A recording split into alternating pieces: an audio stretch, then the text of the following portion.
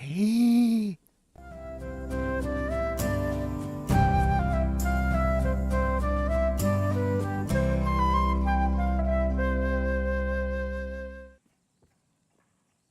Hello, guys and gals, and welcome.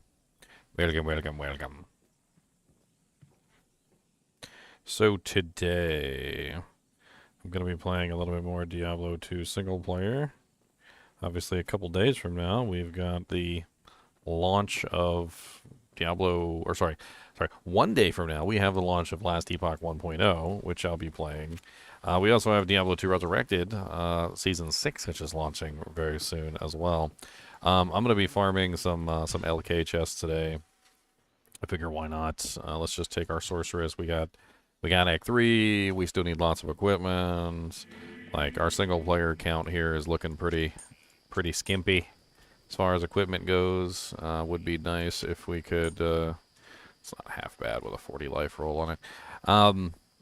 It'd be nice if we had some more equipment here, like just anything that was not garbage.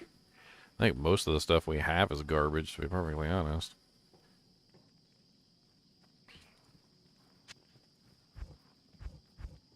This one might be worth a reroll, actually, at 40 life. No. NiNi. Go check out our LK chests, and let's see what we've got here. We're gonna farm up some LKs. Can't hear anything. Is my sound working? Oh yeah, there it is. A mighty scepter with 2 sockets. Meh. Okay, an ornate plate. An ancient plate. Those are all worth money. Every single one of them.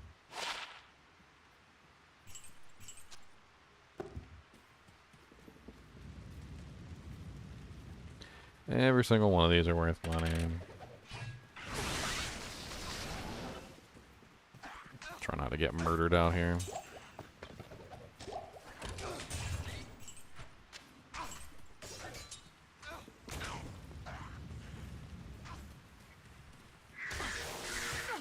Ow. Freaking rubes.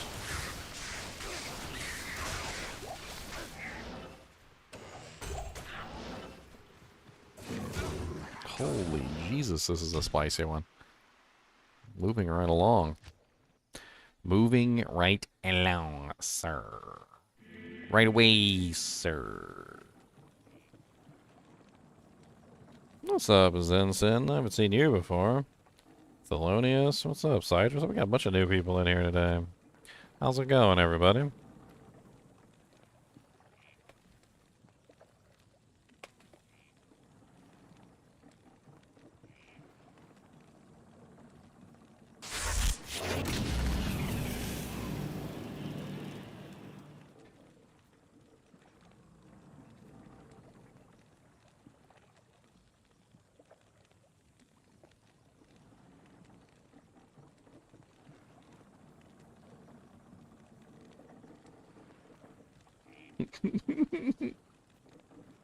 There you go. I had to have a poll. I forgot to do a poll. My bad. Oh, thanks for the sub, Dave. Secretly watching my D2R tips and tricks. Nice, nice.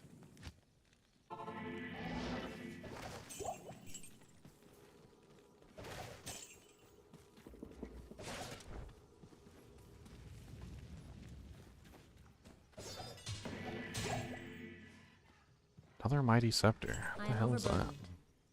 Oh, we forgot to sell. Let's go sell real quick. That one chest keeps dropping frickin' ancient armors and stuff. I mean, they're not any good. They're worth money, but they're not any good.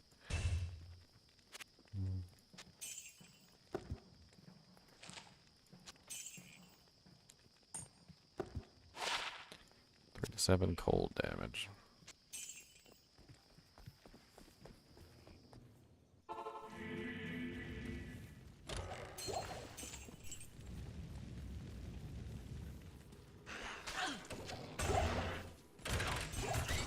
Like every time there's freaking evil little bastards in there, and I'll skip them.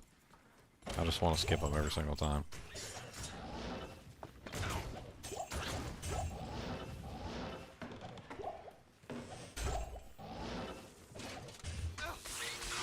Troll's nest. Troll's nests are nice. I like troll's nests. What do we get? Is it 2 socket? It's good defense. 3 socket, 171. Wow, that's actually pretty good. Can make a halfway decent Ancient's Pledge for a little low-level character, or a couple things you could make in that. That's not a bad little shield. God, I need to off-mule, like, insanely, don't I? Okay, I think we might have to just do some off-muling. Let's get this off-muling done real quick, shall we? First off, are all my mules just completely full? Let's double check and let's just start ripping stuff off. Good day. Oh yeah, he's completely full. Okay, so that's a no. What about this one? Is this one completely full? We really can't do a farming session while we're full on doojanks. It doesn't really work that way.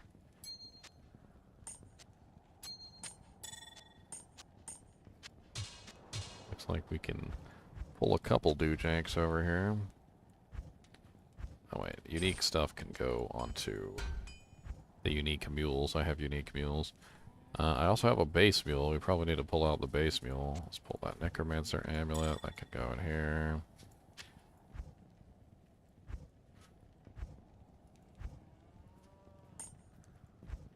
Bonk, bonk. We don't need to hold the razor tail belt either. That's fine. We can throw that in there. A lot of these lower level doojanks can just go.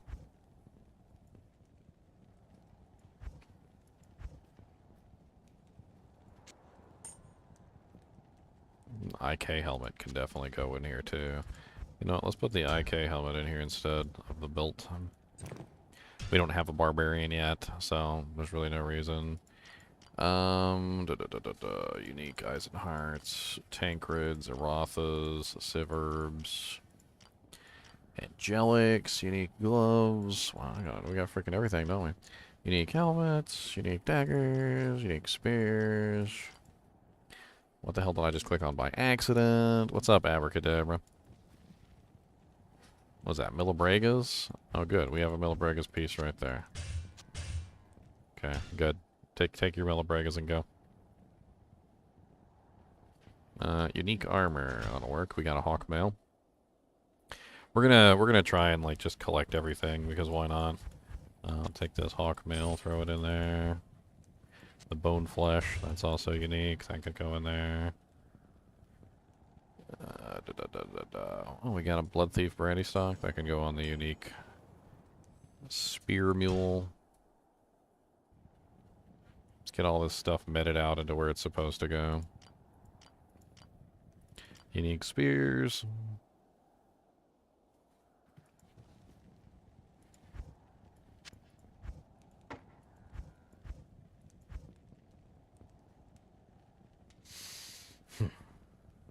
Do I have a bases guy? Like, or is he completely full? Let's check.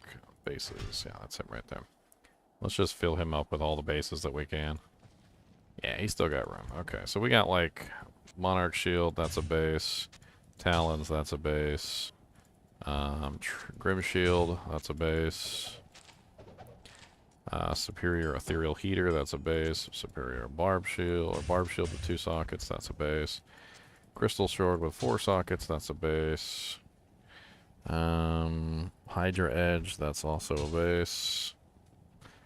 Looks like we got some of these things in here we could probably get rid of, maybe. I don't know. I mean, that's already cleared me out tremendously.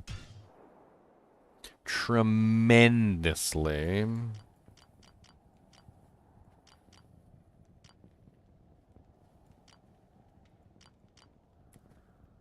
I got a unique boots.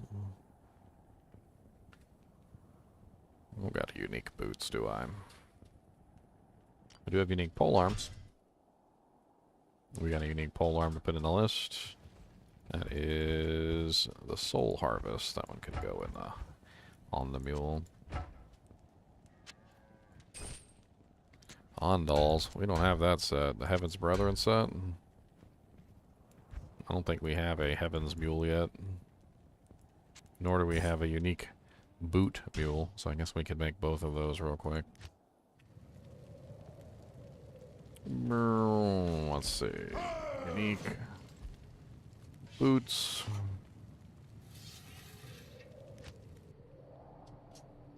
We can take the treads of Sathon. The treads of Sathon. And let's make a Heavens. I want to collect Heaven's Brethren set too, so.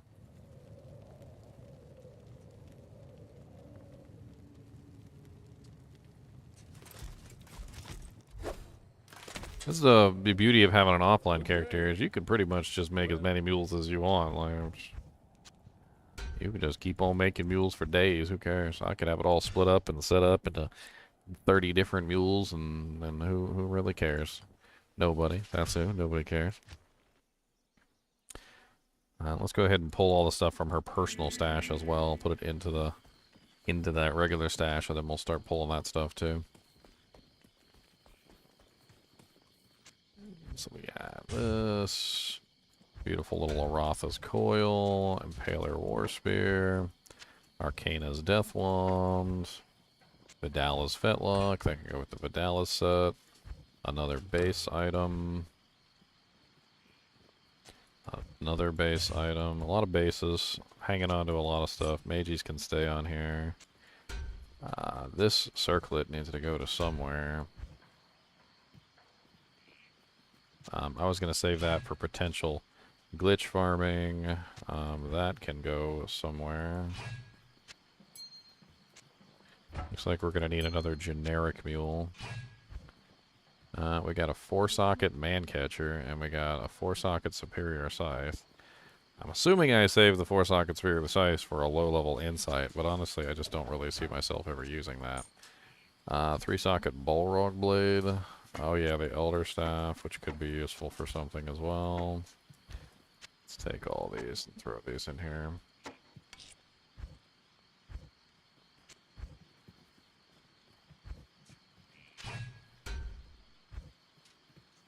My King's Dagger of Readiness. That can go on a mule.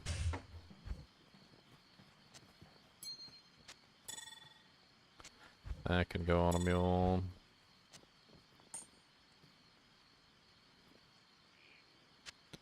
That can go on a mule. And we can free ourselves of our unnatural burdens. As Lydia would say, I'm sworn to carry your burdens.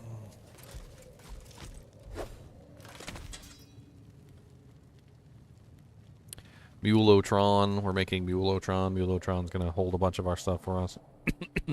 Aren't you, Mulotron? Mulotron. Mulotron 5000 has been designed to carry all sorts of things.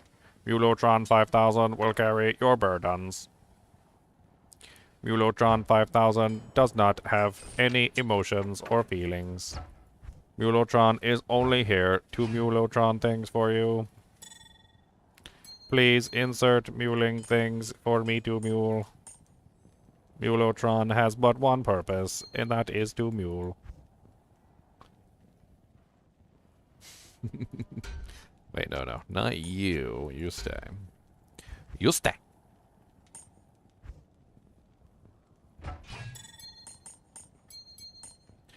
Mulotron, Mulotron. Hello, Mr. Mulotron. Mulotron, Mulotron.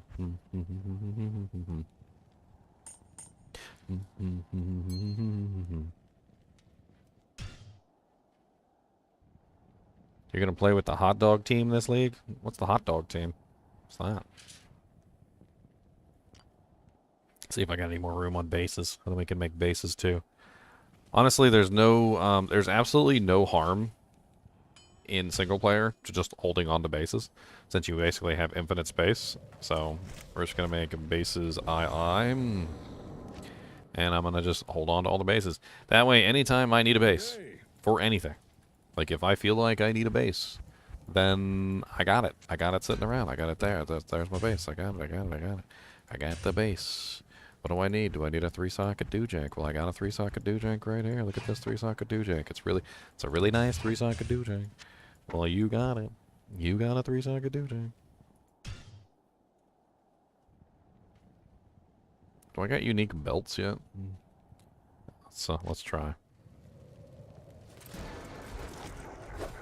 Unique belts. I do not have unique belts. Okay. We're going to make a unique belt mule. I want to hold on to all the belts. Even a snake cord. We're going to hold on even to a snake cord.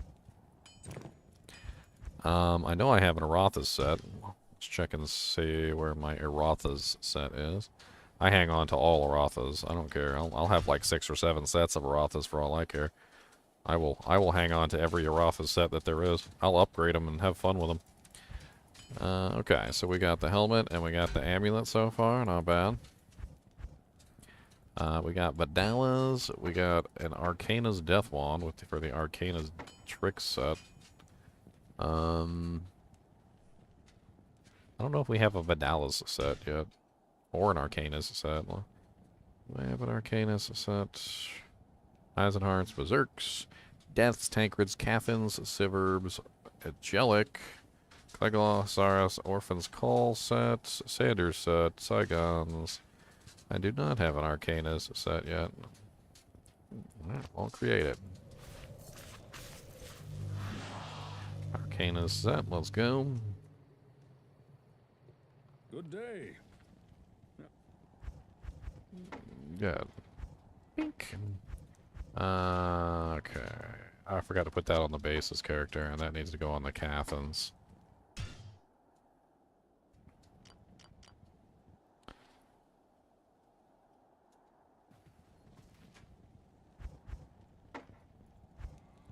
Bases.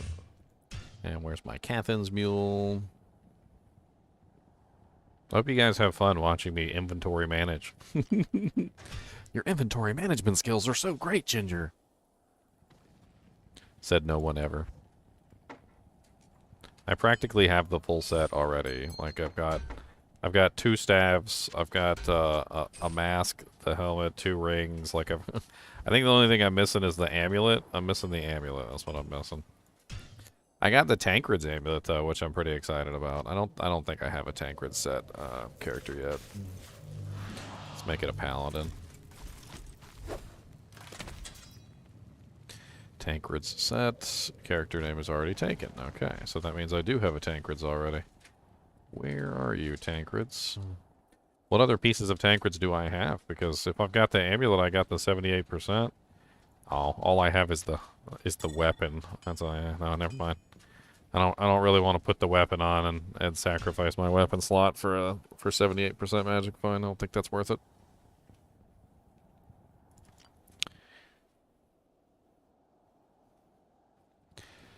Alright. I think we already have an Impaler War Spear, so now we're looking at, like, which one's better.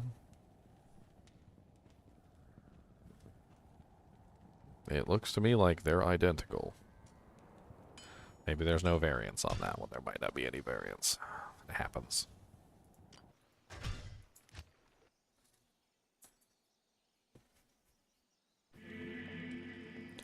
Wasn't expecting what to be so messy. My weird builds video? Is my weird build video messy? Messy, messy, messy, messy, messy.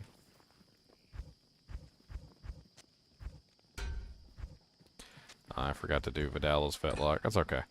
Yeah, we got everything mostly cleared out, so we're looking pretty good here.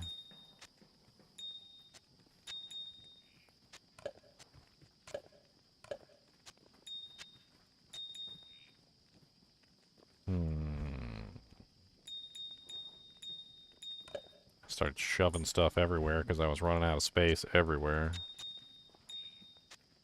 You know, we could probably drop these chippies and floods off too. I like to hang on to them because I can upgrade things with them, but they don't need to be in my inventory. Let's go ahead and just... Yeah, let's go ahead and just take a lot of these chippies and flaws away. We'll throw them onto the Chippy Bippy Mule. I got a Chippy Bippy Mule. Chippy Bippy.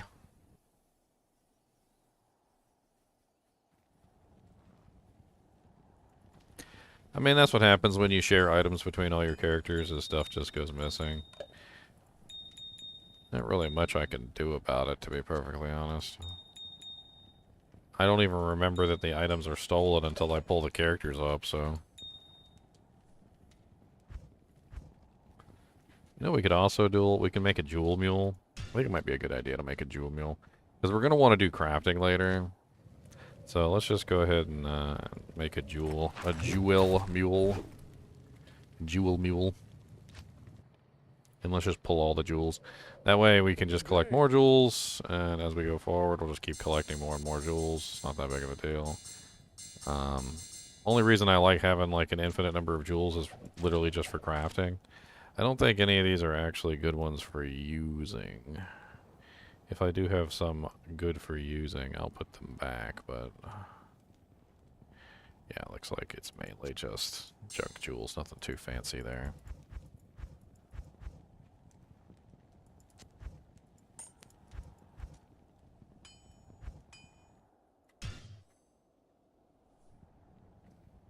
See, this no fun having only 20 characters available on console. Yeah, I heard about that, and I still don't understand why that is exactly. I feel like that's some sort of arbitrary thing they placed on the game.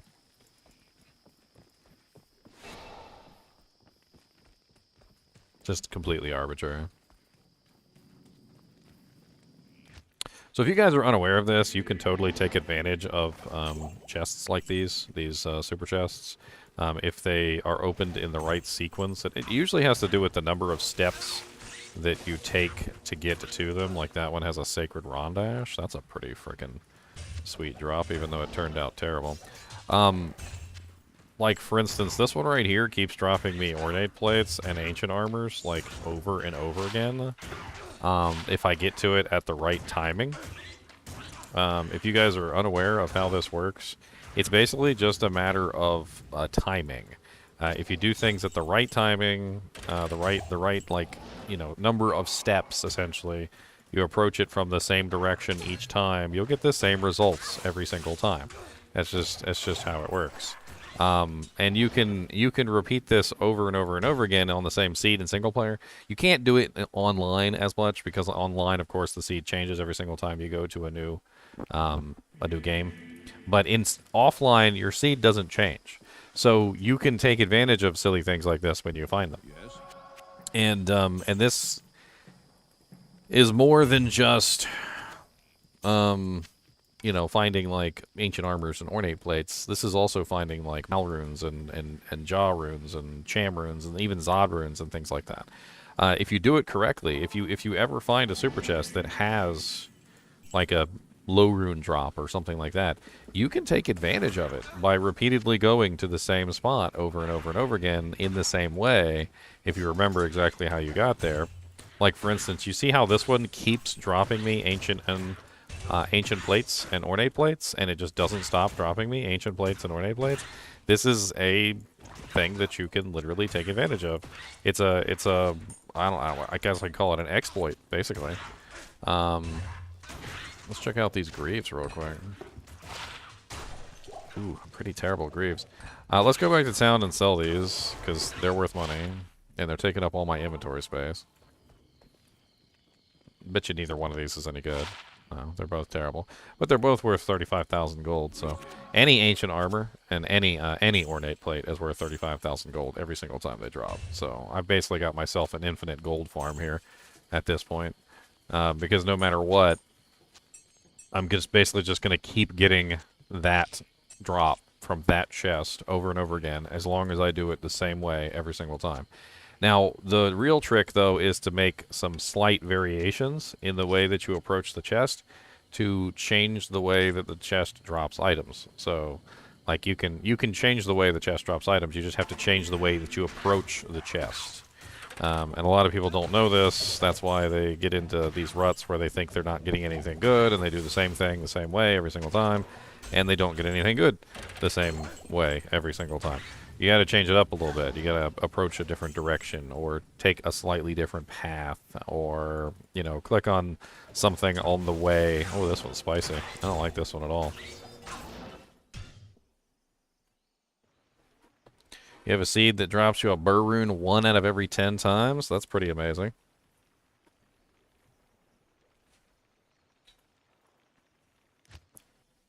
Let's see if we can get ourselves a burr rune. That sounds like fun. I'm trying to follow a very specific path here and just ever so slightly manipulate the path. That's basically what I'm doing. So I'm ever so slightly manipulating the pathway. Like I'm teleporting here, I click on this skeleton, that's like my first step. I always make sure I run down here, I click on this corpse, I come over here, I click on this armor stand, which drops a sacred rondash every single time, which is pretty amazing. Eventually I'll end up with a 45 reser. This one drops me a freaking mighty scepter every single time I click on it. I didn't get the ancient armor that time. Interesting. Let's click on those two. We're going to bypass these. Let's click on this stash. We're going to keep going. I'm going to teleport once here. Let's keep in mind that. We'll teleport once. I'm going to come up here. I'm going to click on this chest. And then we click on this weapon rack. And then we'll teleport back down here. Let's walk over here and click on this super chest. And then click on this one. And then we also have the weapon, the armor rack right here. Click on that. And so is a circlet. That Sacred Rondash from that first armor rack is really freaking mint. Sacred Rondashes are elite bases. If I can get that every single time, eventually I can get myself a 45 reser. And that would be great for my paladin. A nice 45 res shield. Let's head over. Let's try that again. So teleport here. Click here, right? Walk over here. Click this corpse. Drop me a gnarled staff. Go up here. Click on this armor stand. Sacred Rondash. Every single time. This time we got a 27 res Sacred Rondash. Teleport into the room. That's worth 35k. Click on the weapon rack first. Superior Miter Scepter drops every single time. That's crazy. Click on this. This time we got the Ancient Armor Ornate Plate. Again. So this is the second time we got the Ancient Armor Ornate Plate. That 27 all-res Sacred Rondash isn't terrible. Let's leave this here and we'll come back for it. Hold on. Alright, so we're going to go over here. I'm going to bypass these. We're going to click on this. I'm going to click on this corpse this time. And this corpse. And this stash. And then we're going to click on this. And we got a Grand Charm. Weapon rack.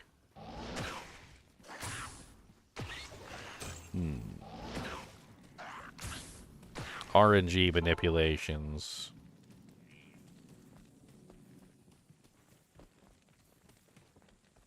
Hello. 30 life, 48 mana. Wow, that's actually pretty good. That's not bad at all. I like that.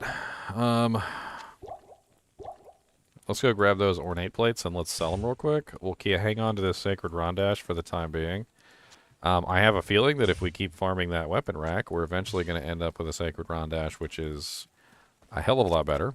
It's just going to be a matter of time. Let's go get those two ancient armors real quick, or that ancient armor and the ornate plate. Oh wow, that was completely the wrong waypoint. I am overburdened. I'm going to grab these just so I can sell them. That Mighty Scepter dropping from that one could potentially be something really good. What's the unique Mighty Scepter? It's is it Heaven's Light, or is it the Redeemer? I can't remember which one. Heaven's Light or Redeemer? I can't remember which one it is. Alright, so let's remember this time that we stopped to sell stuff in Ormus, because this is a slight change in the behavior, okay? So we stopped to sell stuff in Ormus, and then we're going to continue the path like we do normally. So we're just going to just do our normal path, but we stopped to sell stuff in Ormus, okay? And this is important, because every step that we take counts into the calculations. So we're going to corpse,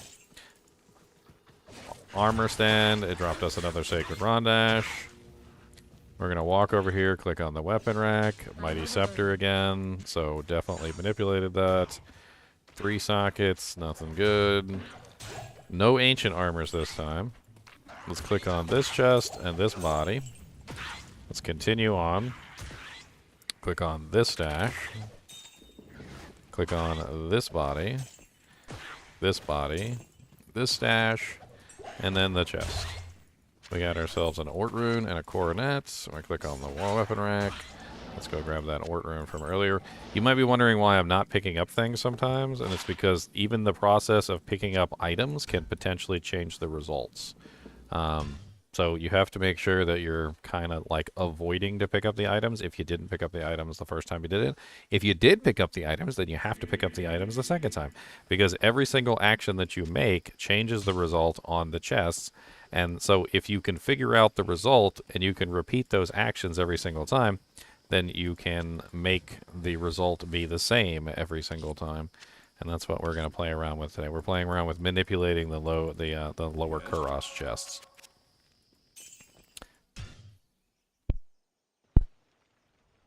All right, so cast a dewjank, walk along. Let's try adding in another trick. Okay, so let's go to Travancore by accident, and then we'll go back to Lower Kuros. Then we'll teleport, skeleton, corpse. We got 2 corpses this time. Armor stand, mummified trophy. See, that changed the result. Now we didn't get a dewjank. Let's teleport in, hatchet. We got a stash here. Let's walk here. Let's bypass these frickin' ridiculous mighted monsters that are chasing us. Corpse. Ow. Corpse. Ow. Chest. That's a grand charm. Not bad. I like grand charms. I'll take that grand charm. Alright, those mighted guys kind of made this one next to impossible to do, right? You could do it for 24 straight hours and not find anything good. You're absolutely correct. Or you could potentially find a low rune from a chest and then repeat your results, and then you could end up with 35 low runes. It's really a matter of finding the correct dewjank. That's really the matter of finding the correct dewjank. Once you find the correct dewjank, then you just exploit it. Like, for instance, I already have a farm here. I mean, I already found one. The farm is the sacred Rondash. I know exactly how to get the sacred Rondash from that armor rack every single time. So let's just do that first before we start playing around with variables and all the other stuff. Let's just grab a sacred Rondash. So we need a 45 all-res sacred Rondash, right? So Lure Kuros, teleport here, skeleton. Corpse, then armor stand. Bam, sacred Rondash. Every single time, we have a guaranteed sacred Rondash every single time. Sacred Rondashes are among the best shields in the game. We now have a farm that we can now farm the basis for a sacred Rondash every single time. That one was only a 10 reser, not really the best. But with repeated usefulness, we can eventually come across a very nice 45 all res for our paladin. So here we go. Click on that. Click on the corpse. Click on the armor rack. Hellspawn skull this time. So we were a little off on that. Might as well make this a full run. We got a rare Hyperion spear this time. Pretty garbage. Holy crap, 3 lower res, 1 iron golem, 2 bone prison. Poor Merc's over there getting his booty smacked. What's up, Diswell?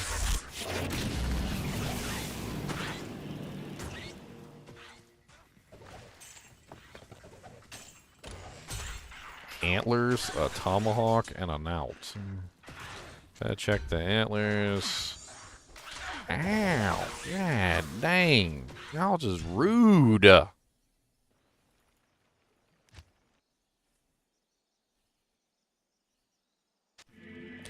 I've tried to teach people that for a long time, Navo, that these old games like this are not truly random in hardly any way. Like the randomness is actually just simulated randomness to the point where you can actually manipulate how the simulation deals with the randomness.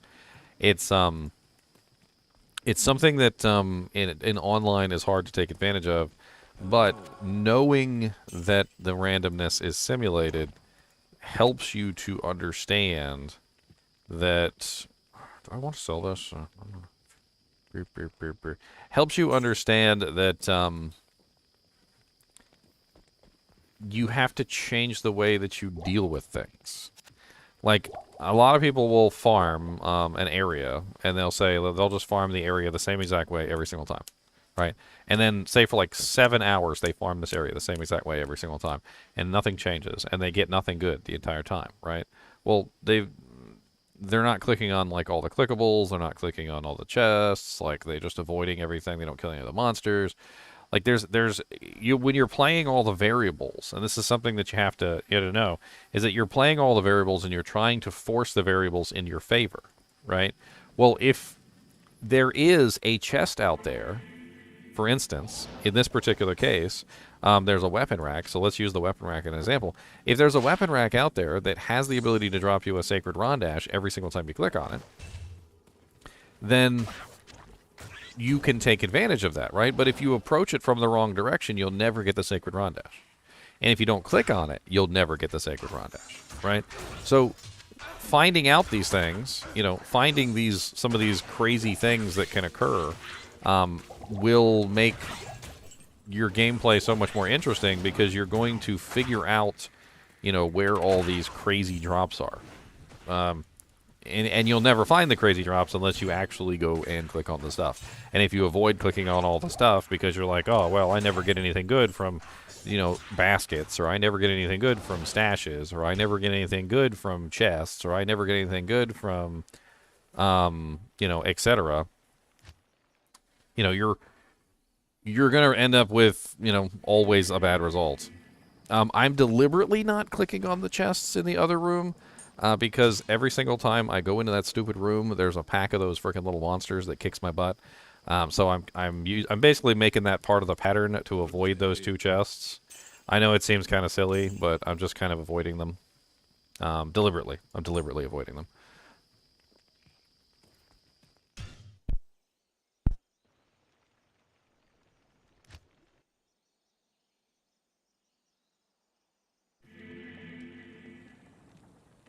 That jumper pack is nasty, and they seem to be there every single time, too.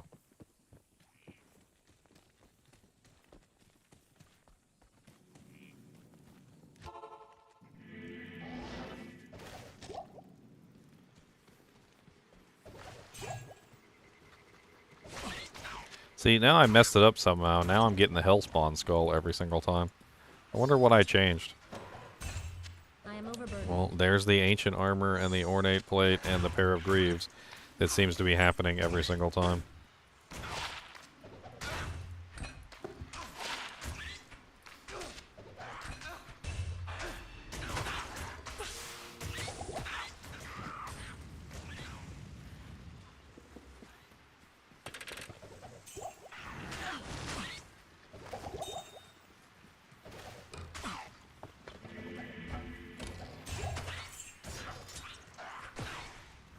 Check these other two over here. Let's add these into the pattern.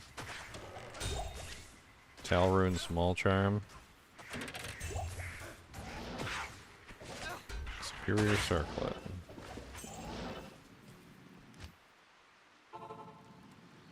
Let's go sell this crap real quick. Attack rating 1 to 2 cold damage. Kane, identify these items immediately. Hello.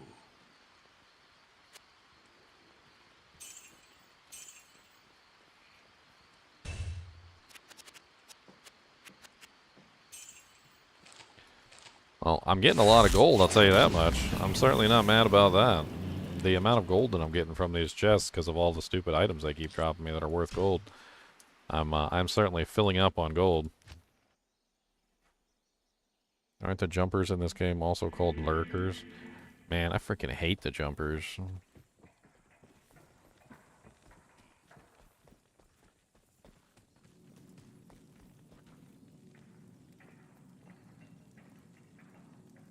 Well, number of steps has a huge thing to do with it, Vidine. So, number of steps is actually a direct proponent.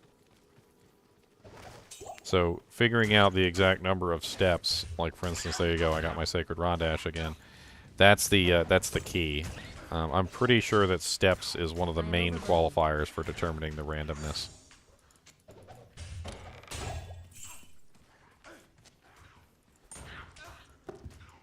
Thanks. Sanguinary.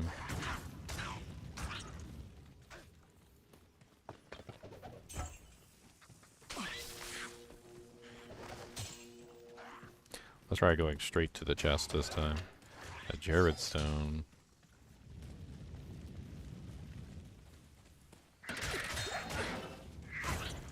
Holy Jesus, I almost died. That was painful. These leapers are freaking insanely evil. I'm so sick of these freaking leapers. I'm just running for my life from leapers. That's the only reason I'm not picking up half this stuff, because I'm running for my life. These stupid leapers are trying to murder me.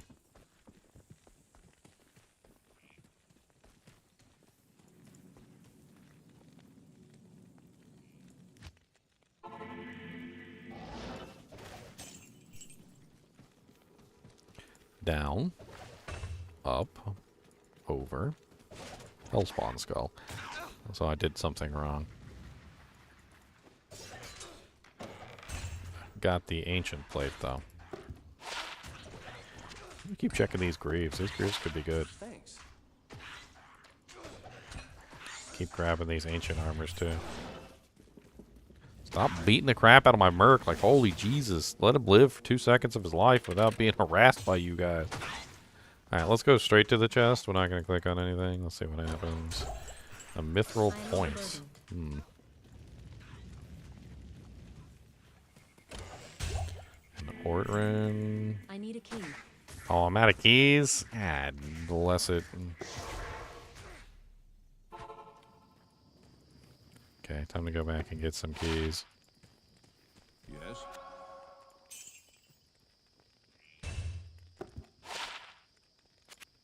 Stupid key vendor and your stupid key vendor face.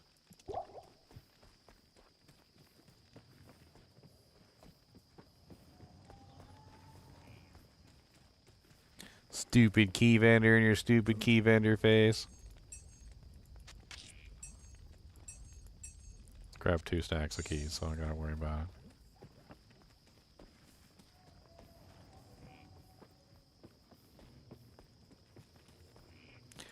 It does translate into online, it just doesn't translate into online the same way. So let me see if I can lay this out for you in a way that is meaningful. Alright, so what was determined was that a chest has predetermined loot. Okay, this is basically what this tells you. Okay, and by understanding this in single player, you can use this to exploit an item over and over, right? So like with the Sacred Rondash. In online, what this translates out to is the understanding that the game isn't really truly random, and that loot is more predetermined than you think, which leads you to the understanding that clicking on everything is better, just in general. Like being a raccoon. Let's put that in quotations. Being a raccoon. And the reason for this, the reason why being a raccoon is better, is because if everything has a predetermined drop table, and everything potentially, like for instance, doesn't matter if it's a basket, doesn't matter if it's a skull pile, doesn't matter if it's a chest, doesn't matter whatever. Like if there's a predetermined like way that these items are dropping equipment, and you don't click on the item, then you're potentially missing out on whatever the predetermined list is. So if the predetermined list includes a low rune, for instance, and you don't click on the skull pile, then you basically missed out on a chance to get a low rune because that specific skull pile had a low rune in it. You just didn't know it because it was part of that loot table. Could you have gotten it? Maybe, depending on how you approach the skull pile. Maybe you had the right number of steps, and if you had clicked on the skull pile, it would have popped out a low rune. Or maybe you had the wrong number of steps, and when you click on the the skull pile, you get nothing. But being a raccoon in online play honestly ends up with more loot and more items in general because you realize that a lot of the loot in the game is actually predetermined. So predetermined loot means that clicking on everything is actually a much better thing than not clicking on everything, because you potentially can miss out on those chests and on those clickables that potentially have the chance to drop you the item that you're very much so looking for.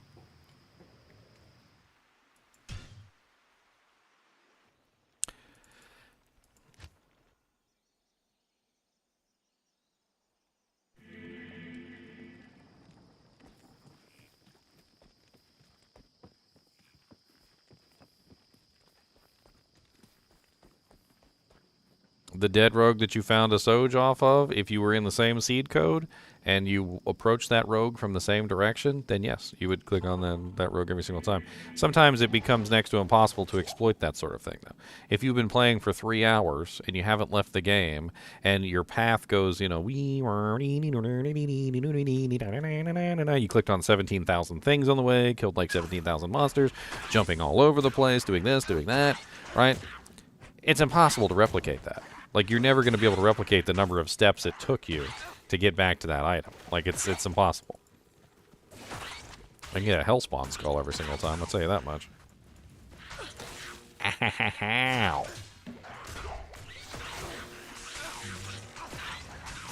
Boy, the number of leapers in this one is absolutely insane, and I'm literally going to just, like, cry myself to sleep at this point.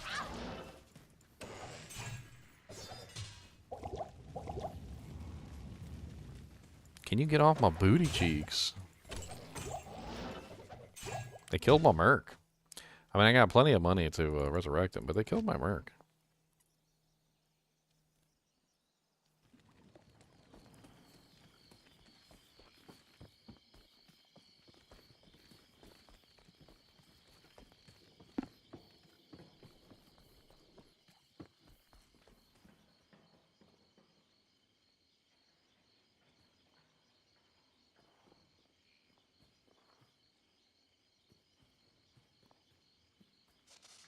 Yes, Hello. correct. But the thing is, Vidine, is that if you don't click on the chest, then there's absolutely no chance you're going to find out. Like, are you on the correct seed? You don't know unless you've got, like, a seed reader. Is that the chest that drops a burr rune? You don't know unless you click on the chest. Like, it's kind of like while you're a slot machine. Like, let's pretend you had 10,000 slot machines in a room, and you walked by and, like, they were all free plays, and you didn't click on any of the slot machines. You didn't do any of the slot machines, right? So you just walked by and you're like, okay, well, I'm just not going to click on any of these slot machines. There's like no chance I'm going to win. Little do you know that one of the 10,000 slot machines is literally set to give out a jackpot, and all you have to do is pull the handle. But since you're not clicking on any of the 10,000, you know, slot machines, you're not pulling the handles on any of the 10,000 slot machines, you don't have a chance to get that jackpot that the jackpot is literally guaranteed to give out. But you just didn't click on it. You didn't click on it. You're not going to click on it. Why click on it? Oh, it's I'm never going to win. Why would I click on that? That's just silly.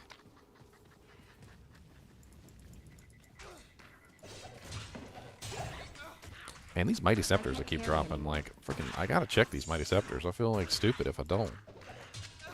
Ethereal Blue Sacred Rondash. It's terrible.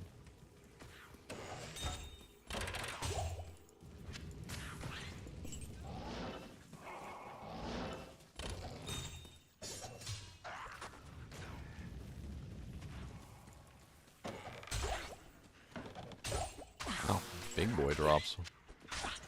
Oh my god, will you get off my booty cheeks? All these lightning immune monsters, and it's like every single time there's always lightning immune monsters. I don't get it.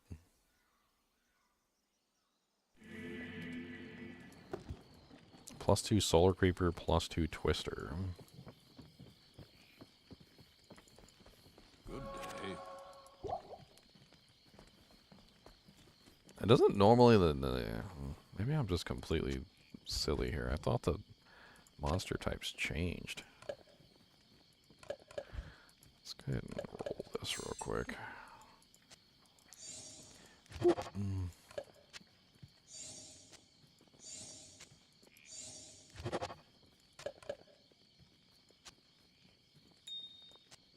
Start collecting these jewels. I want to get as many jewels as I can for some crafting sessions. This helmet sucks. I'm running for my life. I'm just trying to pick up whatever I can for gold. I'm literally just running for my life half the time. Half the time those creepers have might, and they are literally one-shotting me, and I don't really have much choice in the matter. Like, it's very close to literally just me being one-shot.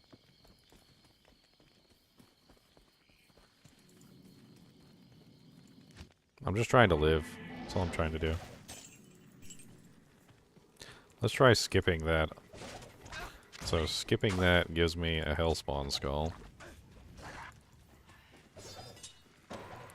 We end up with the ornate plate and the greaves again. Dual res, 20% faster run walk, level 18. Hold on. I think these might actually be worth keeping. Yeah, 2 resistances. I mean, they're okay. I do like the faster run walk. They're level 18, which is certainly not terrible. Yes. What song am I singing? What's the song?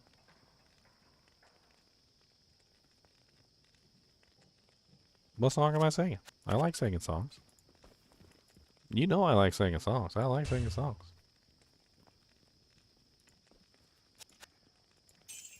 Cause if there's a song that needs to be sung, you can count on me. I'll sing it all for you, son.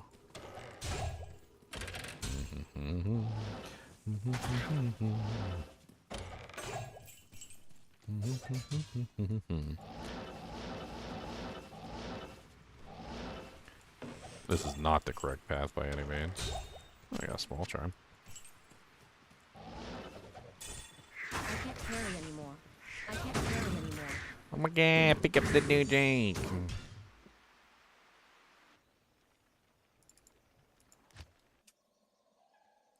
And the songs to be sung, there were songs in the south. There were songs in the north, and one of them slapped me in the mouth. Do do do do. Greetings. I am only trying to pick up everything, but I don't have an infinite amount of space. And the other problem is that I'm trying to do this thing where I exploit the chests. So you have to understand, and I think that you guys are not understanding, every step that I make changes the result. So if I make a bunch of extra steps to pick up items, it changes the result. I'm trying to manipulate the result deliberately by taking just the right number of steps. So we're playing a very silly game here at this particular point of manipulation. All right, teleport here. Walk up. Click on corpse. Walk back over here. Click on armor stand. Sacred Rondash. Okay. Walk over here. We'll click on stash. Corpse. Stash. Back up here. Ow. Ow. Stop punching me in the face. We got an ogre ball that time. Still got the ancient armor. Let's walk over here. Let's bypass these. Click on stash. Ow. Ow. Click on corpse. Click on stash. Click on weapon rack. Then lock chest. Wow. Dual amulets. Okay. Walk over here. Click on chest. Click on chest. Interesting. I'm about to die. Y'all making fun of me for leaving items on the ground that are worth money, but I'm literally almost dead half the time. I'm sure you guys can see my HP bar going. I got 2 amulets out of that. That was pretty neat.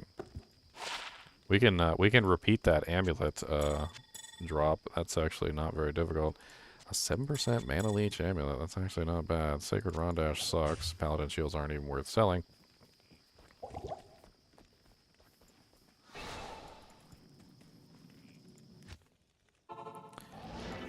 Okay.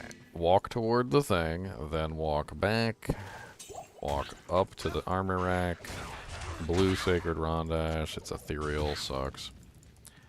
Chest. Body. Stash.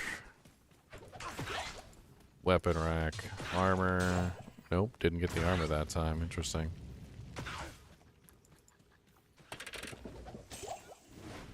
Let's click on the corpse. Ow.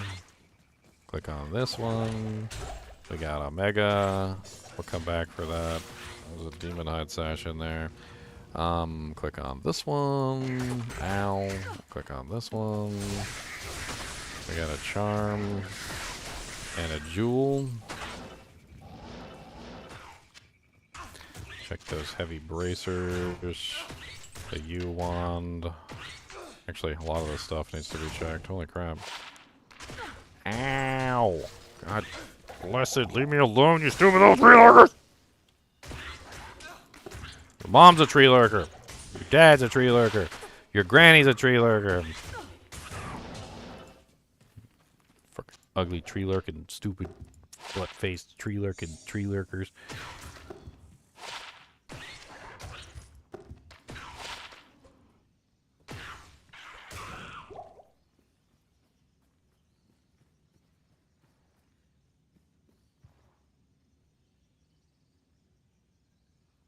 Ooh, is this what I think it is? Is this what I think it is? Is this what I think it is? I think it is what I think it is. It's an item we can use to exploit for the infinite gold trick. I think. Oh, it's a cruel thresher. It's got attack rating. Cruel mod. +9 max. It's actually kind of okay-ish. It's 481 damage. It's not amazing.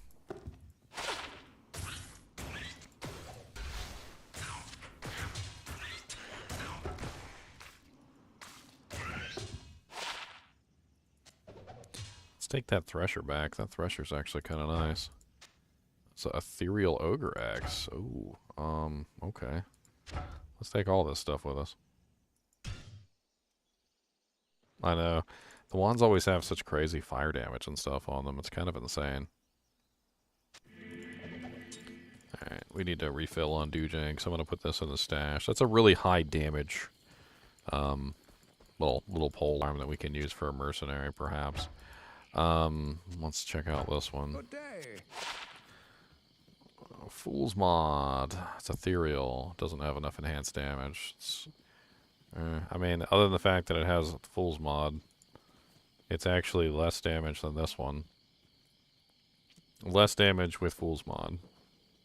Meh. Let's do a refill on Dujanks. Let's see if we can exploit a little bit more. Glory to the Zacharoom.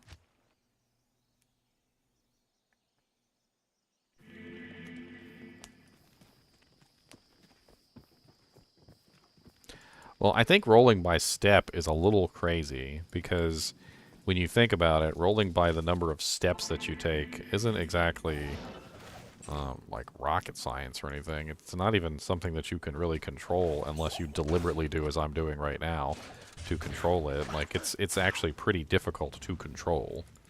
Mighty Scepter, double armor. Let's skip clicking on any of the stashes. Let's just run straight. We'll click on that stash. Let's teleport in. Let's see if that makes any difference. Weapon rack.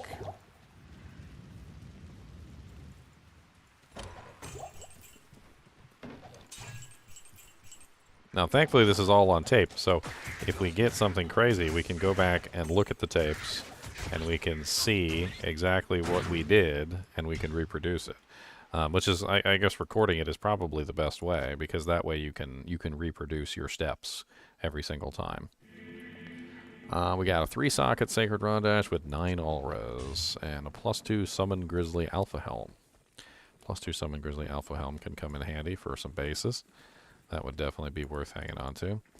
Let's change it up here a little bit. We're going to check stash. That's going to add a couple more steps. And then we're going to just do the same thing again. So same thing we've done every single time. We just checked stash. All right, so no differences except we check stash. Let's see how much of a difference this makes in our drops. We got a Hellspawn Skull that time instead of a Sacred. Check, check. We still got the Ornate Plates. Let's check this stash and then move on. Check this stash. We're going to telly in. We got a Jewel, Flawless Skull, bunch of silliness over there. Alright, we're going to check this stash, and then we're going to go straight over here. We're going to check this one. And then we're going to check this one. And then the log.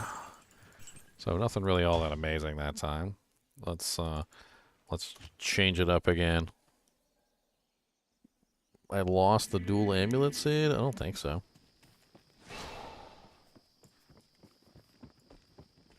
The dual amulet drop is random, so you have to remember that that's random. Okay, so how do I put this? You can make an amulet drop, but you can't make a rare amulet drop. If that makes any sense. I don't know if I can explain it any better than that. You can make an amulet drop, but you can't make a rare amulet drop. All right. Same way I keep getting this Mighty Scepter. I can make a Mighty Scepter drop, but I can't make a rare Mighty Scepter or a unique Mighty Scepter drop. I can't make that happen. I can only make the base drop, not the rarity. So you see how I keep getting over and over again? I keep getting that particular rarity, right? Or that base. So I keep getting that base. That base is what I'm forcing. I'm not forcing the rarity. So I can't force the rares. I can only force the base. In the case of the amulets, it wasn't a double rare amulet drop. It was a double amulet drop that happened to roll rare. Boy, these lurkers are going to be the death of me. So, like, that amulet right there could have rolled rare, but it didn't. So that's just the way it goes. That alpha helm comes out of that freaking thing every single time, I swear. Almost every single time that alpha helm pops out of there. Yes, it is a super chest, and there's a chance that the two amulets can roll rare, but it's also very rare for it to happen. That 34 all res is not bad. I'm gonna hang on to that. 34 is the best I've found so far. Let's go put this stuff up in the chest and we'll try again. Yeah, high MF. No, Magic Find doesn't affect super chests. So again, I can't force the rolls. Magic Find doesn't affect super chests at all. Not even in the tiniest of ways. It doesn't affect it. Super chests are running on a very odd calculation, which is different than other calculations, and it has to do with a determination of what drops out of the chest. There are extremely rare drops. There are extremely common drops. The magic is the most common. It's also one of the reasons why you will never see white bases come out of super chests, because super chests do not drop white bases. Let me pull up the video I have on it.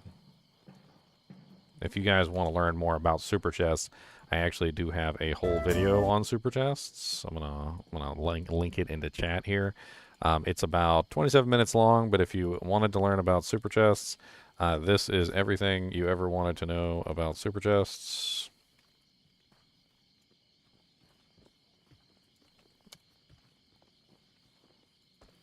That's everything you ever wanted to know about super chests. Okay, I've already done this one.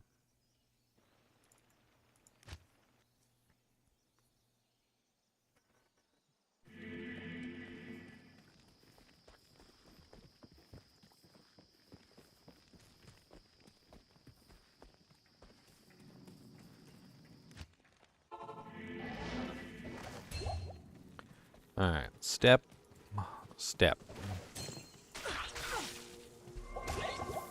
Sacred Rondash. Crappy one. Weapon rack. Armor. Look at that. Every single time. Ancient armors popping out of that thing every single time. Okay. Let's not click on anything up till here. Let's do a short teleport to get away from those little bastards. Okay, and then we're going to click on that. We're going to go down here, and we're going to click on this one. We got a Tal rune, an Ort rune. Interesting. I also got a blue coronet there. I want to check that. Alpha Helm. Steady keeps dropping from that thing. +3 summoning skills, Druid. I'm so sick of almost dying. I wish my character was a little stronger so I could actually, like, do something. Let's go ahead and put these up. I mean, I'm certainly not doing poorly here. I've gotten some decent little drops. A 34 all-res Sacred Rondash. Let's actually just keep upgrading, so we'll just keep dropping the Sacred Rondashes as we go. Every single time we get a bad one, we'll just drop it and we'll move on to the next one. Eventually, we'll get a 45 all-reser, which is what we're looking for. Let's also make sure we keep offloading all this money that we're finding. We keep finding so much money, we have to do some gambling later.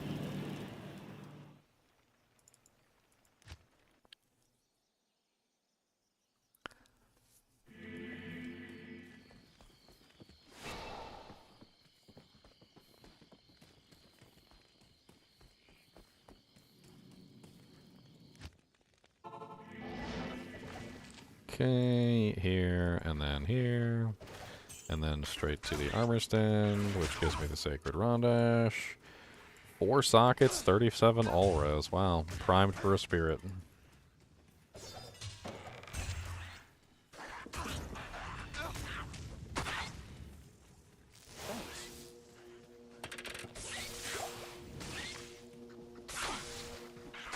Primed for a spirit.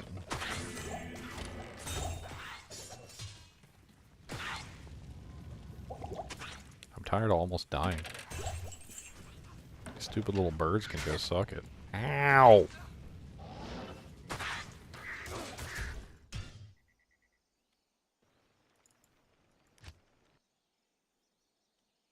I can't believe I just got a 4-socket Sacred Rondash. It's a pretty sick roll.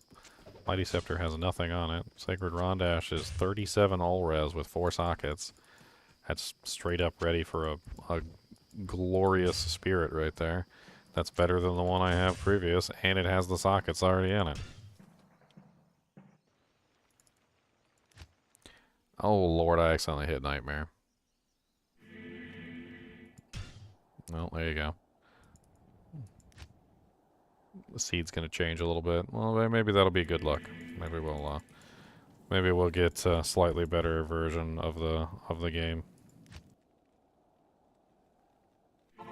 Hold on, we gotta leave and come back. We gotta start from. I want to start from Act 3, so we have the same pathing every single time.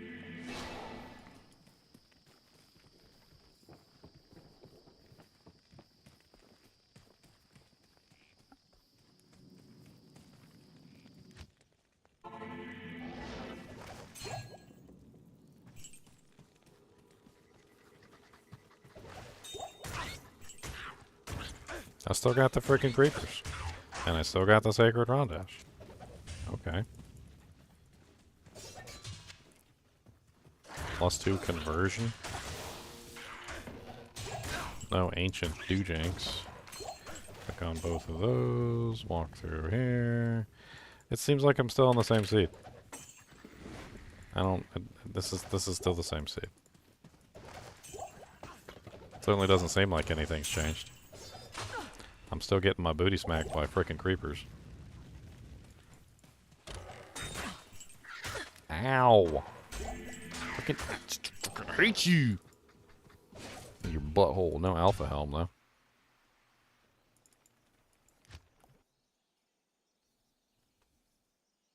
Maybe it took pity on me.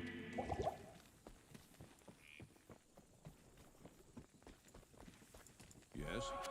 Talk to Ormus. I don't know, it should have rerolled. It didn't, so whatever. Maybe I flubbed the system. Another Sacred Rondash with 4 sockets and 37 all-res. That's actually kind of crazy. How can it be the exact same all-res and everything? Like, it's 4 sockets and it's 37. There's the Ancient Armors again. Yeah, it's the same seed. It's got to be the same seed. Nothing's changed. The Ancient Armors are still dropping. Ow. Ow. Ow. God. Freaking. Your mama's a hoe. Okay? Your mama's a hoe.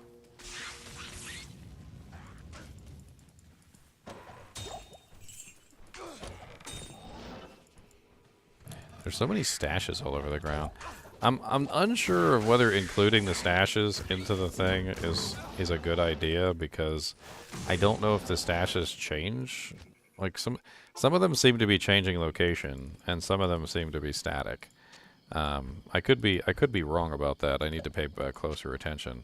But some of them seem to be normal, and some of them seem to be static. I got 237 all reses.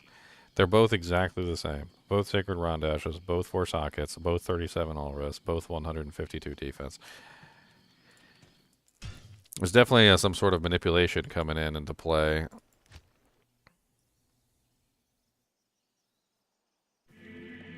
I know, it's the exact same freaking Sacred Rondash. The exact same one.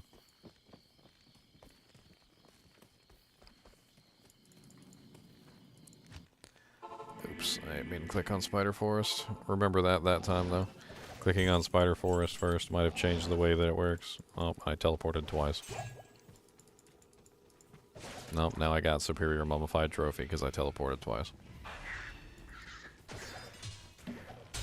I got a Hell Rune because I teleported twice. Things changed. I teleported twice and I got a Hell Rune. And I got the Mummified Trophy instead of the Sacred Rondash. A Coronet, a Large Charm, an Amulet. Oh, I wonder what I get if I die. Yeah, dang it. So y'all think I'm joking when I say I'm like running for my life half the time down there? Like, holy crap. I literally am running for my life half the time down there. You know what, let's just sack it and we'll move on. Not worried about it.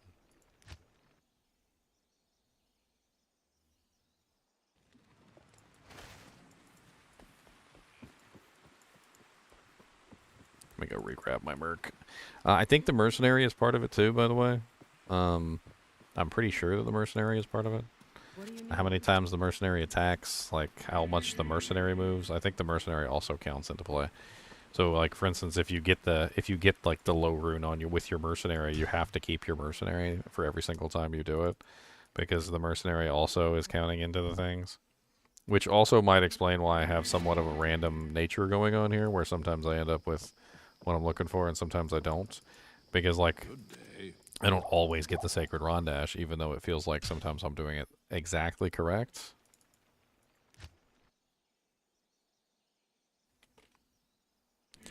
I'm a baby sorceress. I don't even have, like, good armor. I got 899 armor. It's terrible.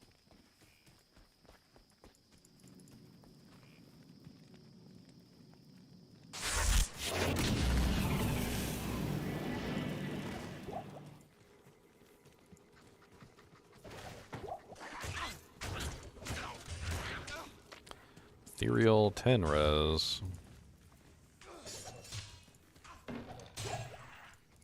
Click, click.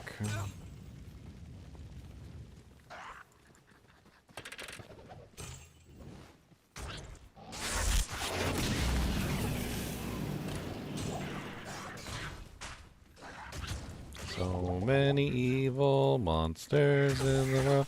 I don't like it. They can go frickin' hurl.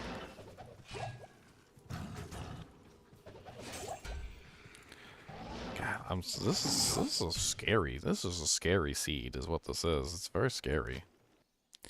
Oh, Michael, thank you. 8 months of great streams and videos. Thanks, Daniel. Oh, don't call me by my real name. Blaspheme. Blaspheme. Blaspheme.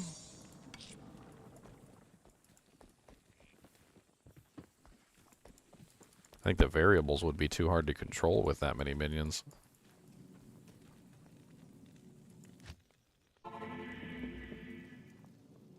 Let's try walking to the, or teleporting to this one first. We won't click on the skeleton. Click on the armor stand. It's a hell spawn skull. Ow. We got the Hyperion Spear this time. Holy Jesus. Okay, we're running. Extra fast leapers. Did you hear him slap the crap out of my mercenary until my mercenary like cried for his mommy? Because I did. Yes. That poor Mert got booty smacked. Booty, booty, booty, smack, smack, booty, booty. Booty, booty, booty, smack, smack, booty, booty. He's not really that badly equipped either. Like, he got his booty beat down. He got the booty beat down. Only 31,493 until I get a Zod rune. No, I'm gonna get a jaw rune, okay? A jaw rune. We're gonna manipulate a jaw rune out. That's what's gonna happen. Jaw rune manipulation. Do do do do do do do do do do do do. Beep beep li li li li li li li li do. You know what I'm curious about is like, is it steps just in general, or is it just like you know, for instance, okay, so we know that like that one over there drops a sacred Radash, right? I have to go here, then I have to go here, then I have to go here, right? And then I have to go back over to the thing, right? So what if I just like do this? What if I just like run around in a circle here for a little bit, right? Just do this, just run around in a circle, and then I just teleport directly to it. Now we get a studded leather armor. Okay.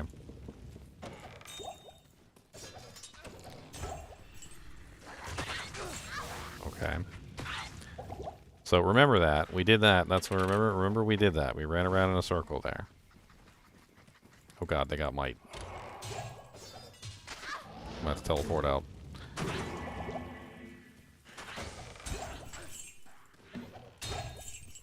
Hold on, let's try this again because I feel like our results got slightly manipulated by the fact that the mighted freaking leapers just tried to clap my booty cheeks.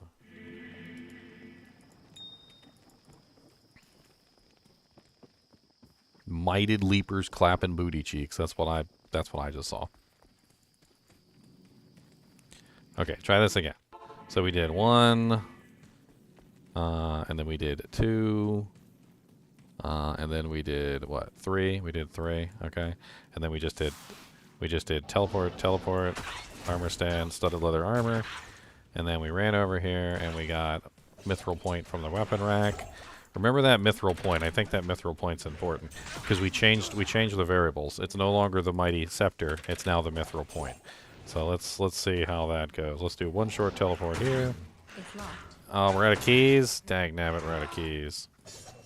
Hold on, we gotta redo this because we're out of keys and the Merc got his booty cheek smacked again.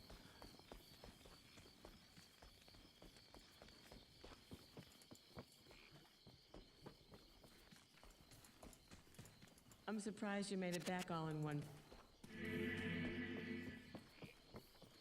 I hope you guys have fun watching me manipulate the RNG of the game, because that's basically what we're doing right now. We're doing RNG manipulation.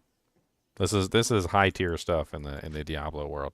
RNG manipulation is essentially understanding the mechanics of how the random number generator works, and then utilizing that understanding to manipulate the results.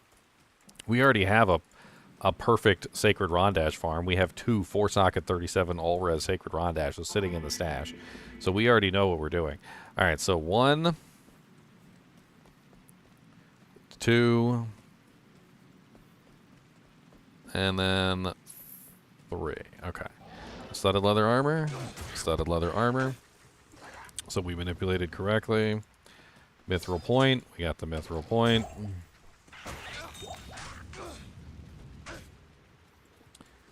Let's teleport in for safety reasons, because we keep dying over and over again. Oh, I forgot to get keys. Oh, well, I'm an idiot. Locked. They're all locked. Every single one of them is locked. Okay, hold on. We need like a whole inventory full of keys. I'm an idiot. Let's go back. Let's go back to town and get them right now. I need to just get like 3 stacks of keys because a lot of these are locked, and we're not. We don't have the dojinks we need to properly get this done. Good day. I hate buying keys in Act 3 though, because you always got to go over to Heralty. Okay, that's plenty of keys. Let's put most of those in here.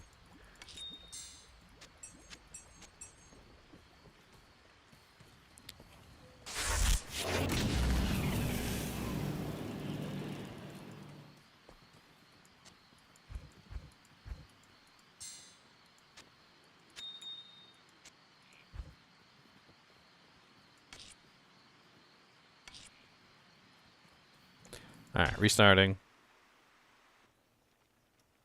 Get rid of my charms. I don't need them. I need them to keep me alive. That's what I need them to do. Okay.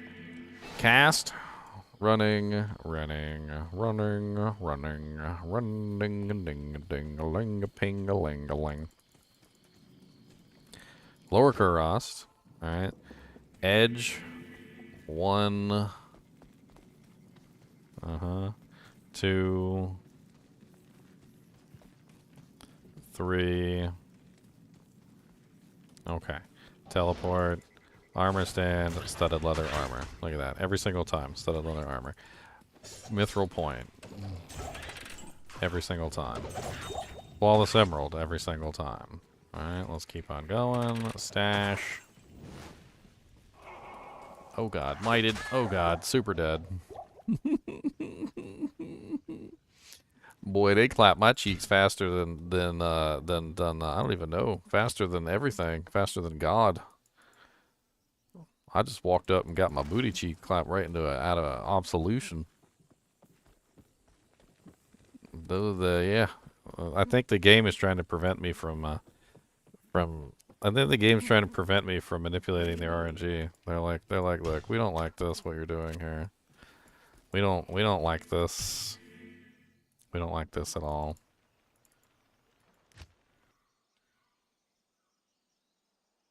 No, I got my spirit shield on. I got it on. It's not really helping me very much, but whatever.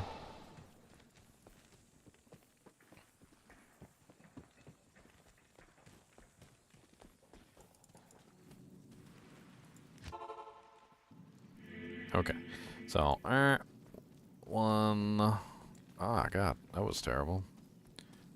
2. 3. I don't know. Did I do too many? I did too many, didn't I? No, studded leather armor. Okay, we did the right amount. Mithril points. Okay. Let's click on this corpse over here. We'll add in a slightly more variation. Oh god, more mighted dojinks. Why does it feel like there's always mighted dojinks here? It's freaking insane.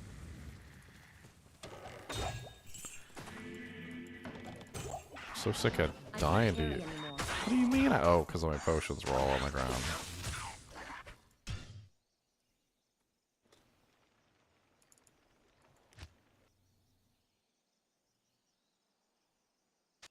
Yeah, you can't block anyway if you're running. I forgot to put my potions back in the thing.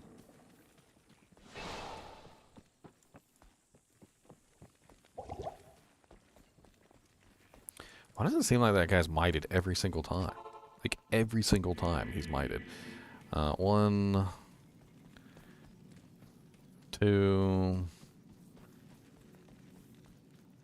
3, 4. Let's try 4.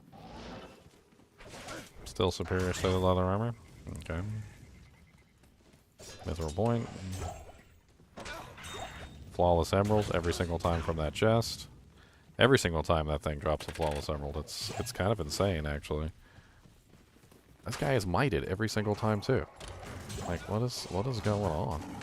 My poor little mercenary got his booty cheek smacked.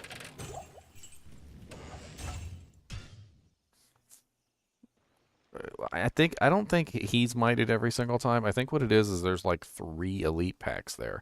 and I think one of them is elite is mited every single time. Like there's at least one mited freaking dude like every single time in that area.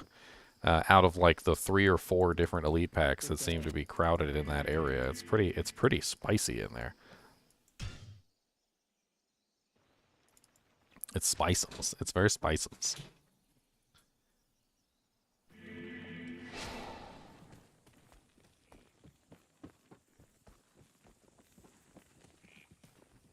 I wish I could make my Merc a little tankier so that he can you know, do it. Let's see. Wow, I just totally ran completely outside the thing. Let's see if that even matters. 1, 2, 3. See if it changed the result. Still studded leather armor.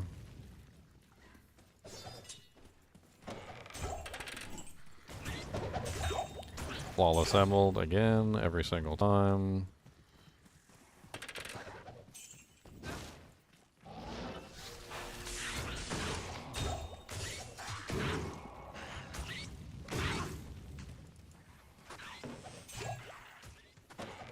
Ooh, a small charm. Grab that flawless emerald too while I'm at it. Okay, so what we've kind of figured out is that it doesn't necessarily matter where you go so much as how long it takes you to get there. So let's see if we can manipulate this armor rack even more, right? So let's just play around with this armor rack first. Oh wow, nice, a 20 life, 11 attack rating, small charm. That's amazing. Hell to the Yzal. Alright, so let's do 2 circles instead of 3, and let's see what the rack gives us. And so forth and so on. We'll play around with it that way. So we're going to go 1, okay, and then 2. So instead of 3, we're going to go 2. And now we get studded leather armor again. Mithril points. Flawless emerald. We're getting the same exact things like every single time. Hardly anything is changing whatsoever.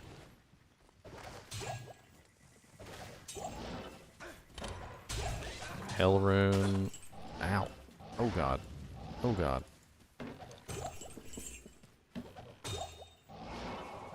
It's an ort rune. Why are they always mited? I swear. It's like they're always freaking mited. Every single time I come here, like, just like, leave my booty cheek alone. Just stand there for 10 seconds? Okay, we'll see if time has something to do with it. Because that's basically what you're saying at that point, is time has something to do with it, right? So not just steps, but time. What can I do for you?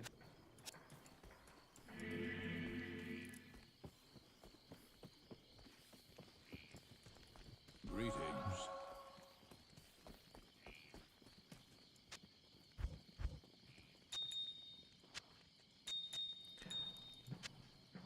Y'all gonna be real skeptical till I get a burr rune to pop out. You watch. Y'all gonna be like, oh my god, he got a jaw rune, or he got a zod rune, or he got a cham rune. Like, y'all gonna be real skeptical until all of a sudden something happens, right? And then y'all gonna be like, wait a minute. Wait a minute now. My boy just got it down with a dang old zod rune to pop out of a chest, and then he do it over and over again, and I get like a whole stash full of zod runes. Alright, what'd y'all say? 30 seconds? Alright, so 30 seconds.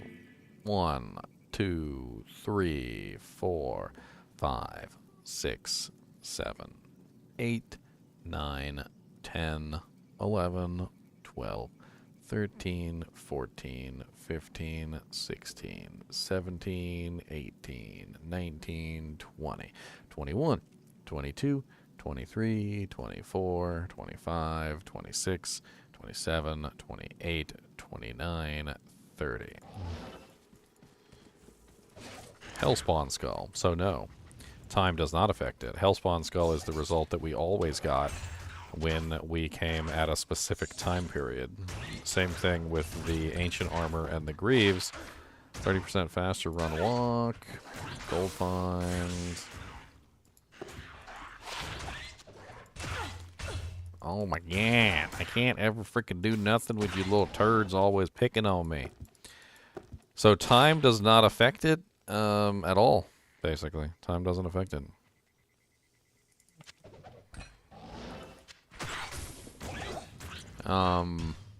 Which is interesting. So basically what we learned there is that if you approach the Hellspawn skull or the armor rack immediately, you get a Hellspawn skull. That's basically how that works. It's automatically going to be a Hellspawn skull every single time if you approach it at the immediate variable. So the immediate variable. In fact, if I do it right now, I bet you it'll be a Hellspawn skull as well. It's a mummified trophy this time. So mummified trophy is extremely fast.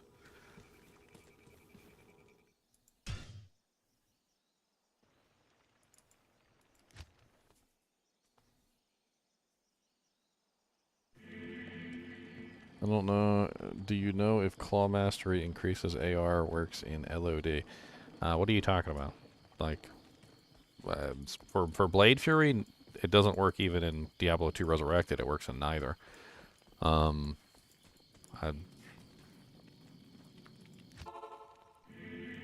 Okay, once around.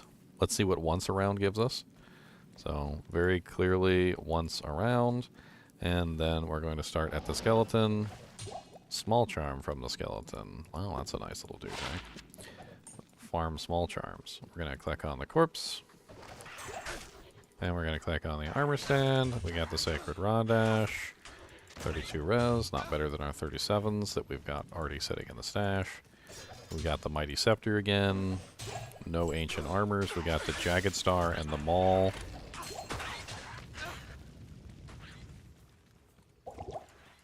Stash.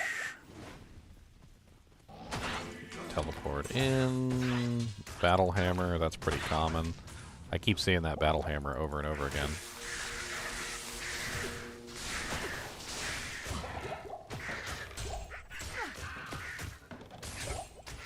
Flawless Skull, Grimoire.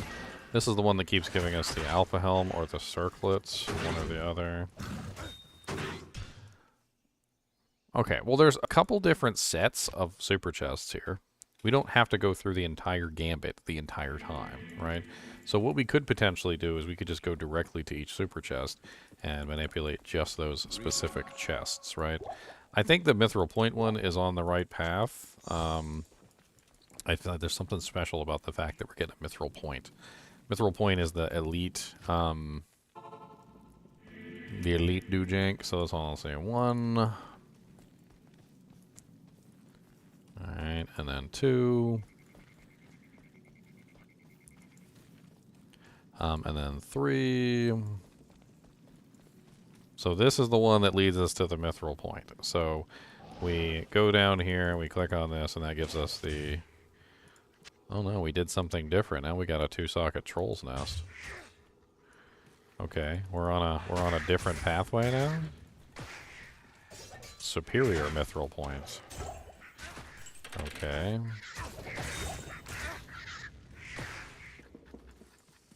Stash. Corpse. Flawless Skull. Stash. Block chest. War dart. Give him some potions before he dies. Huh. I didn't know that one dropped a Troll's Nest. I haven't seen that one before, and now we've got a Heraldric Shield from the armor rack. So we went, what, one too many maybe? Or was just too much movement? 2-socket Troll's Nest, I'll keep that. Strangest build, in my opinion. It usually revolves a build not being really viable, like, at all. Like, sometimes people make builds and they're just not viable at all. Like, they're just really, really bad. And I consider those to be one among the strangest, just simply because they just don't really have much purpose. Hellspawns, we got a Hellspawn skull this time. I didn't go the full number. We got a hatchet. We got the ornate and the greaves drop again. I'm just gonna check the greaves to see if they're any good. I mean, we basically have an infinite gold farm here anyway, so I'm not worried about it. Let's do a quick teleport here to get the merc up to us.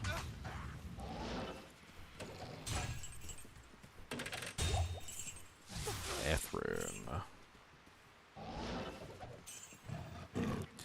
I'm curious about this one right here, because this one is dropping a lot of items a lot, and it's dropping a lot of runes a lot too. I wonder if that's the chest that we need to focus on. How far is that from here? Okay, here's what we're gonna do. We're gonna skip a lot of this other stuff. Okay, we're gonna skip a lot of this other stuff. What we're gonna do is we're gonna go rotations around, and we're gonna count. Okay, and I'm gonna go to that chest. We're gonna go 4. We're gonna go 5. We're gonna go 6, and we're gonna teleport directly to that chest every single time. And we're going to see if we can just manipulate that one chest. Let's see how that works out for us. Let's put this stuff in here real quick.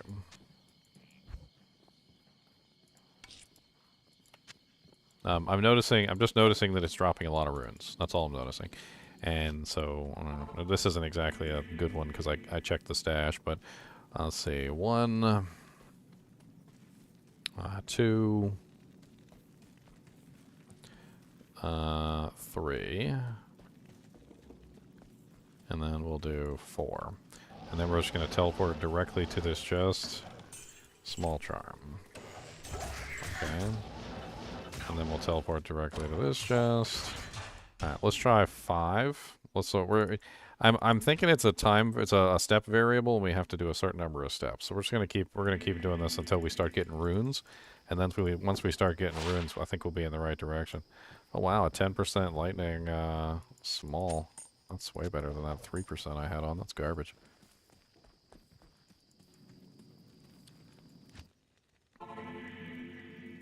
Punch Amazon maybe? Okay, we'll start here. Alright, so 1, 2, didn't quite get the full steps there. 3, let's do 4.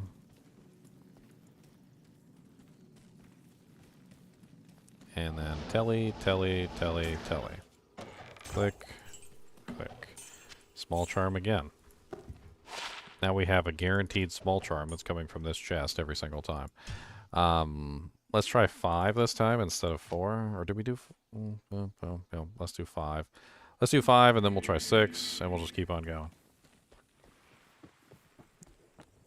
Guaranteed small charm farm is kind of nice. Small charms are definitely among the better charms within the game. Alright, so... 1... 2... 3... 4... Now we're going to throw in the 5. And let's see if the 5 changes anything. Almost died. Another small charm. Okay, so we're still on the small charm. Interesting.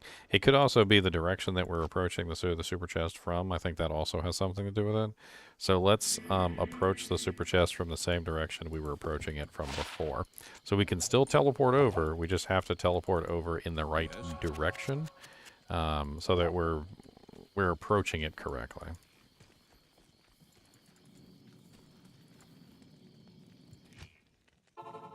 All right, so 1. We'll go this way again. 2, 3, and then let's do number 4. Okay. Mummified trophy. It's an odd one. Superior hatchet. We got the ornate plates and the greaves again. And we're going to run back toward this thing. Let's do a loop around this stash right here. Let's check these two. We're talking about timing, so Superior War Dart.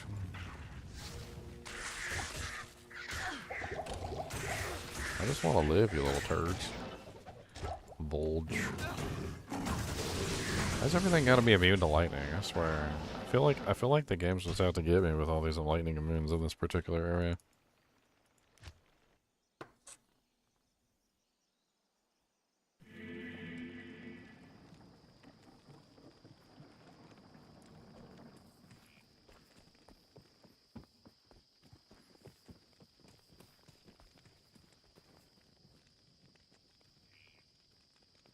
Got all my new videos out. Hope you guys took a look at all my new videos. I really appreciate it when you guys do. Just checking some of these comments you guys are leaving me.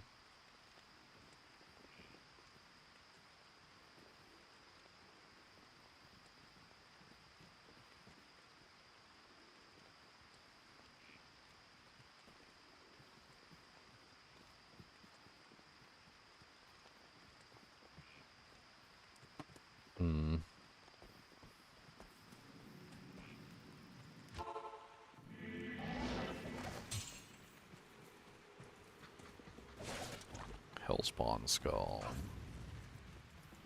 I think for that first one we have to see the mummified trophy or the other one, because I was trying to pay attention to like what I'm getting, the rune wise and like things like that, and the orts and the hells and stuff that are dropping, and it feels like the runes are starting to drop more often when I see the mummified trophy. As well as the studded leather armor, and also when I see the mithril point come from this rack. So we're doing something wrong. I don't know what we're doing wrong, but I'm trying to like watch my previous stream here and see like what it is that I did. Give me just a second. I'm just pull it up on my phone.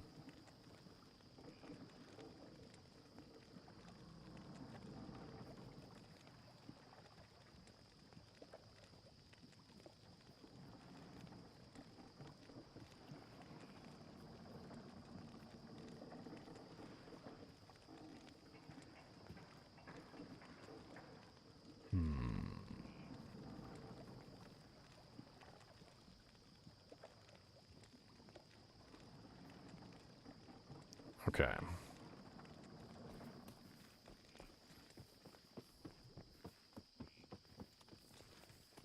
It looks like one of the ones that I did, I kind of just like went to another waypoint, and then I went to Lower Kurast.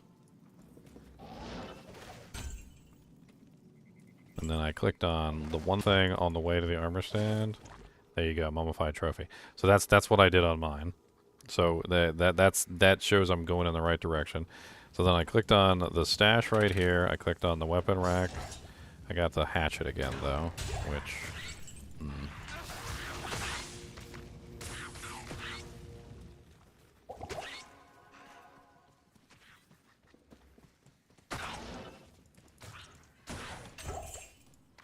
I don't know why I keep getting the hatchet. As I shouldn't see the hatchet. Like in the one I did earlier, I got something other than the hatchet. I got the mithril point. I'm just trying to make sure I'm following the same steps that I took, which is why having it on camera is definitely nice, because then you can see exactly what it is that you did.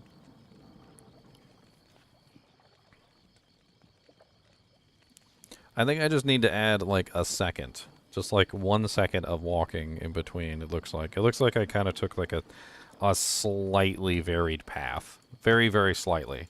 Like I just kind of walked for an extra step before I got to the rack. So we're going to add in the Travancore thing here. We're going to go to Lower Kurast. I'm going to teleport here. We click on that. Got the mummified trophy. It looks like I just kind of went down a little bit first before I came up. And still the... Oh, holy crap. I definitely found something.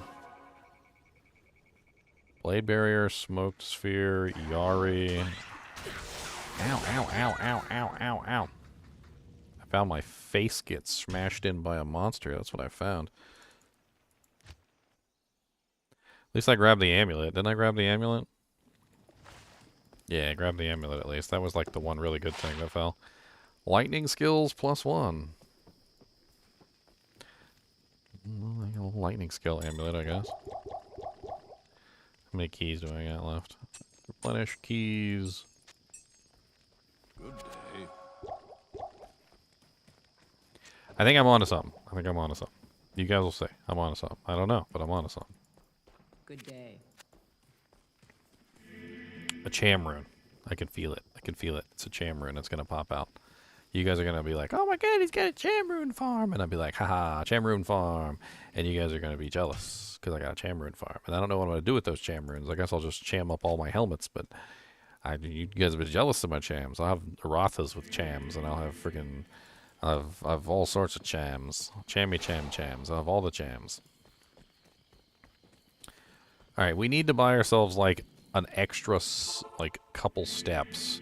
So it definitely seems like an extra couple steps is needed here because we get the mummified. No, I got the hellspawn skull this time. Hatchet. That's the ornate plate one. I don't think that's right. That's not right. Let's do a little loop in town before we get down there, like just for lulz. So let's like right here in the thing, we'll just do like one little loop like this, and we'll see if that adds enough steps to the counter.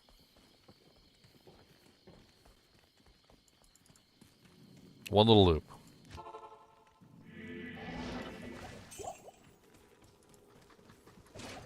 Hellspawn skull again. Hatchet. We got the ornate plate in the greaves again. Eh. I'm so tired of these leapers.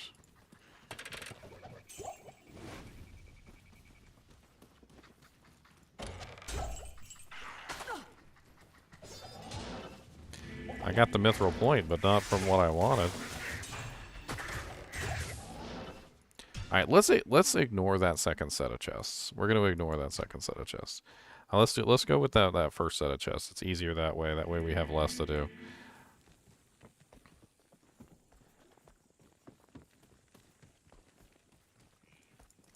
Alright. Trav first. Then Lord Kurast. Teleport. Skeleton. Click. Armor stand. Mummified trophy. Okay, we're on the right track. Stash. Hatchet.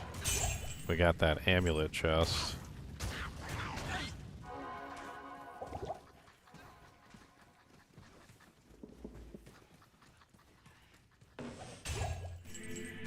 It's a Jared stone.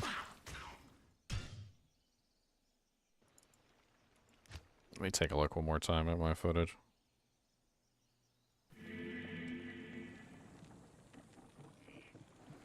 See what I'm doing wrong. I'm doing something wrong.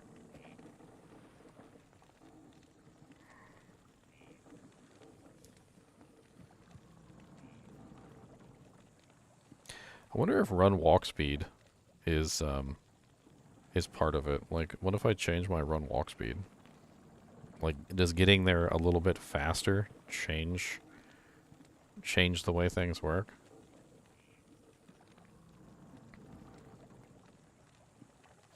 I wonder. I think I did change my boots at one point. Now that I think about it. I think I did change my boots.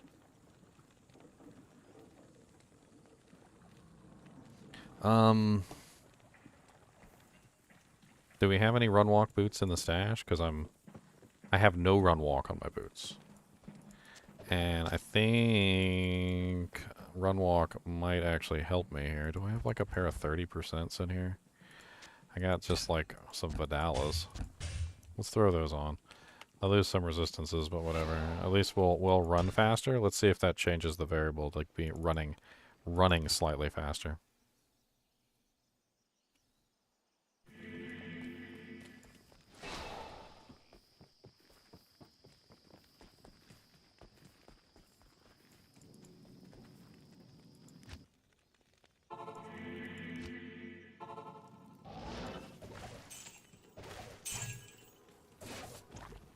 Mummified trophy. Hatchet. Amulet chest. We seem to be getting that amulet chest like every single time. Holy crap, he's got conviction. I guess he doesn't always have might. He doesn't always have might, guys. Sometimes he has conviction.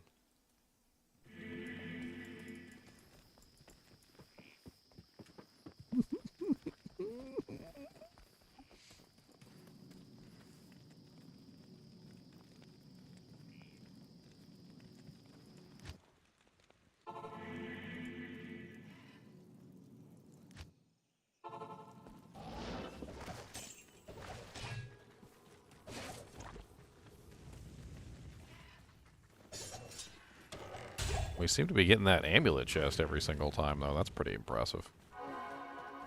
Boy, does he got conviction again? Grand charm.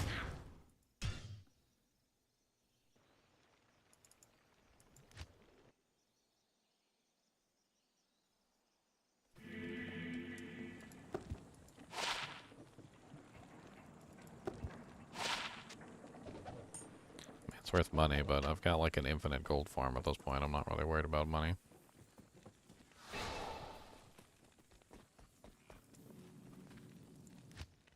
Let's try directly to lower Karast and see if that changes anything. See, then we end up with the Hellspawn skull.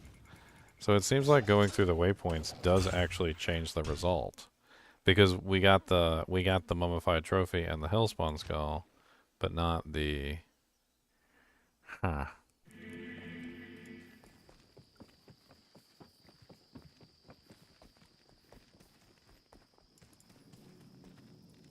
Alright, so Trav first. Then lower Karast. Teleport. Clicky clicky. Mummified trophy. Let's do a circle here. Hatchet. Amulet chest still. Holy Jesus. Conviction amp damage. That's gotta be. We seem to have a grand charm farm now, though. Every single time we go to that one now with the timing that we currently have, we're getting one grand charm every single time.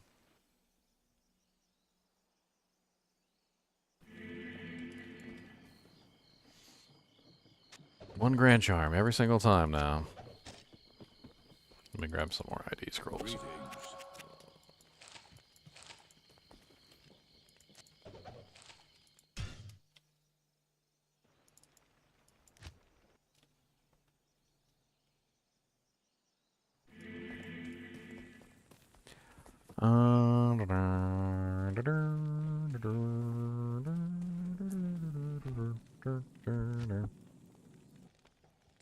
Dang it. Now we went back and forth 3 times. What does that change? Now we have an Unraveler head. We've never gotten an Unraveler head before. That's new. And we got a Grand Charm this time from the chest that was giving us an amulet before. That's also new.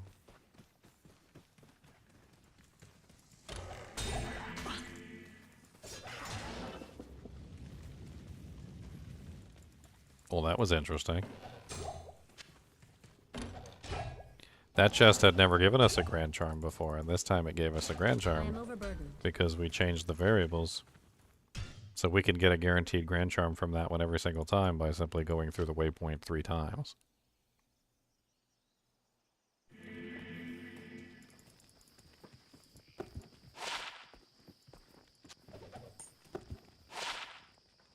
Time doesn't seem to be a factor, so we can stop and do whatever we want to do. Steps seems to be a factor. Also, apparently taking waypoints is a factor, so if we take the Travancore waypoint, we come back.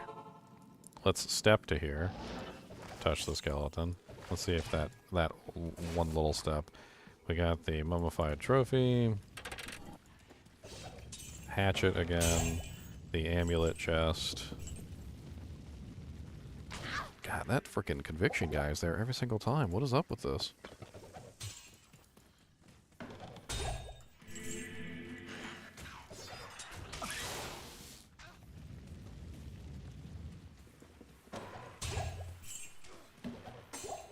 Rare jewel.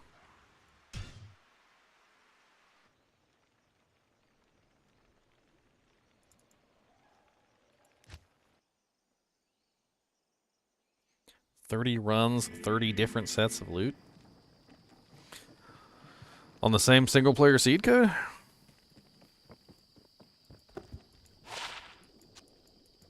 Like 6 men. Okay. You can use it for doing stuff, I guess.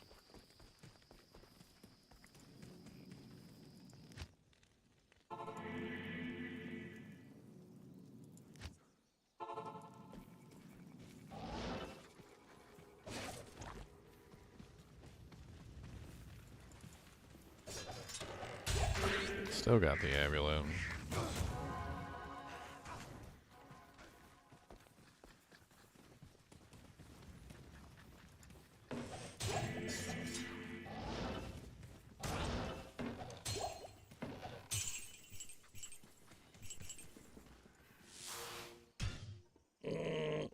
Try click the sitting corpses. The armor racks and the clickables move for you. Maybe it's changing your seed code even if it's not changing your seed code. Maybe you're getting slight variations of your seed code changing. I don't know.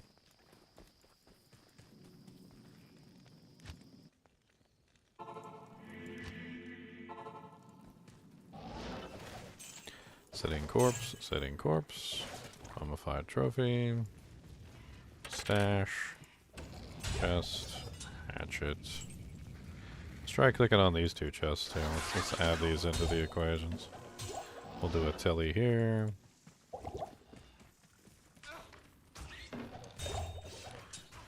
Flawless skull.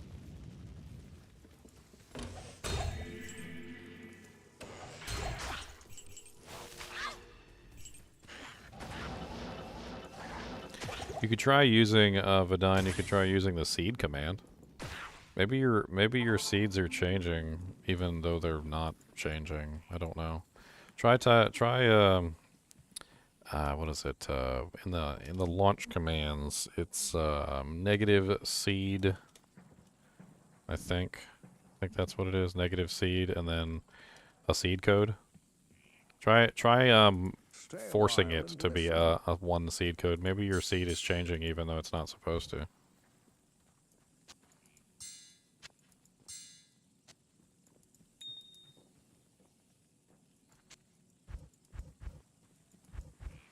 You could just type in a random number. Doesn't really matter. Just type in a random seed code and then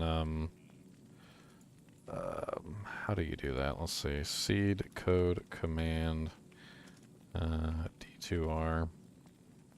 Yeah. Oh, yeah. So yeah, negative seed in the launch parameters, and then type in a random number, and then it looks look right here at the top. Seed command for maps that he got 2 mal runes. So this is the seed command for the map that he got 2 mal runes from. So it's 000000000001001. There you go. That's the seed code for the mal runes, apparently, if you want to try and get the mal runes.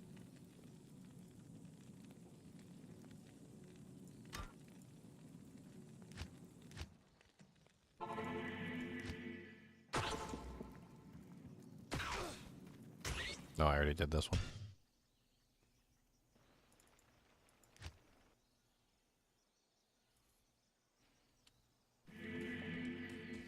All right, let's do some slightly different stuff. I wanna test.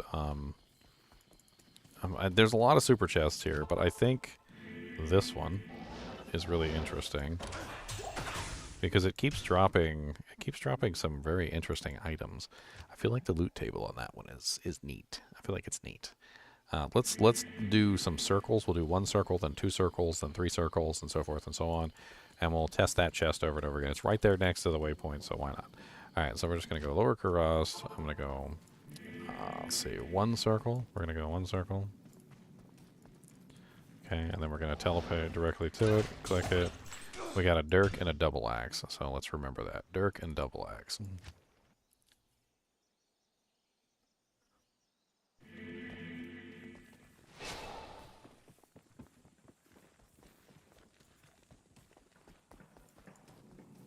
Tau amulet can drop in normal difficulty. On the armor, no. The armor can't. Alright, so 1. What's up, Chucks? Buddy. 2. Alright, so 2 rotations. We still got a Dirk and a double axe. Alright, so same thing on both times. Dirk double axe, Dirk double axe. Let's try 3. I'm manipulating super chests today. We're having fun with it. So far, I've managed to manipulate a armor rack into giving me sacred rondashes every single time. I even got 2 identical sacred rondashes. I got 2 4-socket 37 all-res sacred rondashes from the same armor rack, which was pretty cool. All right, let's do a 3rd circle. I've been watching a couple hours. Oh yeah, Dirk and double axe still. So no matter how much we walk, we keep getting a Dirk and a double axe from that chest. That's really quite strange. Let's try 4. Let's go for 4 this time, and let's see if that makes any difference.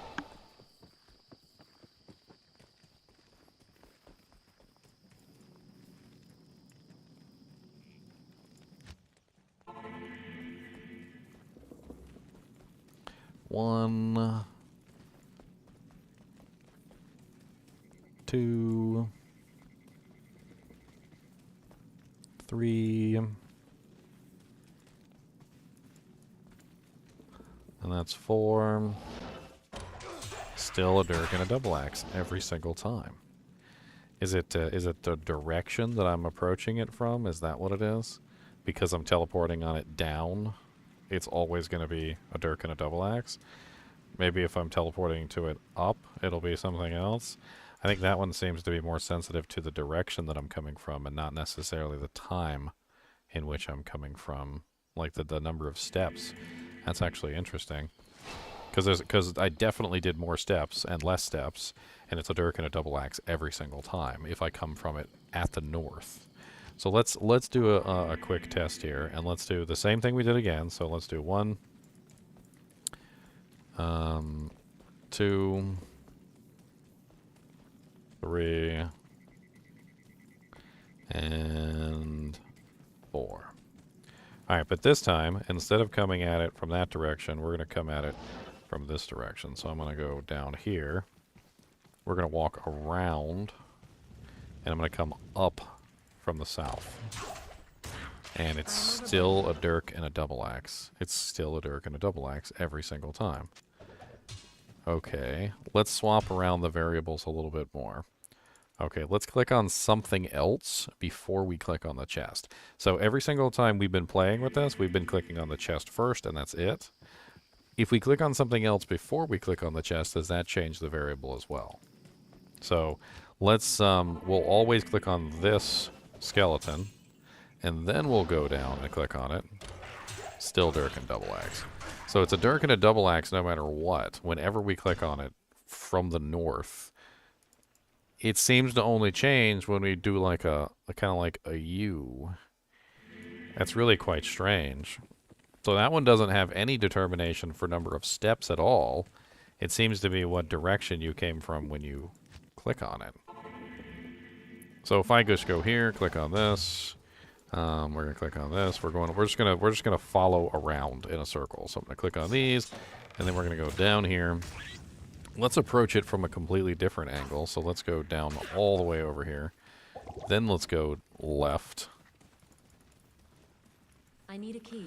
And I'm out of keys, of course. A warfist and a crossbow this time. So we changed the variable by coming from a different direction.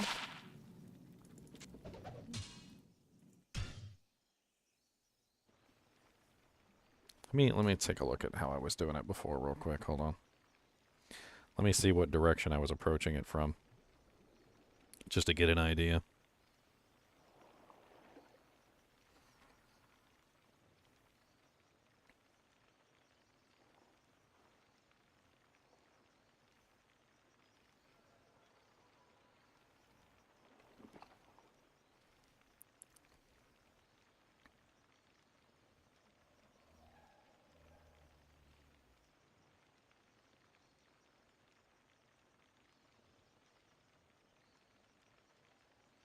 Okay.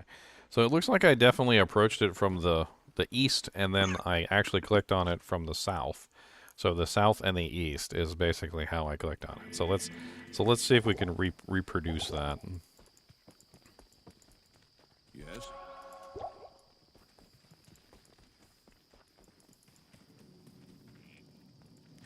So Lurkerast up here. So I basically take this pathway. We got our mummified trophy from there. We got greaves and ornate plate / ancient armor from that.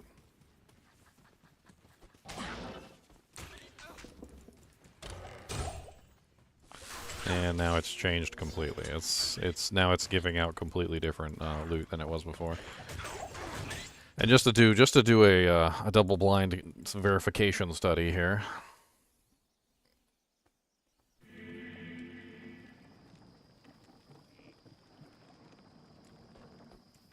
Double blind verification study.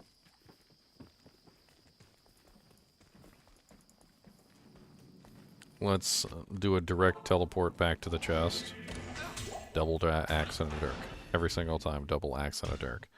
So that chest is always going to give a double axe and a dirk every single time you click on it, no matter what. If you approach it directly from the north, which is not what we want. We don't want a double axe and a dirk. Neither one of those is going to give us anything good. What the dirk best thing it could possibly roll as is what, a diggler dirk, and the double axe what, like an isle strike or something. It's not exactly what we're looking for. Let's do a teleport here. Go a little bit faster. Let's do 2 teleports here. Let's go a little bit faster. Ow! Why are you such a pain in my butt? Ooh, a small charm. Ow, ow, ow, ow, ow. Why are you... I just want the small charm. Why are you gonna be so rude? Ah, I got it.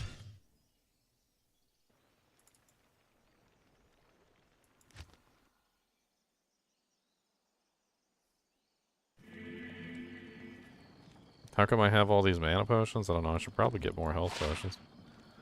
Oh, wow. What a nice charm. Steel Charm of Balance. 5% faster hit recovery small with 30 attack rating. That's nice. That's a very nice charm. That's a very nice indeed. Greetings. Yeah, you're right. I probably don't need 2 stacks of mana pots. Let's go ahead and fill up on healthies. Let me take a quick restroom break real quick. I'll be right back. While I think about more variables I can test.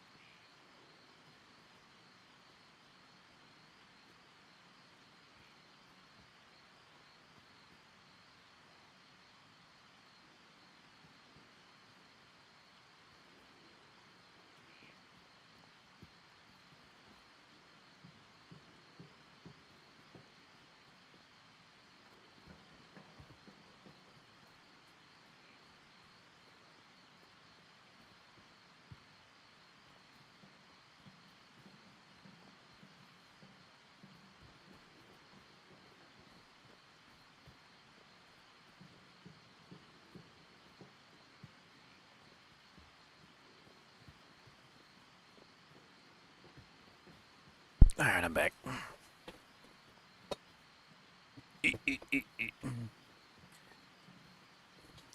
RNG manipulation.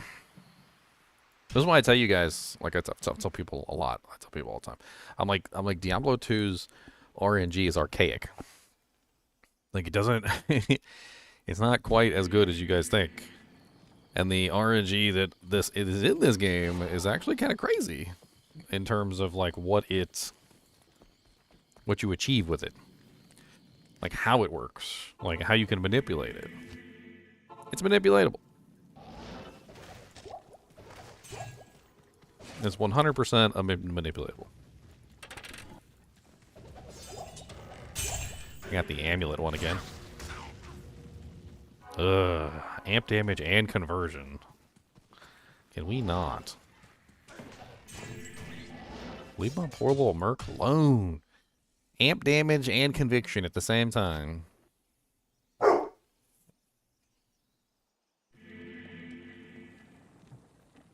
What are you borking at, buddy?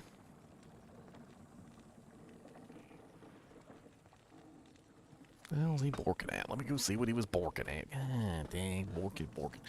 Borking borker.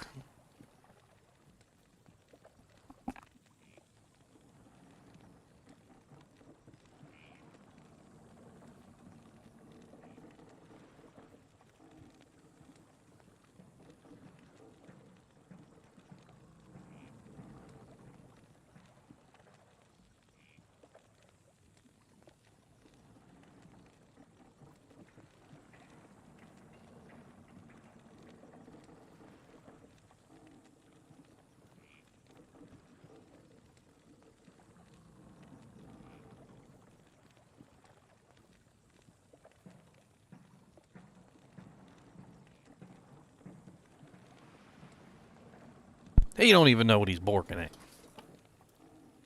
I'm just gonna bork at him next time he borks. I'm gonna bork back. It's time to bork back at Cody. He don't like it when I bork at him. He gets upset. He's like, "Why'd you bork at me?" I don't like that. Oh, well, that's a change. I went to Durance of Hate instead of the Dujang. Hellspawn Skull this time. Hatchet. Things changed. Variables changed because I waited too long.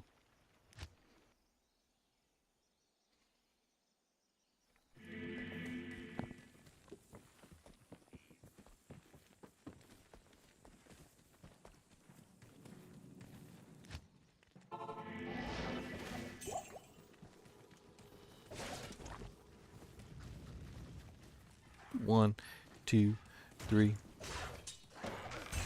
Man, I can get that freaking ornate plate and the ancient armor though every single time.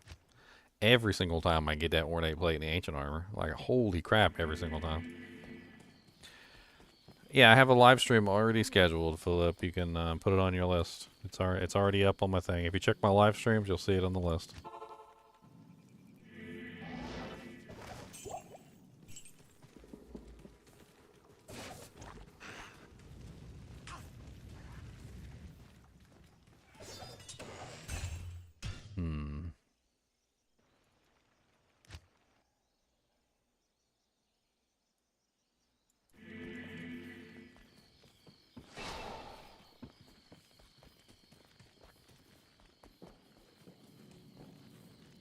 So, Travancal, Tilor Kurast, Portal, Skeleton, Corpse, Armor Stand, Mummified Trophy.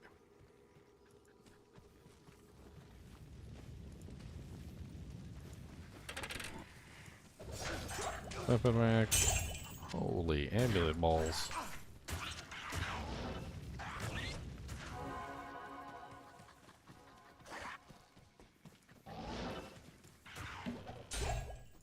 Grand Charm.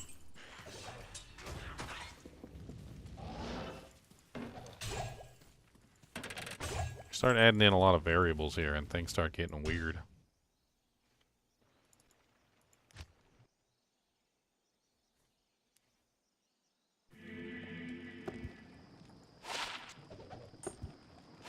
+1 Necro with Mana Leech.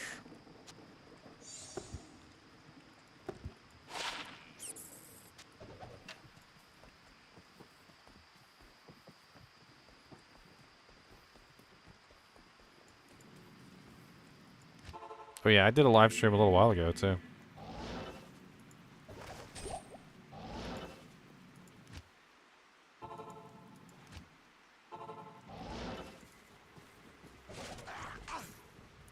That's the Unraveler head. Different results. Ooh, we got a Grand Charm. Man, that Conviction boy can go suck it.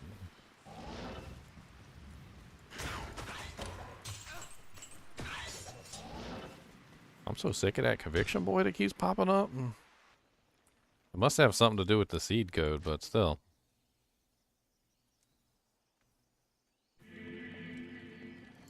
And the Grand Charm is 34 life.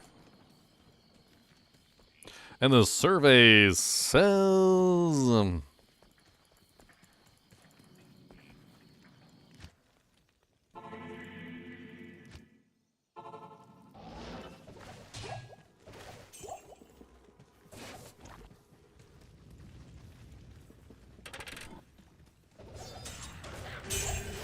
I keep getting that really nice amulet chest that drops like 1,000 new janks on the ground.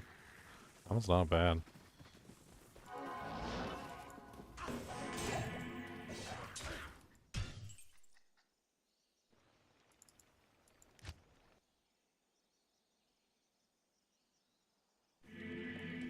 Yeah, for those of you who are interested in Last Epoch, I already have a live stream up. I have 2 live streams, actually. My original one from a long time ago and my new live stream, which...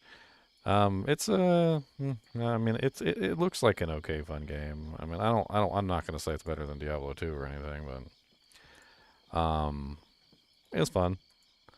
I could see myself getting into it a little bit more now that they've fixed a lot of stuff. Let me see if I can post this for you guys. I'm also gonna be playing on launch. I will be playing tomorrow. Tomorrow. Yeah, I'm going to be playing that tomorrow.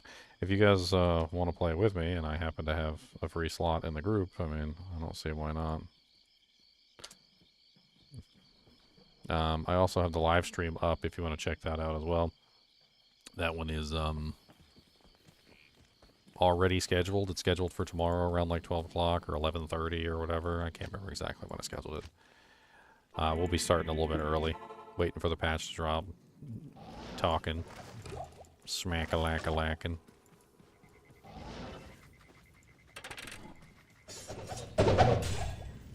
Now, this chest right here that drops like 1,000,000 doojanks on the ground is so cool.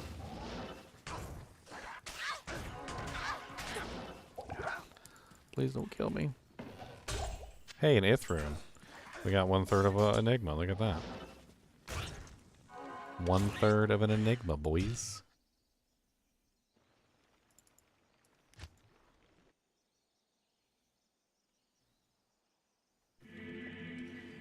Someone got caught by a speeding camera with their RC car? What?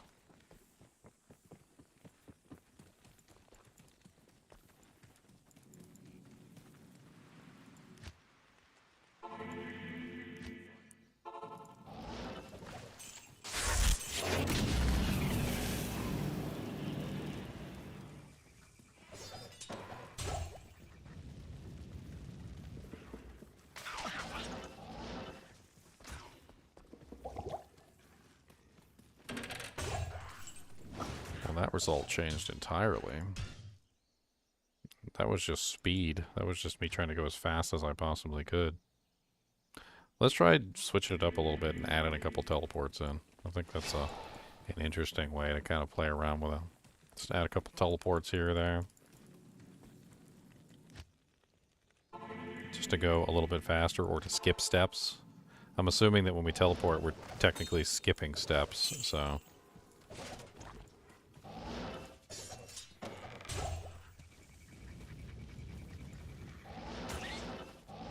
3 teleports there. Ooh, big boy chest. That was interesting. That was with 3 teleports. Let's try adding in some more here or there.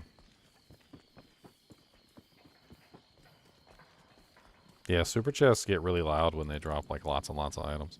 It plays like every single sound effect all at the same time, and it like overwhelms the senses.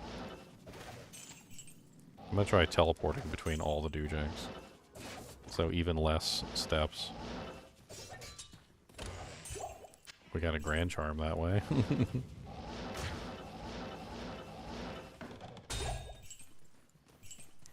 Interesting. Pretty big boy drops from that thing by doing that.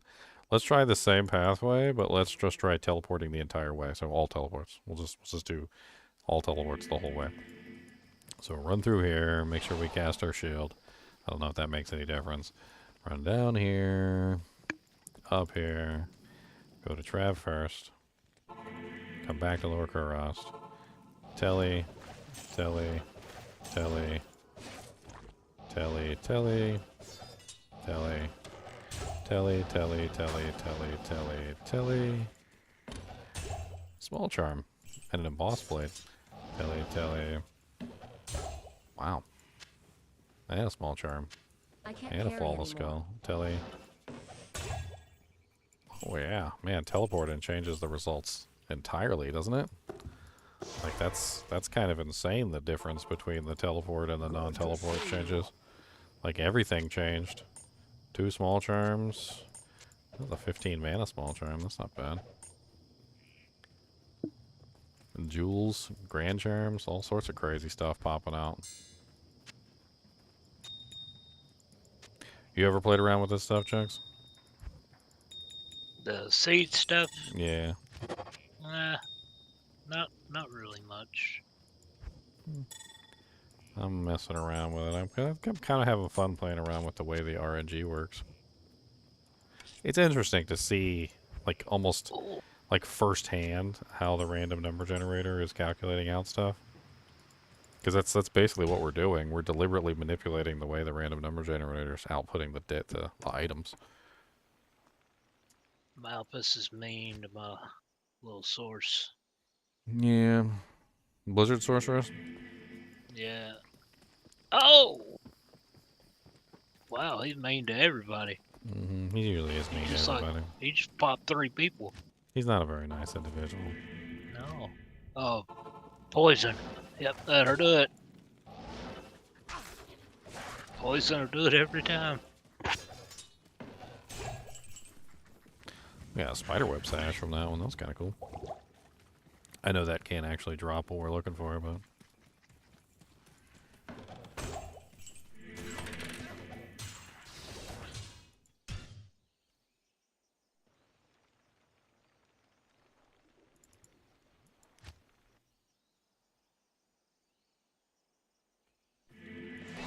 I mean, it doesn't really matter whether I walk or teleport or whatever. Like, it's just changing the variables. If we have to walk to get what we want, then we have to walk to get what we want. If we can teleport to get what we want, then we teleport to get what we want. That's just how it works.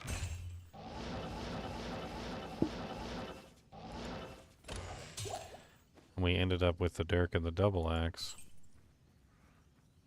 Wow. Okay. The Dirk and the double axe was basically we didn't do anything before we clicked on that chest. So like if we avoid clicking on all the stuff, maybe clicking on the stuff has more to do with it than I think.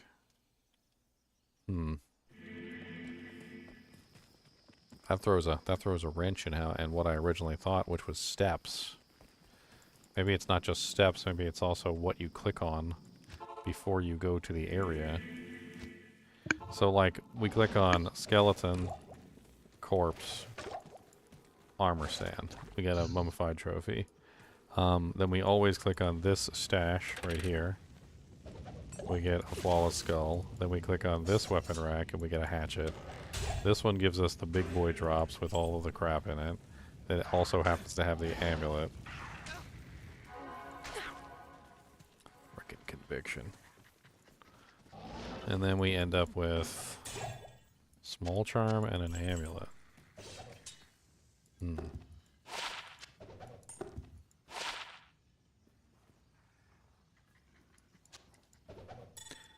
Kogusakas.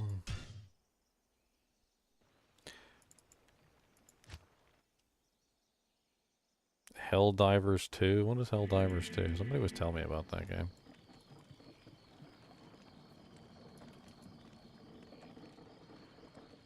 What is that game? Looks like a first-person, no, third-person shooter. Third-person shooter stream or game? I don't know. Looks interesting, I guess.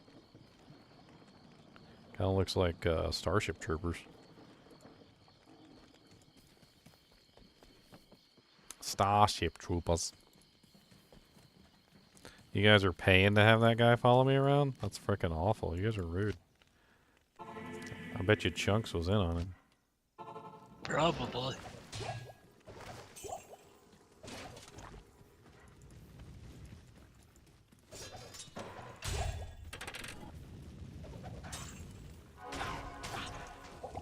Holy Jesus. Stop trying to clap my booty cheeks, please. I'm so sick of him trying to clap my booty cheeks. I don't like it. He's good at it, too. That's what's even worse. He's really good at it.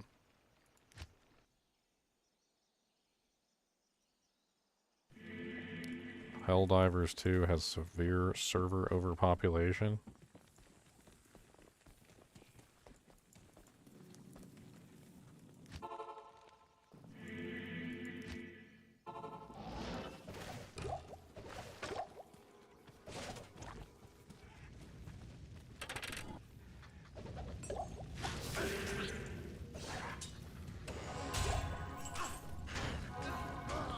Oh god, they wrecked him.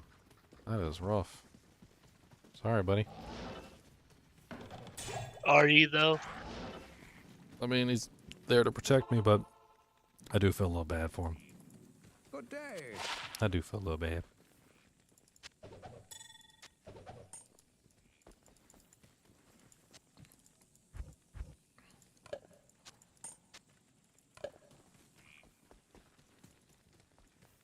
Good day.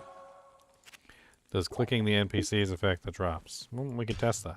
Because I already know exactly how to manipulate at least one of the drops with relative ease, which is the sacred Rondash, right? So let's we'll just do a straight run. All right, and we'll click on that armor rack. Okay. So teleport, skeleton, straight run to the armor rack, hellspawn skull.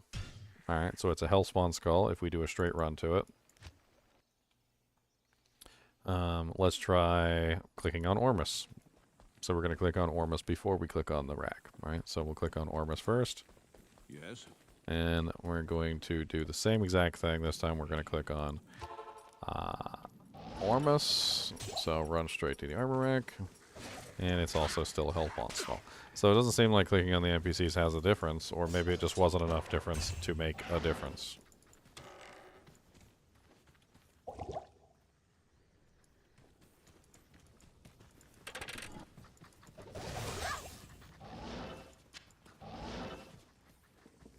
Take a look at these greaves. If one of those guys weren't such a pain in my butt cheek.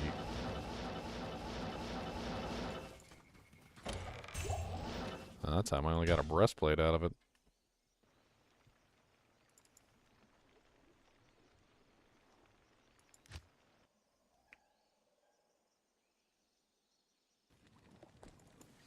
Holy crap, yeah, I get freaking greaves, rare greaves from that thing like 1 out of every certain number of tries, don't I?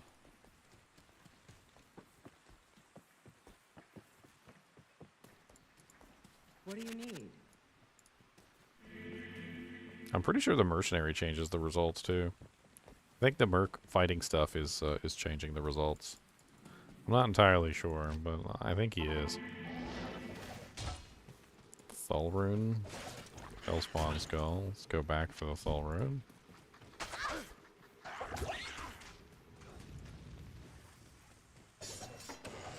Looking at the greaves in the ornate plate. Let's click on these 2 bodies. Got some champions this time.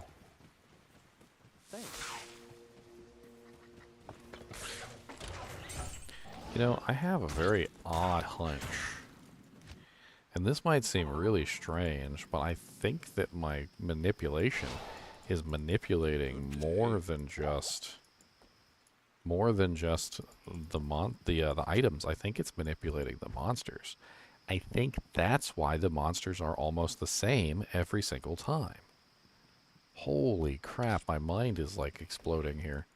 At the consequences of this, let's do a little bit of a testing for this. So almost every single time we seem to be getting this conviction monster, right? Okay, so let's do a test. So first off, let's do the same exact route that we've been doing. Let's go into Trav like we were doing before. We'll go back to Lower Kurost. We're going to teleport down, click on here, click on this, click on the armor stand, we get the mummified trophy. Alright, walk over here, click on the stash, up here we get the hatchet, we get the amulet drops. And we have the elite pack here, which I can't frickin' see because they won't stop moving around. And there's the conviction guy again. There he is. What's his name? His name is Doomhead the Hammer. All right. Okay. Doomhead the Hammer, conviction. So now let's do the same exact path again. And let's look at his name again. Is he Doomhead the Hammer again? Is he the same exact monster? Because I think we've got some sort of weirdness going on here with the way the monster spawns as well. I think the monster is the same spawn because we're going the same direction. That might sound kind of crazy, like I'm some sort of conspiracy theorist, but I think it's true. Doomhead the Hammer, again, conviction aura. He's exactly the same. He's got the exact same name and everything. All of it is exactly the same. Okay, now let's move. Let's change up the variables a little bit, and let's see if his name changes. See if he changes. All right. So instead of going to the Trav waypoint this time, let's not go to the Trav waypoint. All right. So let's go to just straight there. That'll be one variable we'll change. So we'll go straight there. Let's also do a circle. So let's do a circle here before we go down. All right, and then we're going to teleport just like we do normally. We're going to follow the same pattern. We got the Hellspawn skull this time instead of the mummified trophy, so we've changed the variables. We got the Greaves this time instead of the other. And it looks like they're champions this time. They're not conviction. The monster itself is being manipulated by what we're doing. So we're manipulating not only the items that are falling, we're manipulating the monsters that are following us around. Doomhead the Hammer is literally only appearing because we're going in a very specific pattern.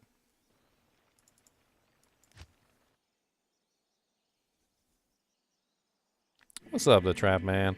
I want to say you really enjoy my YouTube videos. Well, thank you. I appreciate it. Hello. All right, let's see if we can get Doomhead the Hammer again. I'm actually really curious about this. So Trav first, then Lower Kurost, teleport, skeleton, corpse, armor stand, mummified trophy. We got the correct one. Stash, weapon rack, hatchet. We got the big super chest. And where's Doomhead the Hammer? Are you here? No Doomhead the Hammer this time? We must have done something wrong. We did something wrong. The variables changed. Okay, let's try it again because we messed up somehow. I'm sure we did. Hold on, it's getting darker in here because the sun's starting to go down a little bit. I need to adjust the brightness on my green screen. I wish I could rely on the auto brightness, but the auto brightness is so bad. This is what I get when I turn on auto brightness, by the way. Looks beautiful, doesn't it?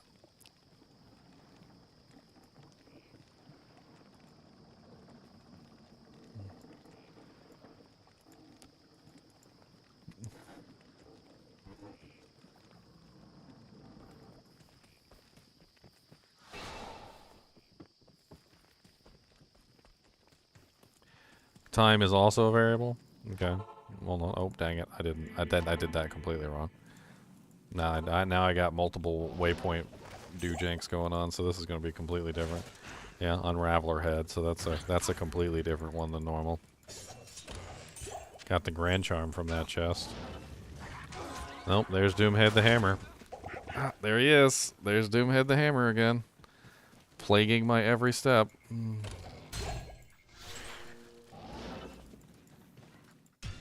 Okay, well, I did something correct, because Doomhead the Hammer is following me around.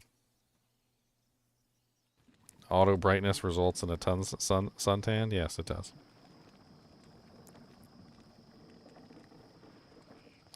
It does indeed result in a suntan.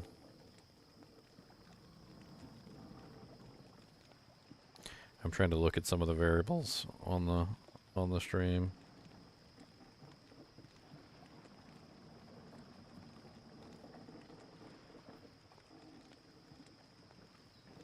Hmm.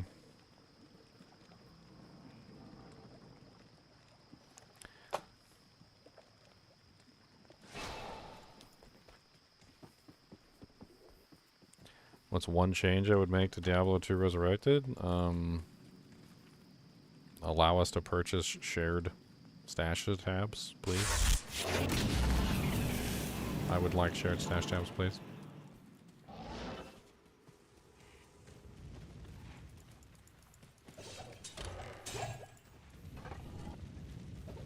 That changed it too much.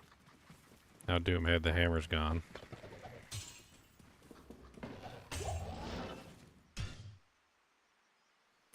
I mean, extra character slots would be nice too, but if I had to choose between extra character slots and more stash tabs, I'm going to choose more stash tabs. I think most people would make that choice. More stash tabs means nearly infinite space. More character slots doesn't necessarily mean infinite space, because, well, how many character slots can we purchase? I like more stash tabs.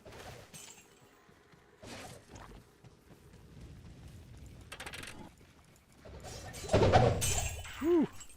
That super chest is loud. There's Doomhead the Hammer again.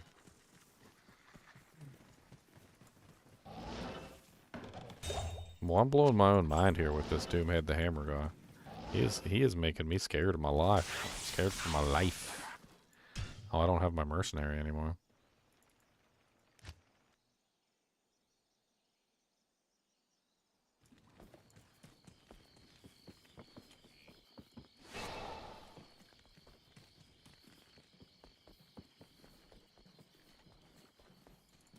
Hello.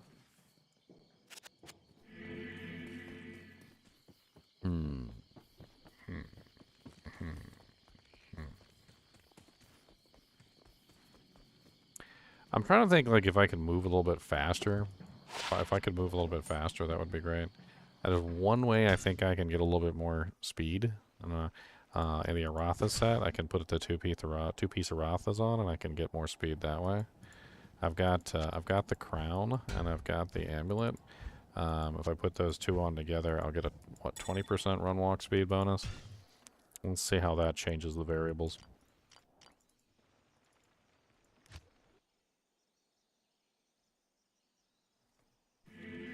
What's up, Tyler? How's it going, man? Well, yeah, infinite storage on single player, not infinite storage on multiplayer. As Chunks so rightfully reminded me the other day, you know, I can't play with my friends if I'm offline. So I only set up the offline account so that I could basically, you know, have something to do during the off season, which is like this single player account's going to go into like deactivation state essentially when the new ladder hits, because when the new ladder hits, I'm going to be basically just playing ladder. Like, I'm going to be playing ladder the majority of the time. So, and I won't pick this back up until after Season 6 starts to die back down.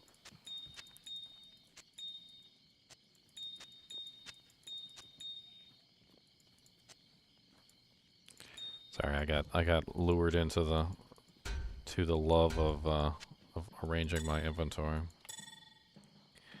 All right, so that gives me. Oh, do I need 3 pieces for the Arathas 20% run walk bonus?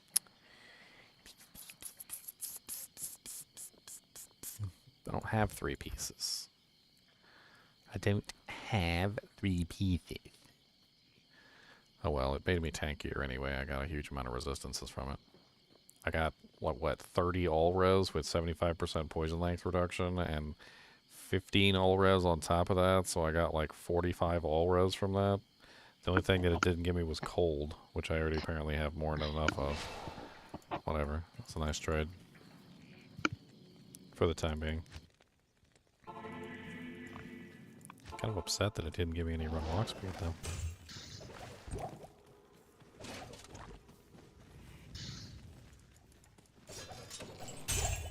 Got that big super chest.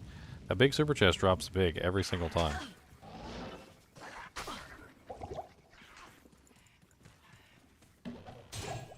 Every single time.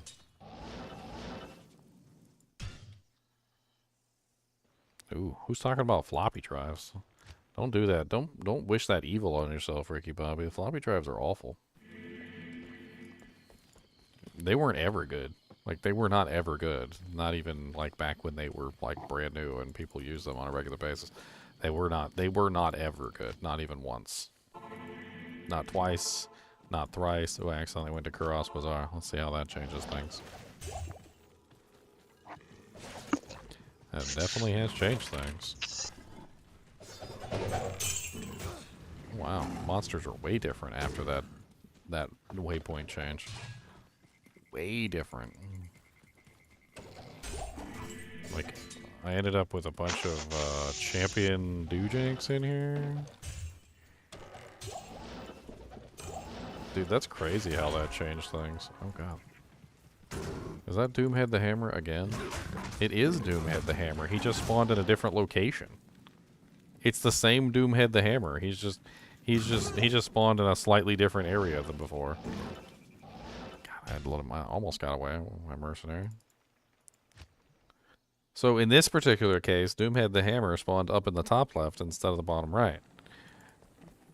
I just changed this location a little bit by swapping around how the area worked.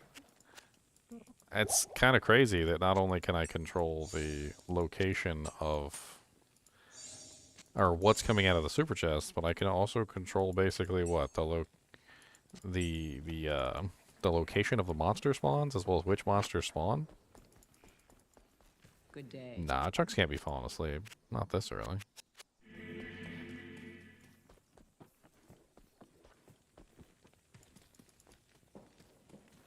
Sometimes I think he's vaping. Are you vaping, Chunks? You got like a vape pen? No. No. You just sick? You not feeling good? Yeah. He's dying, guys. Stop picking on him. Don't pick on the dying guy. It's rude.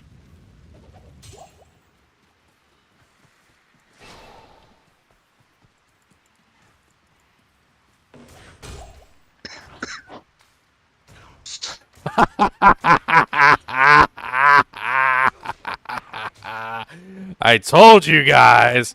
I told you. Manipulation. Manipulation. Now we have to repeat it. Now I have to repeat exactly what I just did, and I have to get another one. We need to repeat it. Hold on. I got to pull up my live stream and follow my exact pathway, and we need to repeat exactly what I did. Verbatim. We've got to just copy ourselves as if we're a bot. We got to literally bot ourselves and follow the same exact pathway. And a burr rune. We gotta copy our pathway. Hold on, let me make sure this is on 1440p. Now let's go back right before the burr rune. Let's copy our exact pathway, and let's see if we can get the burr rune again. So okay, hold on. Is this the one, or is this the one before the one? Mummified trophy. I teleported in. Okay, so I teleported in. I clicked on that stash afterward. I ran straight over here. I cast my little ice shield right before I walked in. I opened it from the right-hand side. That was interesting. So instead of So I was standing to the right of it when I opened it instead of standing in front of it when I opened it. Maybe that's what changed the variable. Maybe that's it. Look at my face. Look at my ugly face. Look at my ugly face down here. Look at this face. Hold on. I gotta, you guys can't see the face because I'm hiding the face. There you go. Look at my ugly face down here. Rune, boys. Rune. Okay, we'll hold this. We're going to hold this in reserve because I might need to go back and double check this. But we got a frickin' rune, boys. Now we just need to repeat the process so that we can get multiple runes, okay? So we need to, we're manipulating the seed code. We're getting everything right. We finally figured out how to get the rune. Now we need to repeat the process so that we get the rune multiple times. Okay, so we came through here. We did the trav thing. So we clicked on the trav right here. We clicked on trav. And then we went back through the trav to Lower Kurast. We teleported here, clicked on this, clicked on here. Clicked on here. We teleported in this time. Clicked on that. This. Went through here. Opened that. Ran all the way down here. And one thing that we definitely changed a little bit was we kind of like... We got an rune that time. Not a rune. We changed it somehow. We just a slight variable tweak. We slightly variable tweaked. Hey, 2 hours for a rune doesn't sound too bad, honestly. Especially since now that I can possibly repeat the things. I think one thing that I didn't do was I cast my ice shield as I was traveling toward the last chest. That was definitely something that I did, so I'll make sure I can repeat that. So we teleport in. Oh god. Grab that. Grab that. So on the way to the chest, we did a refresh of the shield. Ow, ow, that hurts. Ah, now flawless skull.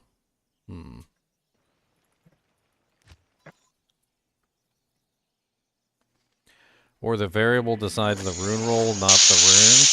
Whoa, Chunks, what the hell was that, buddy? You blew my eardrum out.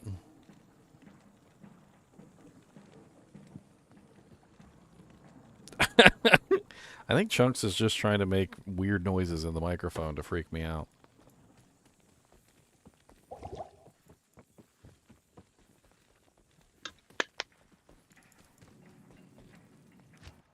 All right, we gotta get this to repeat. We gotta repeat this. This is important. This is science. We did science today. Today we did science. You guys saw me do science.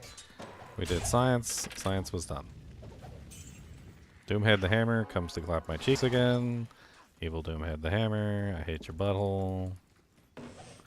We got Grand Charm this time. I need to hold on. Let me just pull this back up again. Let me pull this back up again. Let's watch this one more time so I can try and mimic myself better. Let's start from the beginning.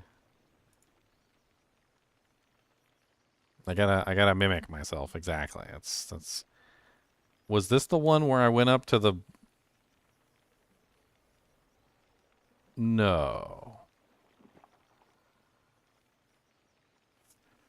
That's the key? That's the key. It can't be. It can't be that simple. This is the one where I resurrected my mercenary. This is the one where I resurrected my mercenary. I didn't start like I normally did. I resurrected my mercenary first before I started this one. The variable that I changed was that I resurrected my mercenary. Hold on, let me go back even further. Let's go back far enough that I can start at the Kurast docks. Okay, so I'm loading in. What the hell did I do?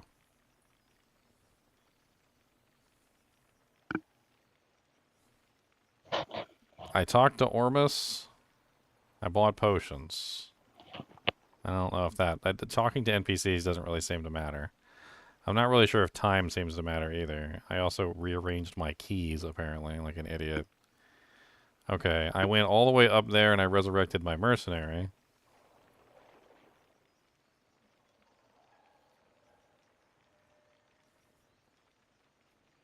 So maybe it's just the distance that I had to walk to get to the mercenary and back that created the variable that I needed. Let's see if that is the only variable that I need to change. So let's do the walk up to Ashira, the walk back down. We'll talk to Orbis. So we're gonna talk to Ormus just like we did before. So we'll talk to Ormus. Greetings. We're gonna walk up here. We're gonna talk to Ashira. Oh, Then we're gonna walk back down.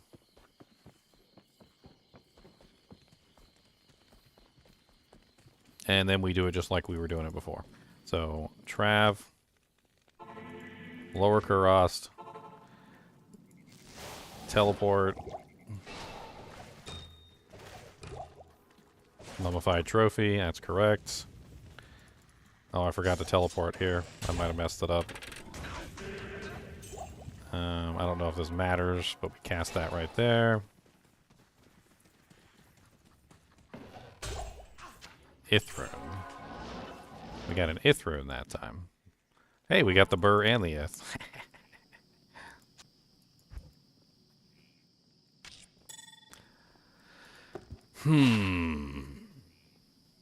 52 mana. Wow. Okay. I talked to Ormus twice. Hello. Okay. We'll check it. Let's make sure all the variables are the same. We got to make sure we do it exactly the same as if we're a bot program. We gotta be bots, guys. Okay. Ormus.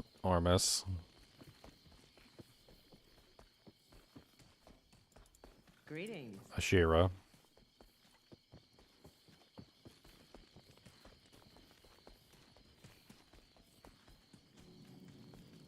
Trav. Lower Kurast. Teleport. Click. Click. Click. We also did a teleport into here. Click. Click. Clicked on this one on the way out. We cast this on the way.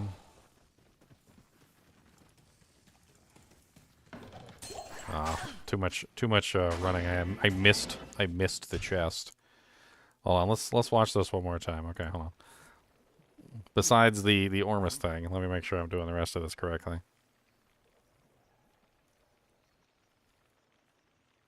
Okay, then I tele in, click, click.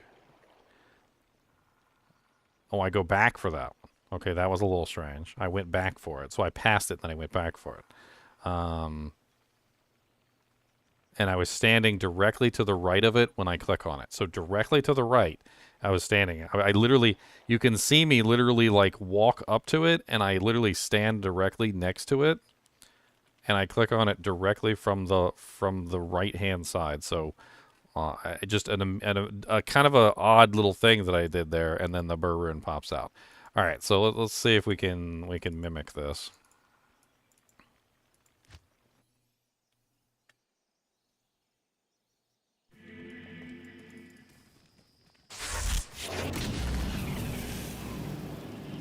Okay, Ormus.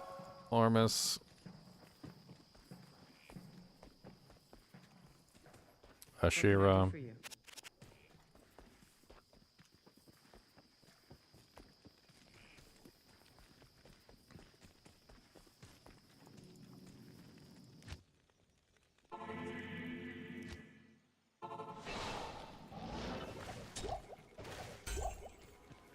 Mummified trophy. Teleport in. Click, click. Walk past, back past.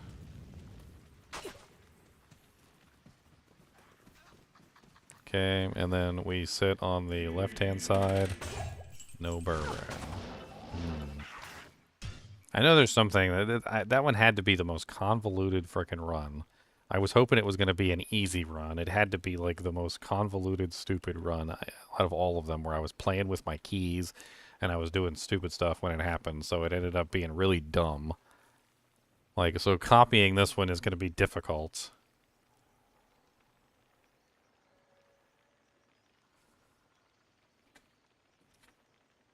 Okay, so I kind of did like a check, clicked on Ormus, and then I ran toward Ashira, then I clicked back on Ormus. So that's kind of an odd thing there that I'm probably gonna have to copy.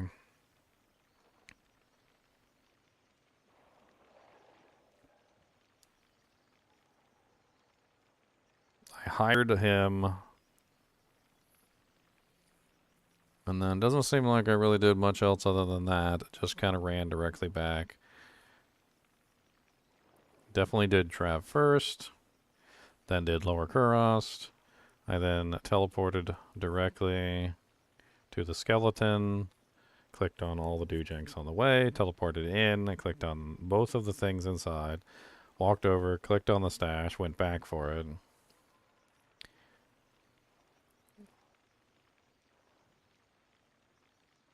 Huh.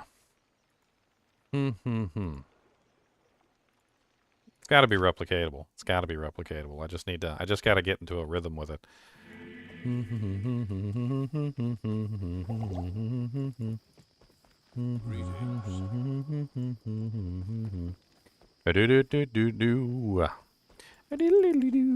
What do you need?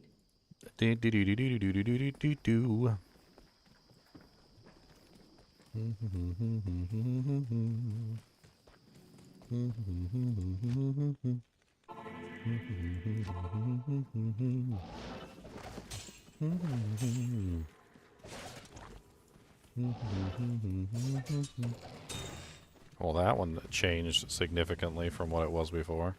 I don't think we're getting it this time. I did something wrong. Because the chest is completely different. Both of the initial starting chests were completely different. Something changed. The variables weren't quite right. Like I did something wrong. Instead of clicking on the NPCs, because I don't think clicking on the NPCs does anything. Let's just do the run. So we just run up here, and we just run back. I think it's time, not or number of steps, not necessarily when we click on the NPCs, because it didn't seem like clicking on the NPCs had any change in what was going on.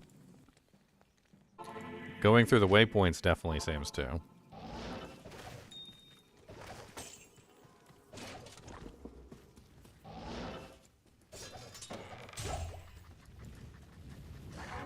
There's Doomhead the Hammer again. Come tease me.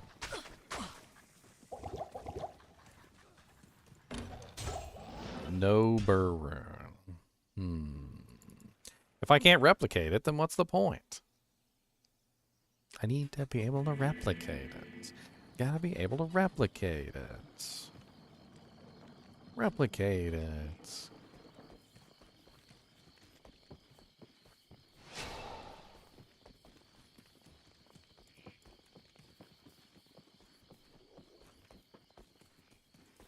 Good day. I gotta simulate the time messing with the keys. Key. Key key. Key key key. Key key key key. There you go. I think that's about right. I was playing with the keys a lot.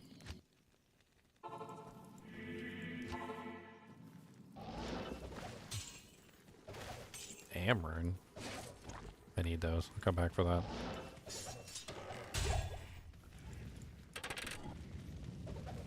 Everything seems to be lining up correctly.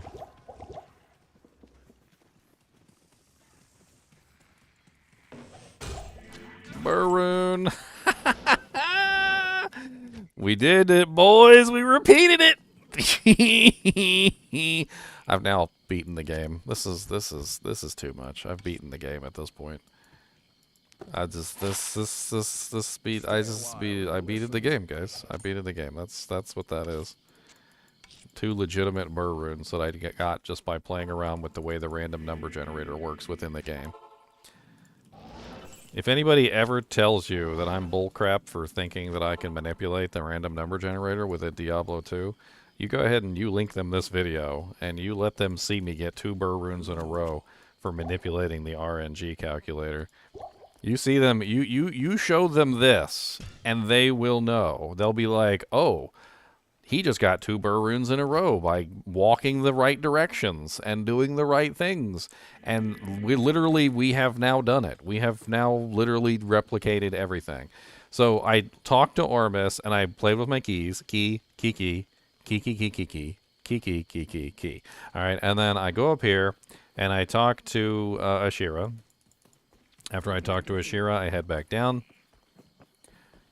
I walk to the side of Ormus. I follow the wall. I come up here and I check Travancore first. Then I go to Lower Kurast. Then I teleport here. Then I click on the skeleton. I click on this corpse. I click on this armor stand. We get the mummified trophy. I teleport in. I click on you and you. And the stash is missing, so it's not going to work this time. With the stash missing, I think when that stash is missing there and it changes location, something about it has changed the way that I did things. So I did something wrong in my calculation. You know what, let's actually count exactly how long I played with my keys, just in case time has something to do with it. Let's count how long I played with my keys, and let's see. So okay, so we're gonna do a quick count here on how long I stood at Ormus. So 1,000, 2, 3, 4, 5, 6, 7, 8, 9, 10, 11, 12, 13, 14. About 14 seconds is how long I stood at Ormus. So I stood at Ormus for 14 seconds playing with my keys. I also clicked on to hire my mercenary at Ashira. I don't know if that changes anything, but we can try and see if the time perhaps has something to do with it, as well as clicking on Ashira. I clicked on the hire button last time that it worked. So we need to wait 14 seconds at Ormus. So 1,000, 2, 1,000, 3, 4, 5, 6, 7, 8, 9, 10, 11, 12, 13, 14. Then we shoot off toward Ashira. Good day. We click on the hire button.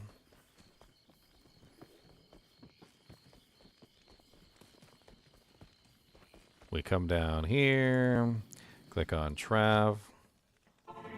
Then we click on Lower Kurast, teleport. Mummified trophy is correct. Hatchet. We didn't get the amulet, and the stash is missing, unfortunately. No, it's not going to work this time either. The stash was missing. If the stash is missing, it won't work. I can almost tell you that for sure. So we did something. We must have waited too long or something like that.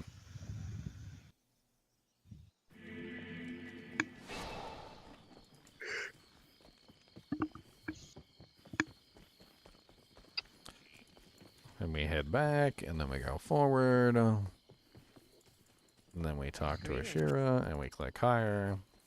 And then we run back down here. And then I pretended to waste some time at Ormus. 1,000, 2, 1,000, 3, 1,000, 4, 1,000, 5, 6, 7. And then we're just going to go. So Trav. Then Lower Kurast. Teleport. Skeleton. Flawless emerald. That's a good sign. Mummified trophy is correct. The stash is there this time. Head back slightly. God, it sounds like you're blowing up some helium balloons or something, Chunks. Blowing up all kinds of them. Well, it's really loud, man. Like, I'm trying not to be mean about it or anything, but like, whatever's going on, like, it's really, really loud. Sorry.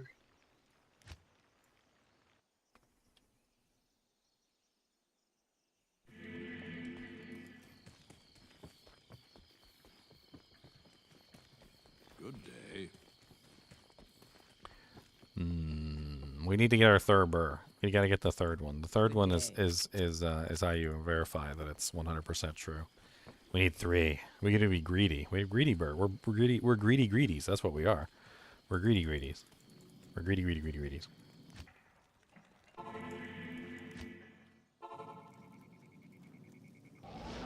Yeah, the direction that I opened the chest when I got the second burr was different than when I got the first burr. Things changed. The stash isn't there. It's not the same run. It's funny because it's not just the monsters. It's not just the items that are falling. It's not just the it's where the items are spawning on the world, like the random like stashes and the other things. The what is it called? Like the chests, the corpses seem to change depending on how my how the RNG is going. So like when the stash is gone, I know immediately that I'm not going to get the burr rune because the stash isn't there, and it's just not the same. It's not the same run, right? So it's a completely different run if the stash isn't there. What if I review the second burr video? Yeah, let's do that. That's a good idea. Okay, that's the first one. My reaction. I'm stupid. I kind of expected an item to fall eventually. Like I kind of knew it was going to happen. I just didn't know when it was going to happen. It kind of blew me away that it happened though, twice in a row. Okay, so that's just me reviewing the thing so I can try and replicate it. Where is the second run? That's the rune run. I think this is the one where I end up with the burr rune. Or was it no, because I don't go up. So on the second run I also went up.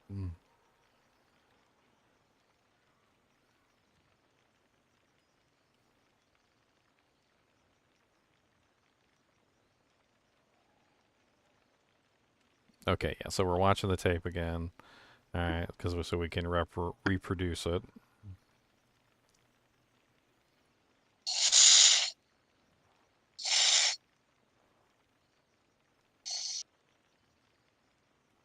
Alright, is this the reproduce? I think this is the reproduce run right here.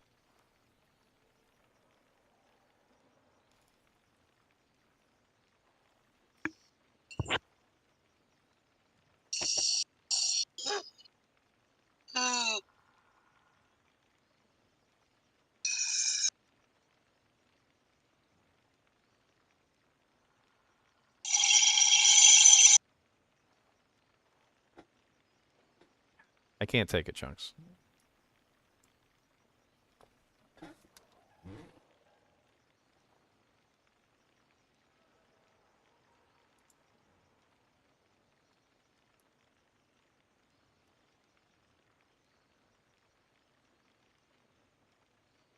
That was the Ithrin run, so that's not right. Okay.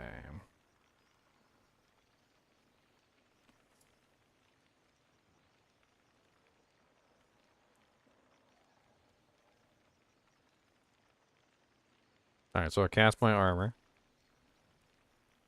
Talk to Ormus twice.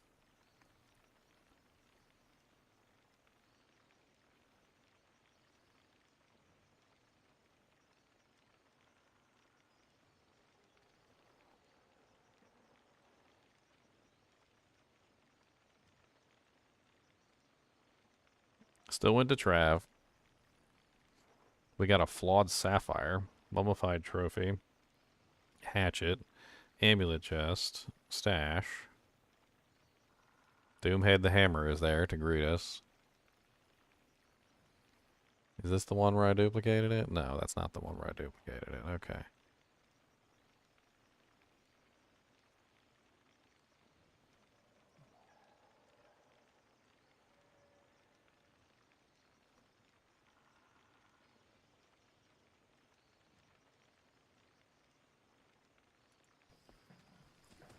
Ashira.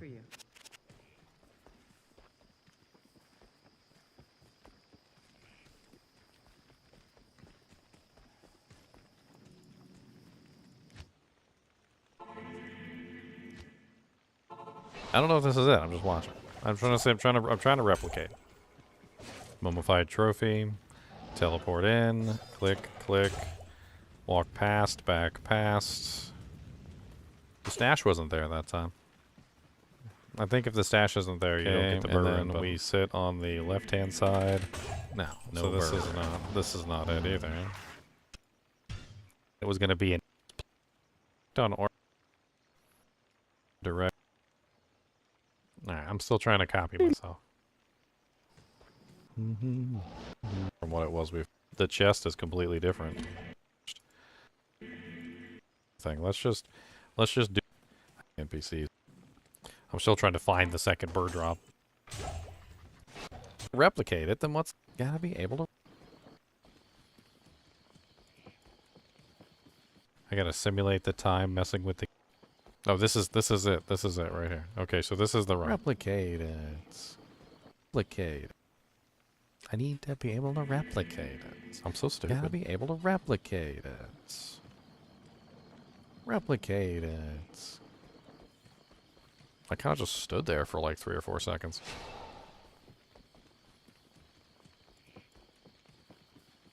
I did the little back thing. Good day. I gotta simulate the time messing with the keys. Key. Key, key. Key, key, key. Key, key, key, key. There you go. I think that's about right. That was only like 5 seconds. I only did like 5 seconds. I only did like 5 seconds. This is the one, too. I'm pretty sure this is the one. I got the Amrune from the thing. I need those. I'll come back for that.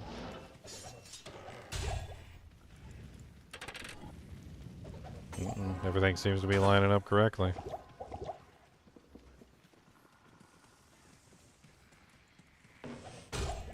Maroon. Okay. So...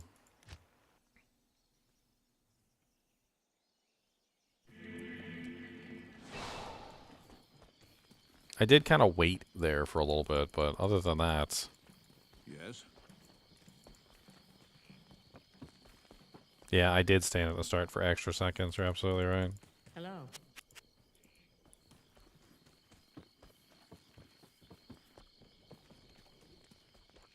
Key, key. Key, key. Key, key, key. Key, key, key. In nomine Patris Sancte. Amen.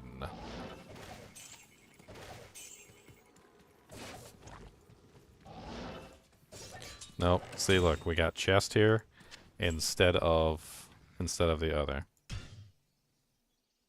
We got a chest there, so that's not even right. We stood here for a couple seconds. I was like, we gotta replicate it. We gotta replicate it. And then I was like, yeah. I'm making fun of myself. Okay, shush. Because I'm a dummy. Good day. I did kind of walk around the chest. You're absolutely right.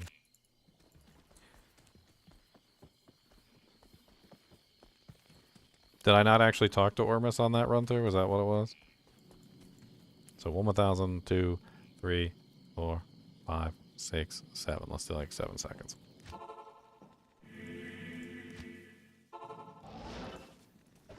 Well, that corpse is in the wrong spot. Mummified trophy. Yeah, see, look, we changed the variables in the wrong way.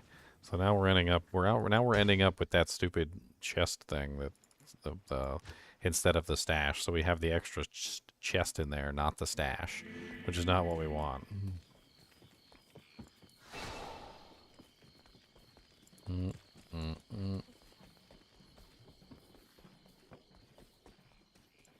Hello.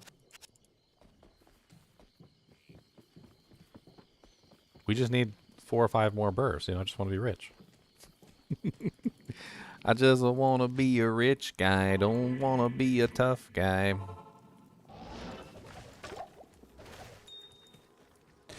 We got the flawless emerald this time. We got the right thing. We have the stash. Everything is lining up. Let's cast our little doojank here. Try not to die from Mr. Punk Pants. And we got the Amrune. So that's something else that we've been able to replicate several times as well as the Amrune drop. So whenever we get the Amrune drop, we're really, really close. Really, really close to getting the Burr Rune. That was almost on the correct timing, but not quite. It seems like whenever we get that Amrune, we're just a fraction of a second off of getting the Burr Rune.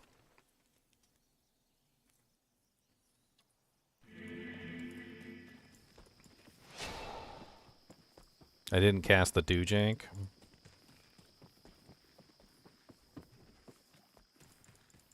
What do you need? I gotta simulate the run back to Ormus. And then we're going to wait 3 seconds. 1 1000, 2 1000, 3 1000. Let's see how that does. Manipulating all variables. Teleporting in. Mummified trophy correct. We got the stash. Amulet doojank. Run back for that stash.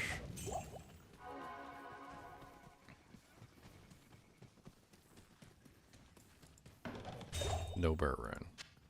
Everything lined up on that one, except we didn't get the final chest. How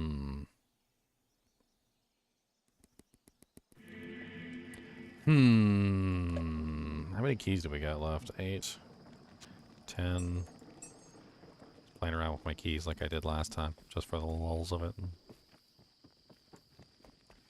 Hello.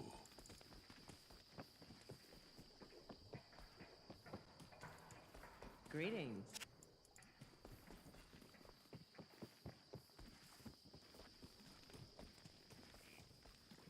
Let's just go straight for it without the delay. Let's see how that goes.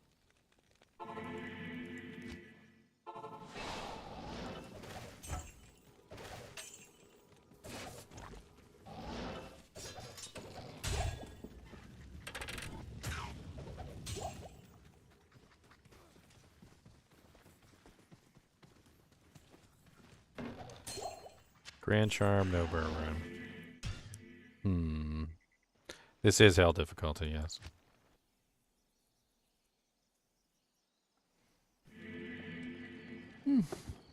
I mean, I think most of you guys would agree that regardless, the fact that I just got 2 burr runes in a row should prove that there's some merit to it. Good day.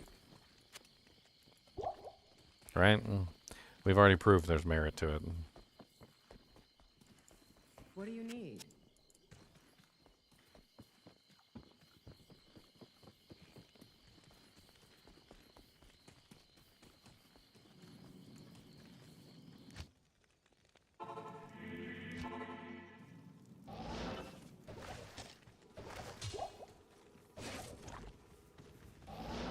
We got a chest here now. We changed the variables too much. We got a chest. We didn't get the amulet super chest. Things changed significantly. So here's my theory. I have a theory on this, and it's a very odd theory. I think that there's chunks inside this game, much the same way that there's chunks inside of Minecraft. And I think what's going on is that where I teleport for that first skeleton, I think has a lot to do with what's going on. Because I think that skeleton might actually be on the border of a chunk. And so I think what's happening is when I teleport in to the chunk, if I teleport in on the left side of the chunk, it's going one way. And if I teleport in on the right side of the chunk, it's going another way. And I think that that might have something to do with how the variables are changing.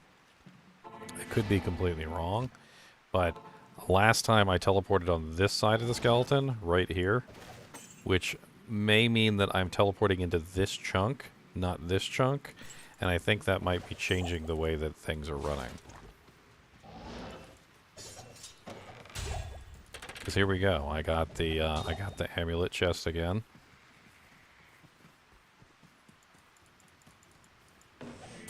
But I didn't get the burr chest. So changing the variable slightly by which side I teleport on the skeleton. Let's do this one more time. Except this time, let's teleport on the right side of the skeleton instead of the left side of the skeleton, just as a test. I mean, all this is just testing variables. Hello. What's up, Neogan? How's it going? Greetings. The first burr I teleported on the right side of the skelly. Okay. Well, let's replicate that, shall we?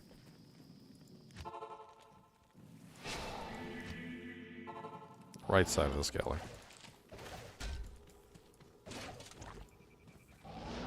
Right side of the skelly got us the chest, not the stash, which I think completely invalidates the burr rune at this point.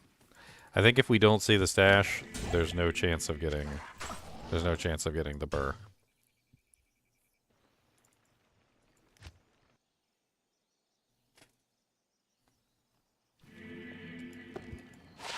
Hey, +1 offensive auras. Nice. Let's throw that in the stash. Might want to make like a holy shock paladin. That'll come in handy for a holy shocker later. Always nice to have a good holy shocker on hand. A native holy shock is pretty powerful these days. It's very powerful.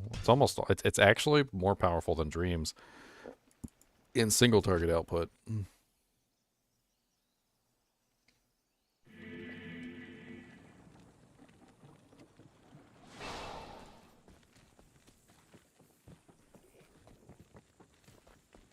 Talk to Armus. Go back to Armus. Talk to Ashira. I don't think I have to actually open up their panels. I don't think talking to them matters either, but it helps to get the timing right on things. 1 1000, 2 1000, 3 1000, 4 1000, 5 1000, 6 1000, 7 1000, 8 1000, 9, 10, 11, 12, 13. Trying to simulate the keys. Skeleton. No corpse. We got the chest again. We still got the hatchet, but we didn't get the amulet. We're changing the variable too much.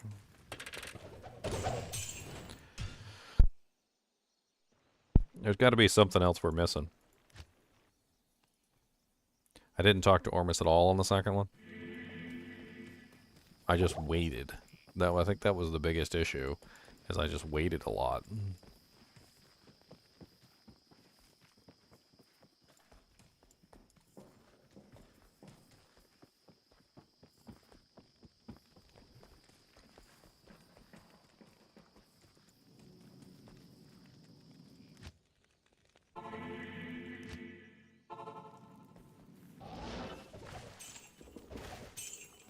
Okay, this looks like the correct one. We should have the stash.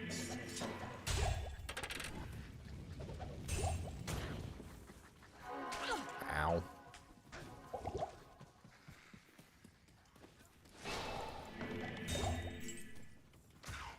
You keep getting the same flawless skull. I got like so many freaking perfect skulls now, it's crazy.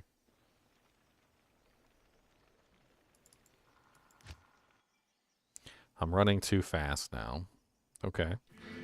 Just out of curiosity, let's take the boots off and let's do the same run without the boots, so we're slower. So same exact run, it's number of steps. Let's keep it all the same, and let's do it without boots. Let's see if anything changes.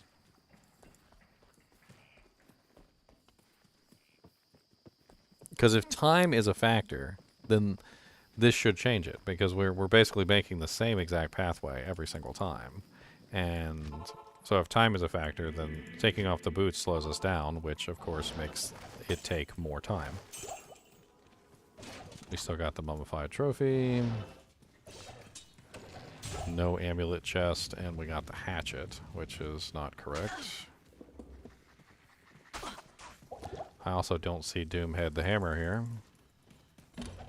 And no burr rune. Well, we tried the whole opening it from the right thing, and then the second time I got the burr rune, I didn't open it from the right. So you'll actually see, when I open up the chest the second time, if you go frame by frame, I wasn't actually on the right-hand side this time, and it was a mistake on my part, because my character accidentally moved over, and I opened it from the left the second time, which I don't know. I'm not really entirely sure that which direction I open the chest from seems to matter. If I open it from the right on one time and then I opened it from the left on the other, you know, it's neither here nor there. What's up, Escalon? How's it going?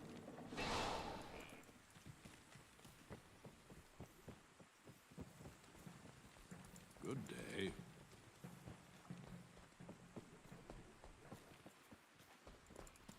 What can I do for you?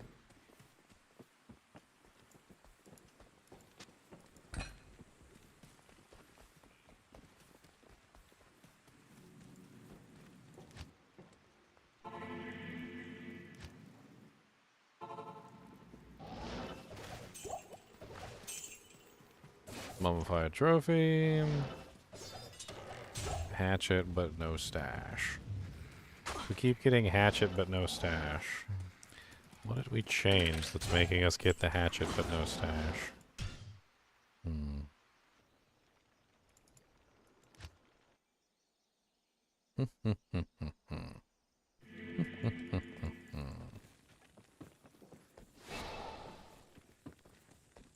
Hello. You want me to see exactly how long it took me to Good day. open up the chest? It could be interesting to see exactly what the runtime is.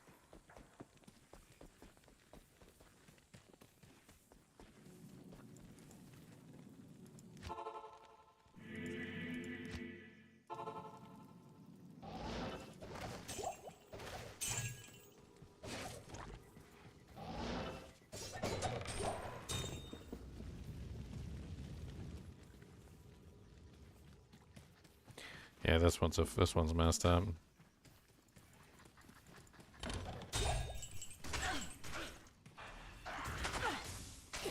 Dang, get stuck on that jank then.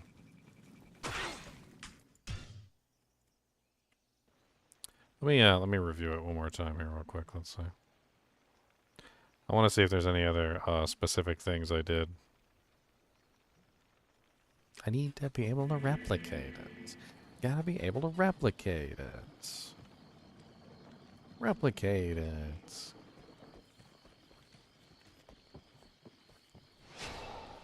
Okay, cast my armor. Did the run back for Ormus.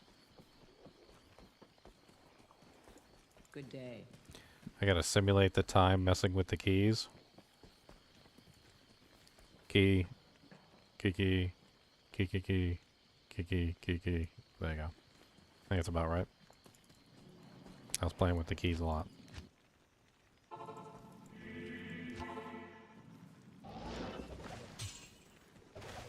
Amrun. I need those. I'll come back for that.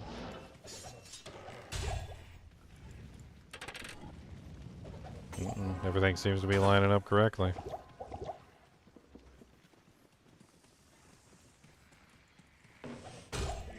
Burp.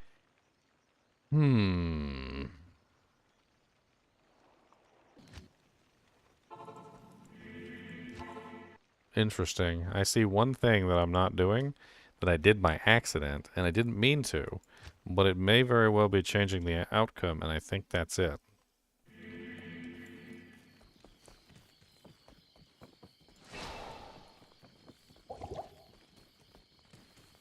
I think I see. I think I see the one variable that I'm not doing. Other than time, which time could be it. Maybe me standing there going key, key, key, key, key could be it, but I think I see the variable that I'm missing. So when I went to Trav, I accidentally clicked here and then clicked back. It was a very small change, but I did that.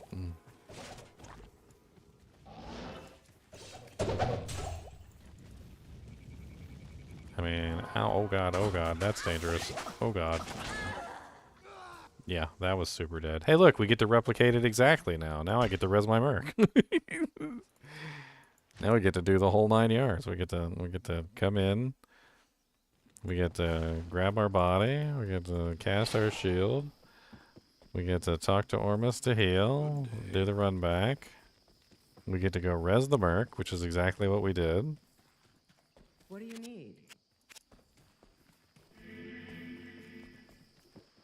Then we can simulate more wasted time with Ormus by purchasing a bunch of potions.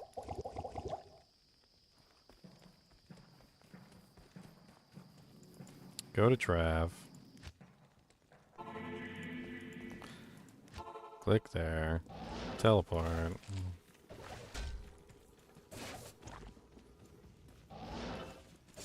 No stash. We got the chest again. Huh. Why are we getting the chest? Time related? It must be time related. Maybe we're getting the chest because we're just not doing the right timing. I know, I did walk away from the Trav waypoint a little bit. That's what I was talking about. And then, there were some other odd things that I did as well.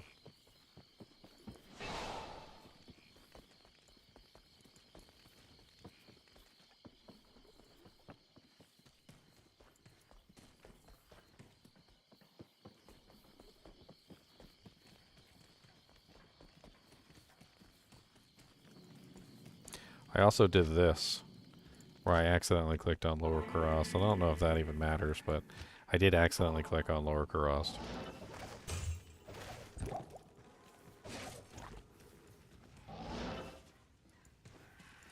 No stash again. I wonder if I'm moving too high. Maybe I'm moving too high. I'd say it's kind of an odd thing to say, but I could be clipping into another one of the I need those. I'll come back for that. Okay, so I did. So on this one, I did kind of come in more lower. I came in lower. I didn't come in higher. I'm going in higher this time. Like I'm not following my exact footsteps, which is unfortunate. So let me see if I can replicate this. The footsteps have to be followed exactly. Too many mouse clicks? Could be too many mouse clicks.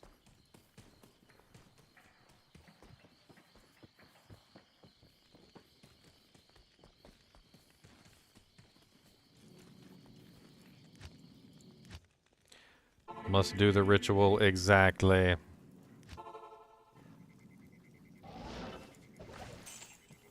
Okay, so I came in lower, like this. Nope, still no stash. We got the chest instead. Maybe it is time. Maybe it's time-based. Maybe I just need to wait. Maybe it's not step-based at all. Maybe I just need to count out the amount of time it took me before I clicked on the chest and just kind of like count it out or something. I don't know.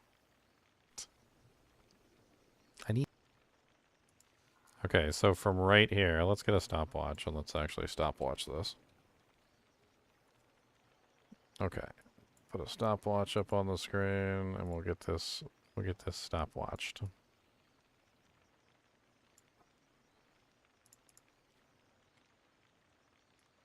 Okay, so it's of course. It lagged up. Hold on. We gotta redo it.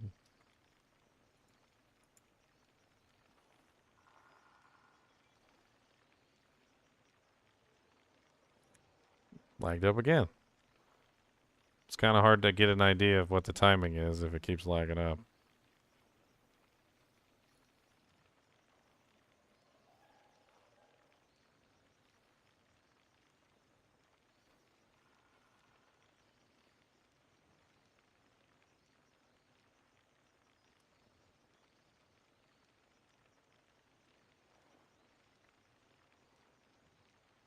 Okay, so it was exactly 35 seconds when I clicked on the portal.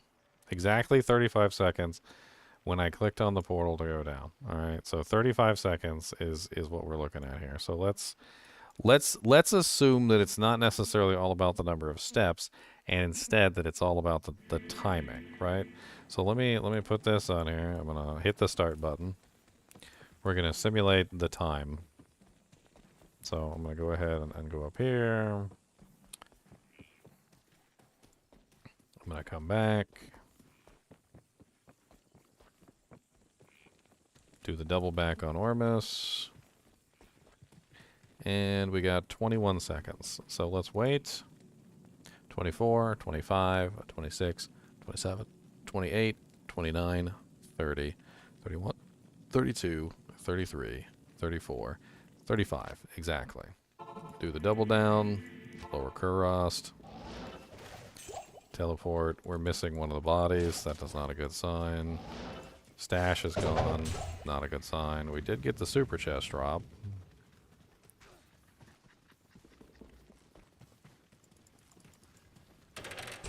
Alright, we might be off by a second. So maybe we're off by a second. Maybe it's 34, not 35.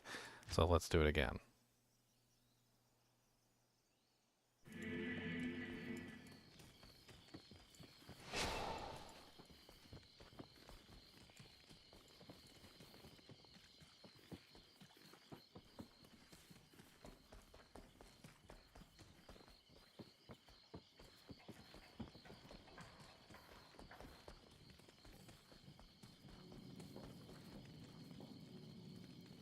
24, 25, 26, 27, 28, 29, 30, 31, 32. Let's go at 33. 33. Alright, 33. Corpse is missing. Stash is missing. So we didn't get it right. No. Okay. Let's time it again. Let's go with a little bit less this time. So let's go with 20 seconds. I want to see if it takes us 20 seconds.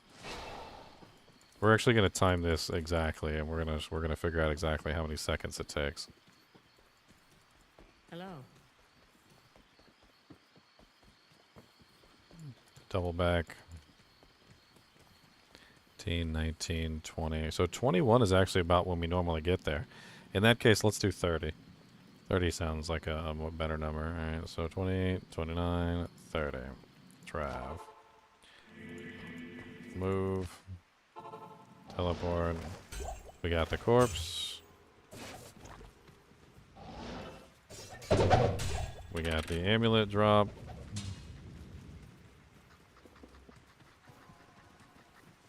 Everything's lining up. We got the burr rune. Okay, so 30 seconds seems to be the number, the magic number. Let's see if we can repeat that again. So that's the third burr rune that we've gotten so far. We are swimming in burr runes. So 30 seconds, that's the timer. Let's try it again, see if we can duplicate it. So if we got the duplication method, then we now are swimming in burr runes.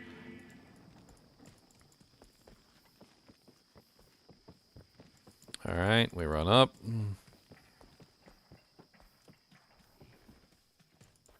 What can I Run do back for you? down. Do the double back. Walk over to the portal. And we wait. 23, 24, 25, 26, 27, 28, 29, 30. And we hit Trav. Down, up, lower Kuros. Teleport. Oh, we accidentally walked there. That might have messed us up. Oh, we messed it up again. Oh no, I did like 3 things wrong. Still got the super chest. We might have changed the variables a little bit too much, unfortunately. Let's see, though. Let's see. Yep, we changed the variables a little bit too much. Hold on, hold on. That's my fault. I did some misclicks. Those misclicks. Do over. Do over. You gotta be really precise with this. Like, misclicked. I walked a little bit too much. I did a little bit of too many things. Also, I think it was more like 31, if I'm being perfectly honest. Because I said 30, but it was like 31. Because it kind of like rolled over to 31 when I clicked on the thing.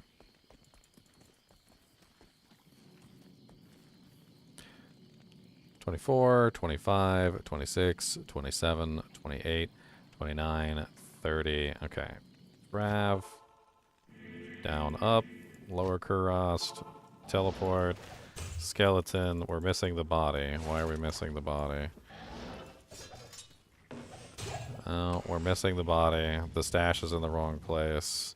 I think all the variables got mixed around too much. Maybe 31 is not the number. Maybe it is 30. 30. Ort. I got an Ort rune that time, boys. If we want to farm Ort runes, I got your back. I got you. If you need Ort runes, let me tell you. If you need a couple Orty Balorties, I get you, my friends. I get you. Don't you worry about a thing, my friends. I get you.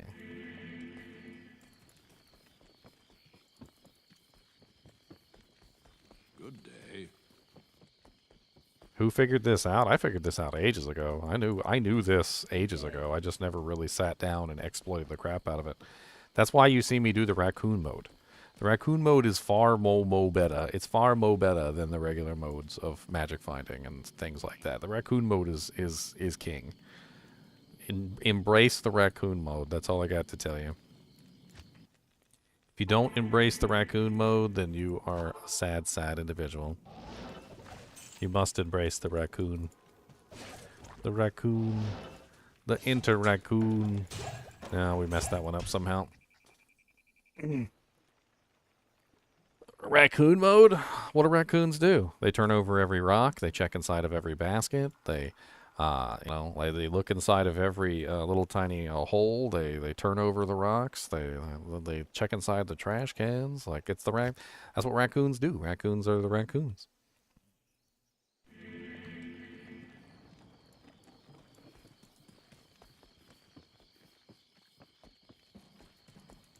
Greetings. Raccoons taste with their paws. Sure, whatever. All right. What do you need? Doesn't have anything to do with what we're talking about, but okay. All right. Hell yeah, burst baskets. I find freaking like Zod and Jaw runes out baskets. You don't burst baskets?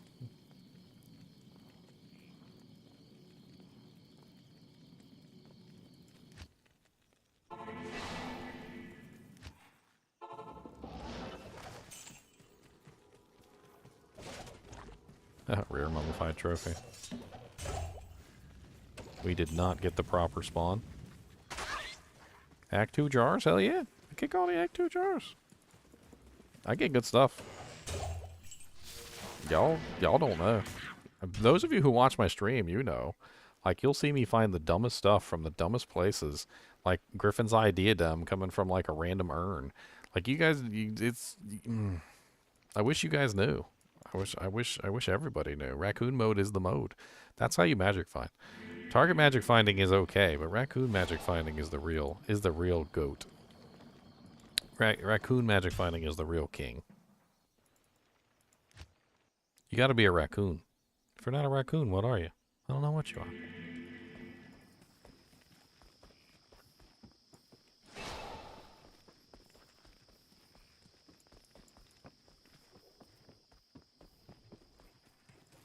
Good day. Choder Yoder, I know you're new to the stream, so I'll give you a break and I'll try and help you out here. Okay.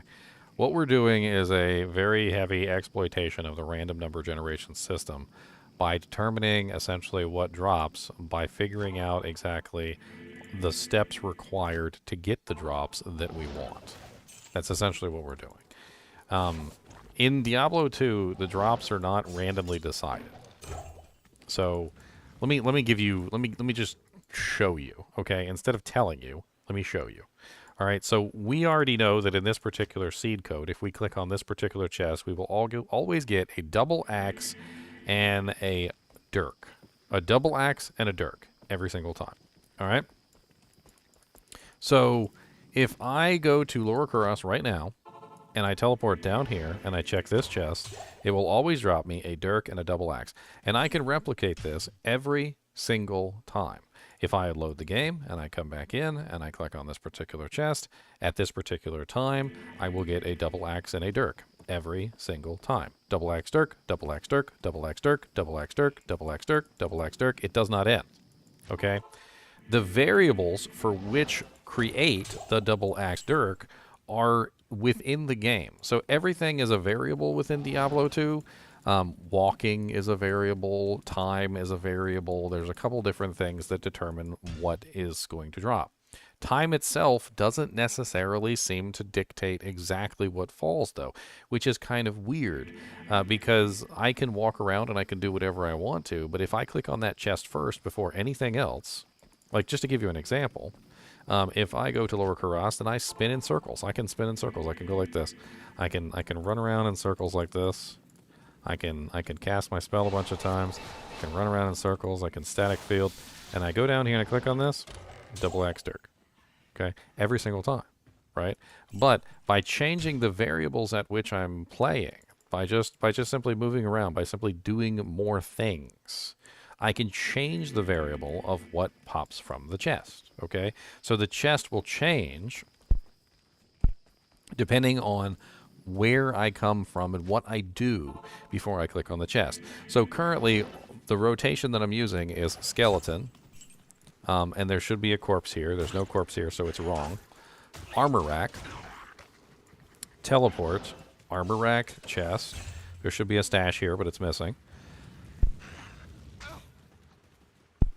Then I run back to this same chest that dropped me a double axe and a dirk every single time. and now it doesn't drop me a double axe and a dirk. I've changed the variables, and by changing the variables, I change what drops from the chest. This is why, even in online games, even when you can't control the seed code, even when you can't necessarily do exactly what I'm doing, you have to understand that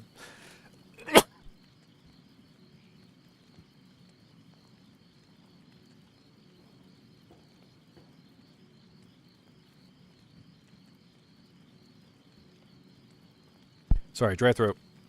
You have to understand that because the chests have a predetermined output, right? And we need to actually like talk about this for a second.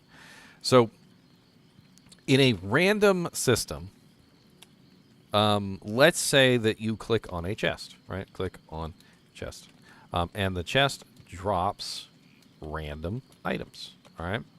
This is true for most games. For most games, if you click on a chest, what drops from the chest is probably and very likely as close to true random as it can possibly be. All right. But in Diablo 2, it's not. So in D2, when you click on a chest,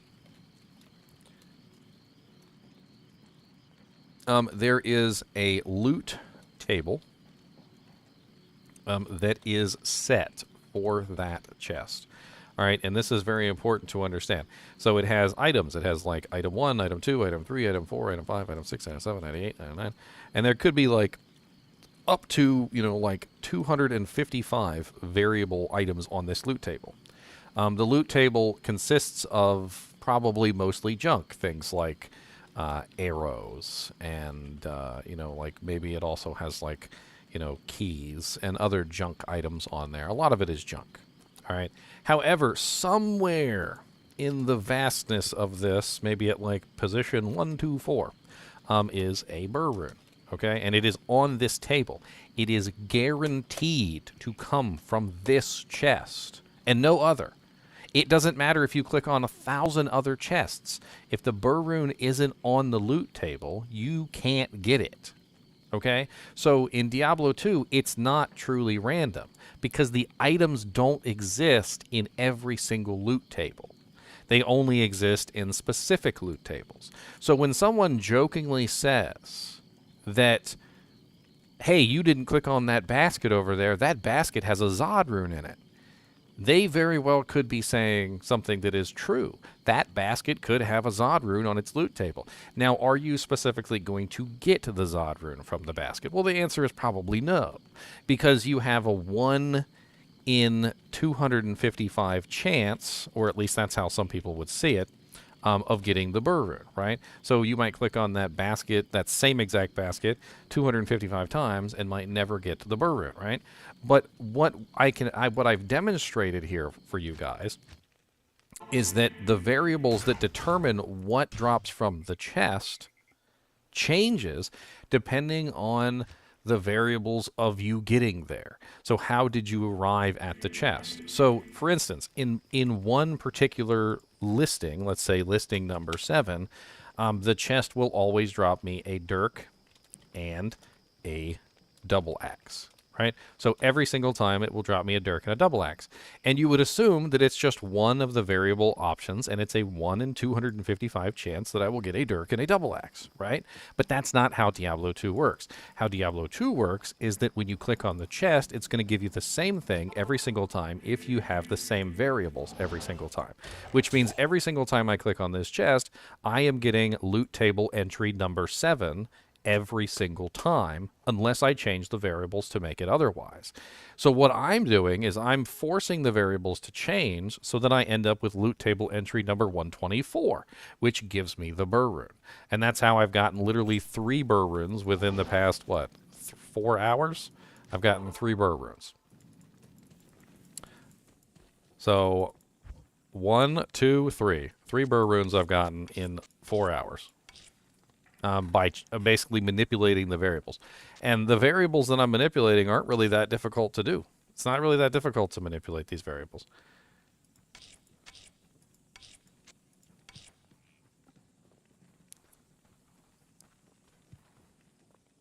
Yes, once I nail the variables, I'll have unlimited burr runes. I already have 3, which is more than enough.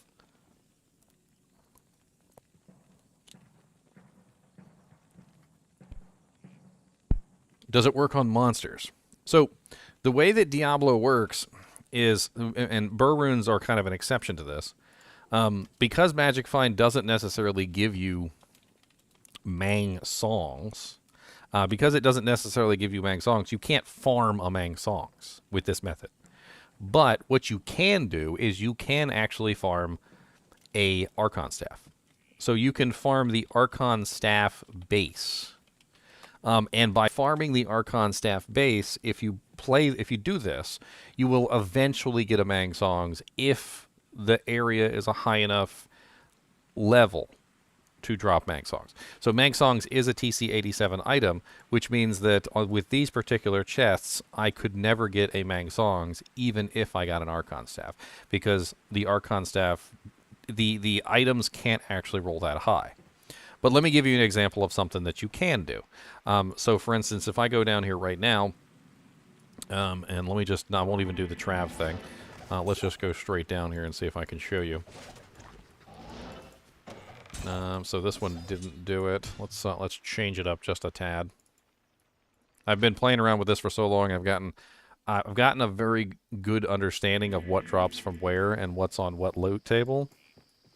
And we've been playing around with this for so long that the loot tables are actually starting to become known to me. You could probably start writing them down, actually, and figuring out exactly what drops from each chest. Like, that's how silly this is getting. Okay, so that's the Hell Spawn Skull. There we go. So this is one of the drops that happens all the time. It's the Ornate Plate, the Ancient Armor, and the Greaves. It's happened so many times this stream. It's absolutely silly. And if I kept farming here for long enough, eventually I would get a unique super chest, which is something that can happen. It's a very rare possibility, but it can happen. And if I get the unique super chest, I will end up with a Silks of Victor, a Corpse Mourn, and a pair of Tear Haunches. And I could potentially keep doing this until I get myself a Corpse Mourn, a Silks of Victor, and a Tear Haunch. Now, do I want a Corpse Mourn, a Silks of Victor, and a Tear Haunch? Not particularly.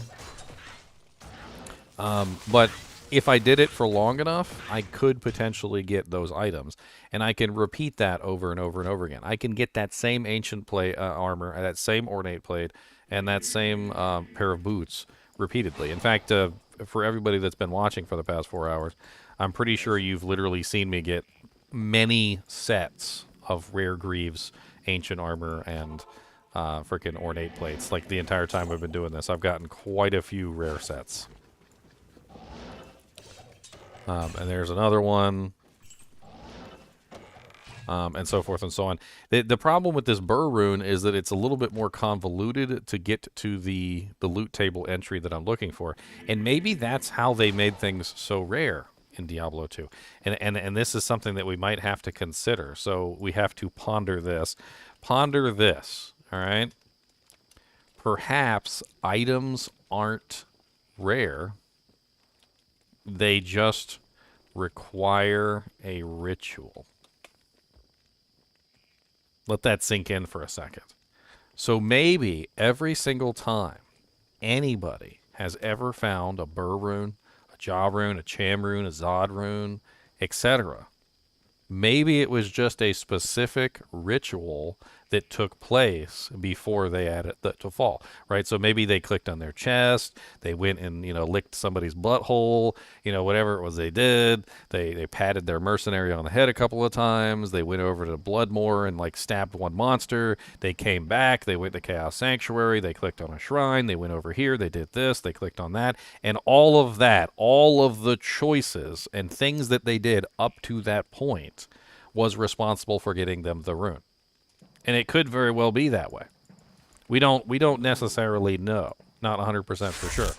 And the other thing is that super chests behave much differently. So this is very important. Super chests behave much differently than other things.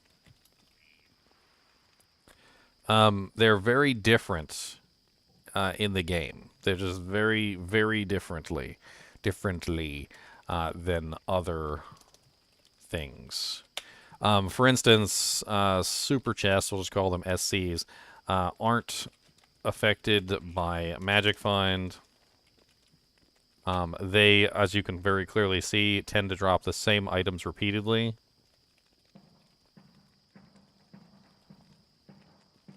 On top of that, they seem to be affected by weird variables like time, number of steps, which direction you approach them from, what you clicked on beforehand, how many potions you drank. I don't freaking know. Like, the number of variables seem to be nearly infinite. I'm sure somebody from the Diablo 2 development team could tell us all the variables, but we don't necessarily know them all.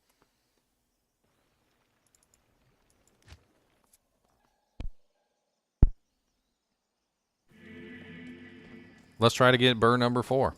You kind of side, like interrupted me here, Choder Yoder. So let's go for burr number 4 now that we've got that out of the way. What can I do for you? And the double back. And we need to wait for, I think it's 10 seconds from this point. So 1 1,000, 2 1,000, 3 1,000, 4 1,000, 5 1,000, 6 1,000, 7 1,000, 8 1,000, 9 1,000, 10 1,000. Traven call, do the double dip, lower Kurast, cast, teleport. We're missing the corpse, so we didn't do it right. We got the mummified trophy. Hatchet. We got the super chest, but we didn't get the stash, so this is probably going to be a failure.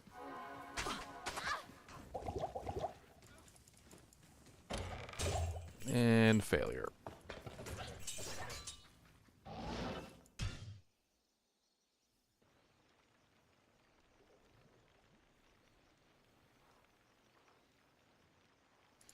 I mean, basically, yeah, it's like a form of encryption. With a key. It's like a form of encryption with a key, yes. And well, the real silly thing is that, and this is my personal view on this, is that if X chest has a burr on the table and you don't click on the chest, you have no chance to find a burr. Like, a lot of people, let's go to Silas Pen. Let's go to Silas Pen real quick, and we'll talk about Silas Pen.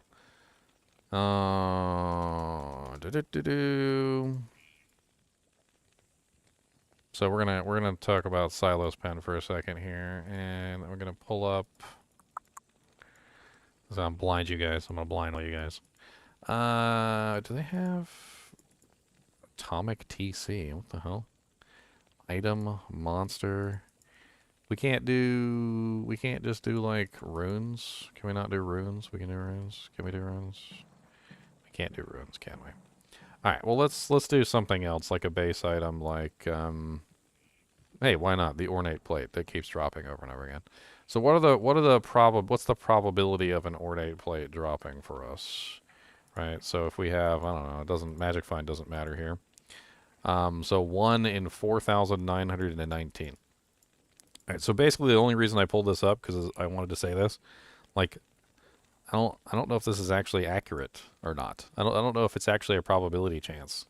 It's not like it's a random number generator. I feel like there's something else going on behind the scenes with the way that items drop, to the point where it doesn't really, like, none of that matters. And I could be completely wrong, and I could be just like reading too much into things, but I feel like this isn't really so much what's going on as the loot tables are created, and then the monster has that item on the loot table or not, right? So what do I mean by this? Well, what I mean is that random number generation would have you believe, all right? Random number generation would have you believe that if you kill this monster, a hell bovine, 4,049 times, you will at least get 1 ornate plate, right? That's the general gist of it, is that, like, there's a chance for that ornate to plate drop from every single one of these guys, and 1 out of, like, every 4,000 or so kills, you'll potentially get 1.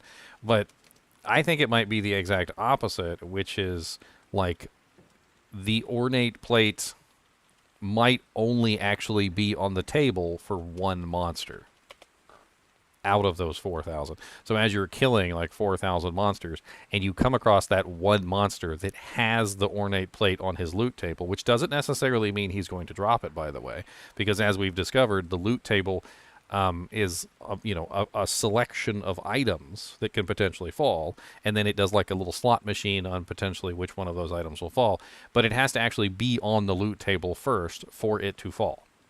We've also seen situations where the items get artificially inserted into the loot table, which is also rather interesting.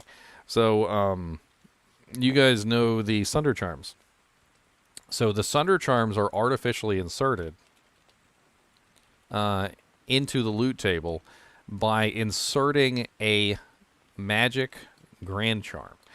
You may have seen this when you go into Terror Zones and you kill a boss, and the magic Grand Charm falls. The magic Grand Charm is artificially inserted into the loot table, and it's basically told that it needs to drop, right? And in that situation, you're in a special situation where it has to fall, right? So they're basically making it fall as opposed to it having a random chance of falling.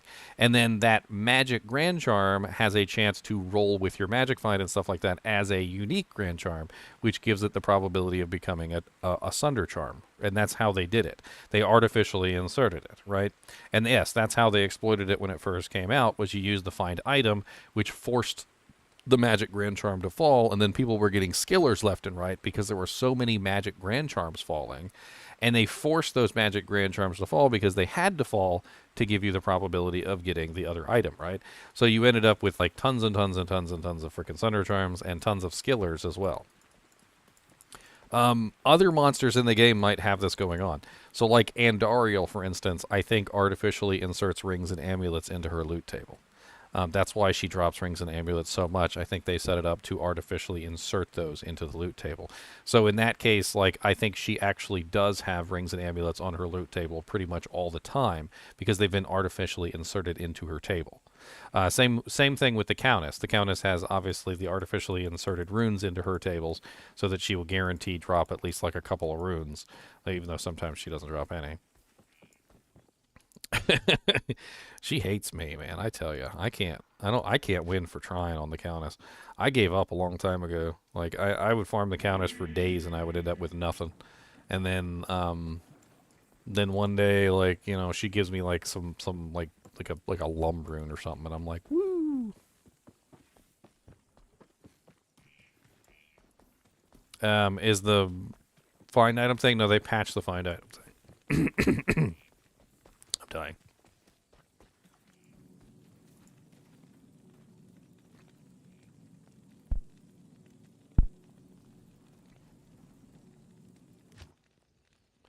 What's the too long didn't read? It's be a raccoon. That's the too long didn't read. Be a raccoon. B-E a raccoon. I need a key. At least for online play. Am I out of keys? Oh, almost out of keys. I'm gonna have to go pick up some more. I am overburdened.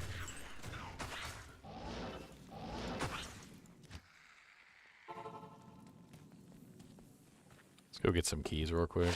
And apparently some more tomes of Identify. Good day. I mean, scrolls of Identify. And potions. Let's see if we can get that burr number 4 running.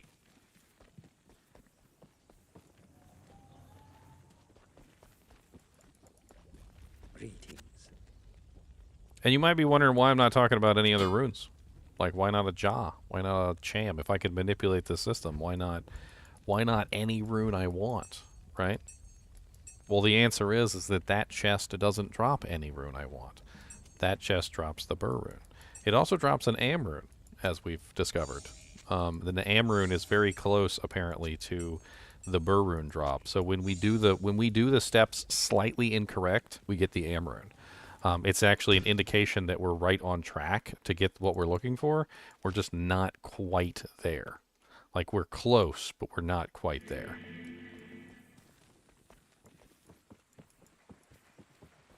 I don't think that chest has a cham rune or a Zod rune or anything else on it. We've already, like, played around with it extensively.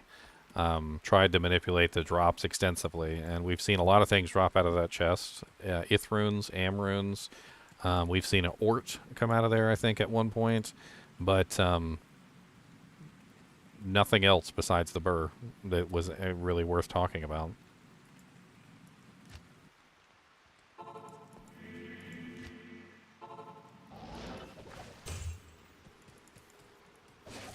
Mummified trophy. This isn't a good one. We didn't get the amulet super chest. It's not going to work. Must have waited too long or not long enough. I'm not really sure. One or the other, but we didn't achieve something correctly. Reset.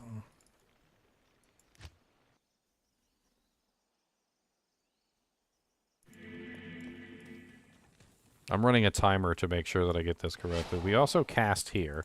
So let me make sure that I keep doing that. We got to make sure we cast on the bridge. I don't know if casting on the bridge is really going to change things, but we cast on the bridge.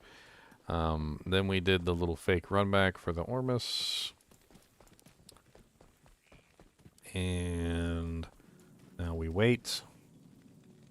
4, 5, 6, 7, 8, 9, 10. Trav and call. Dooply doodly. Teleport. We got the mummified trophy every single time. As you guys can clearly see, we're getting that mummified trophy every single time, and that's also an indication that we're on the right track. But the problem with it is that the mummified trophy by itself isn't enough. We need several other indicators along the way to make sure that we're getting what we're looking for, because it's a really convoluted path.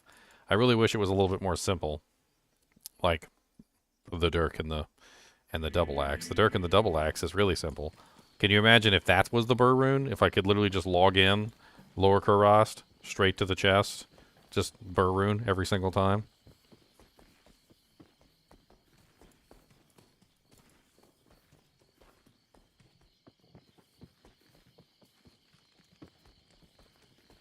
If I do a different seed, yes, it would be a different result every single time at that point. So I could change the seed right now. Is there a way that I can find out what the seed code is so I can come back? Let's see. How to find seed code in D2R.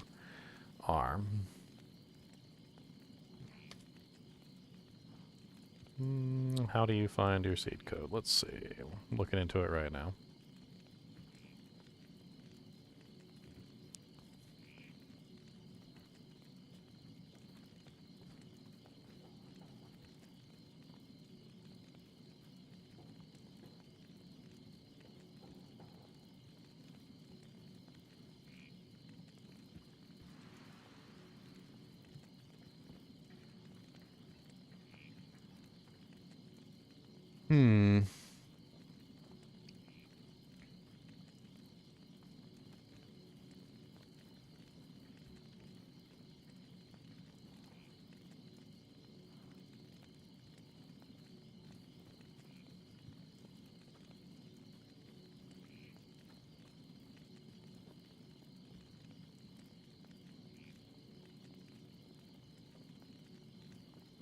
Apparently this guy made a seed code reader.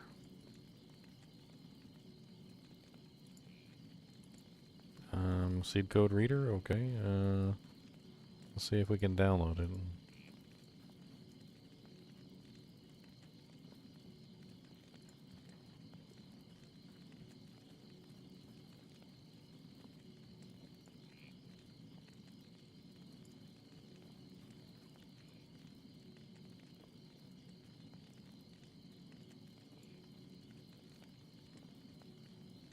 Okay.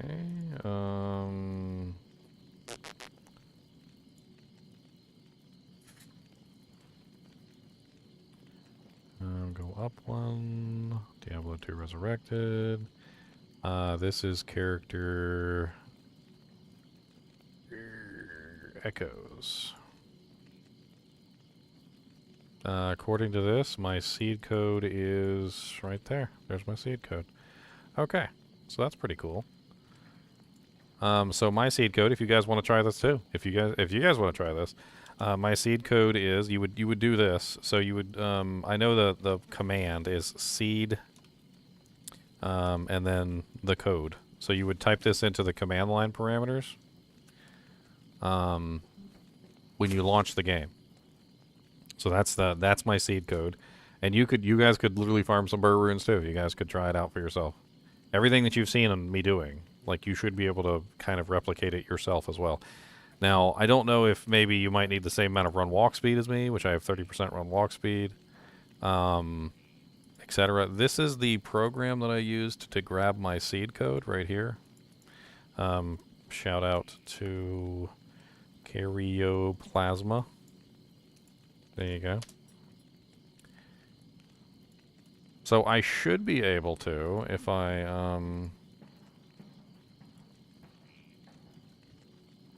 can I pull up my BattleNet? Let's see here. God, that's so big. Why is it so big? I don't know exactly how to do this over here, so I'm just checking. Game settings.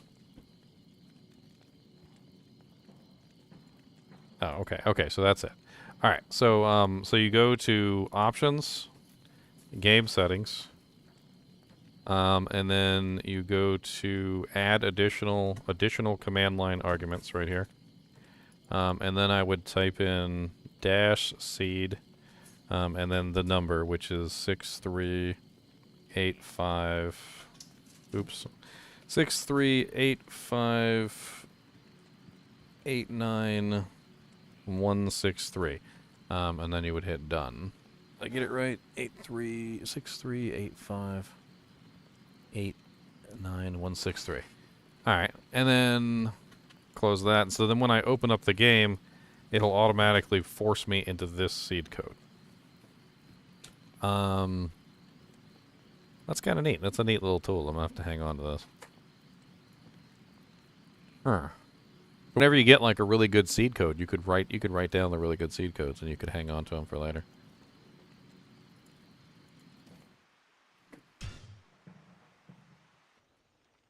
You Chinchy stop chasing each other in there, trying to eat each other's faces off or something?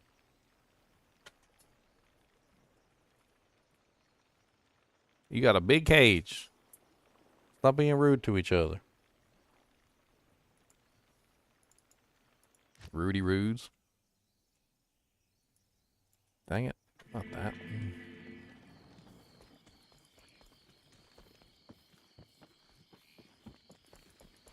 See if I can get this 4th burr rune. I'm just being greedy at this point.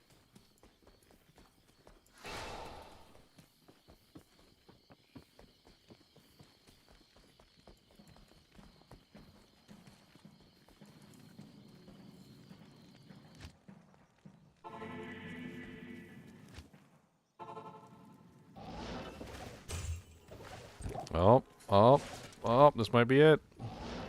Aw, we had the body, but not the... That's weird. We had the body, but not the thing. Oh god, I'm gonna die. We had the body, but not the stash. That was weird. Like I just didn't wait long enough or something? The body, but not the stash. I could also hero edit a stash full of burrs. Yeah, but that's cheating.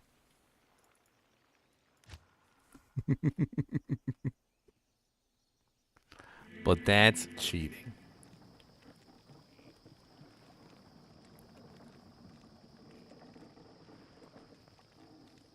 What's up, Hollywood Polo?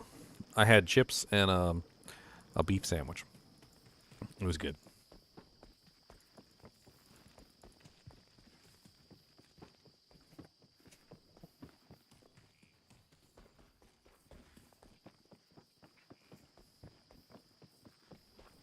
Chinchillas acting all crazy in there. Crackheads. Sometimes they're just little crackheads. Well, yeah. It's not cheating, technically. It's exploiting. Exploiting is different than cheating.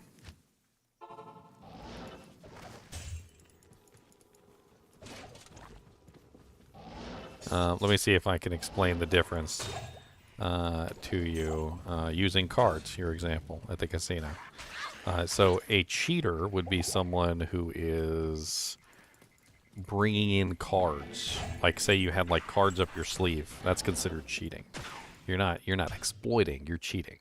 You're cheating the game rules by bringing in external things to help you win in a way that is outside of the rules of the game. Okay. Card counting, on the other hand, which was something that was done in Rain Man, if you haven't seen Rain Man, card counting would be exploiting. Card counting is using the rules of the game to create a loophole in which you can win when the person who created the game or is running the game does not want you to. An exploit is something that is within the rules of the game. Card counting is within the rules of the game. It's not outside of the rules. It's in the rules. It's something that you are allowed to do, but that casinos don't want you to do because it would otherwise give you an unfair advantage to win, and that means less money in their pocket. So what we are doing is akin to card counting. We're basically card counting, like at a casino. And yes, we would get thrown out of the casino.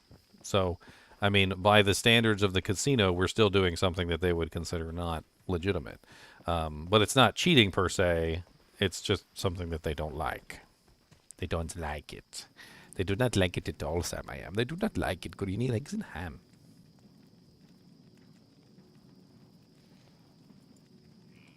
Oh, you watched my smite video? Nice. Planning to set up a smiter?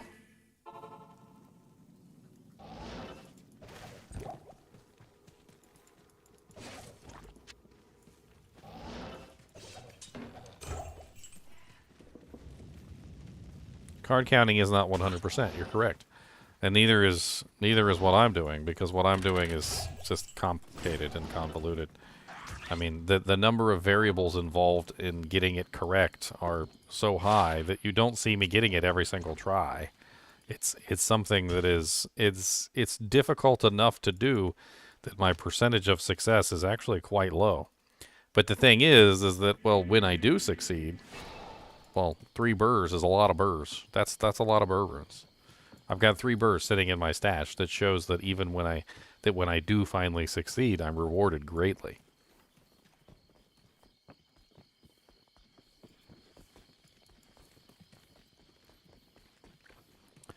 Alright, so 1 1,000, 2 1,000, 3 1,000, 4 1,000, 5 1,000, 6 1,000, 7 1,000, 8 1,000, 9 1,000, 10 1,000.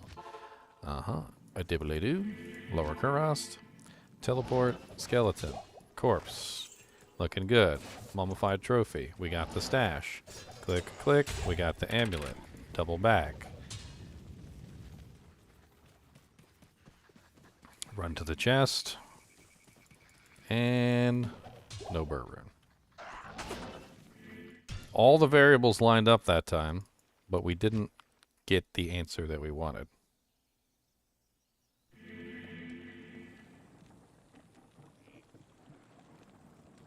No, Magic Find doesn't affect rune drops, and it also doesn't affect super chests.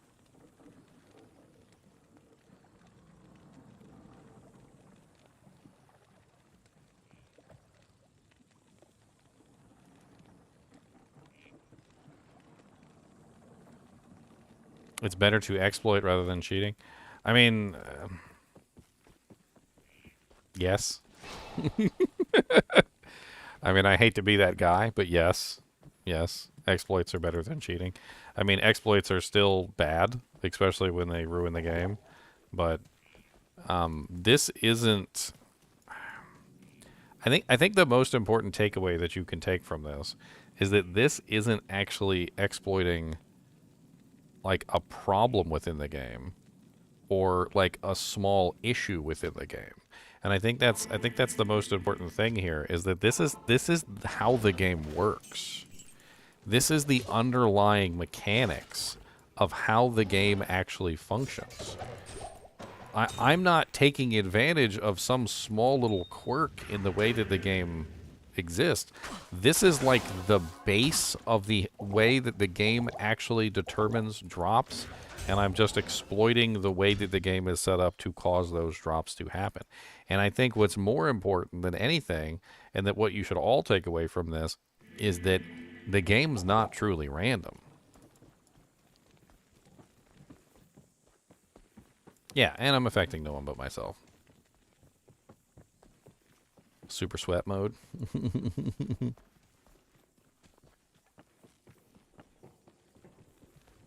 I was trying to get number 4. I wanted to get number 4. I wanted to really hammer it home that I'm doing good with this, but I seem to be having trouble getting that number 4 because I'm not doing the scientific way. I'm just kind of doing the feel it out way, which doesn't work with this. You got to be more precise, unfortunately, like a lot more precise than what I'm being. I think that's part of my problem is I'm not being as precise as I should be. I'm kind of just trying to feel it out, and the variables are so tight that the feel it out method doesn't really work as well. Number 4.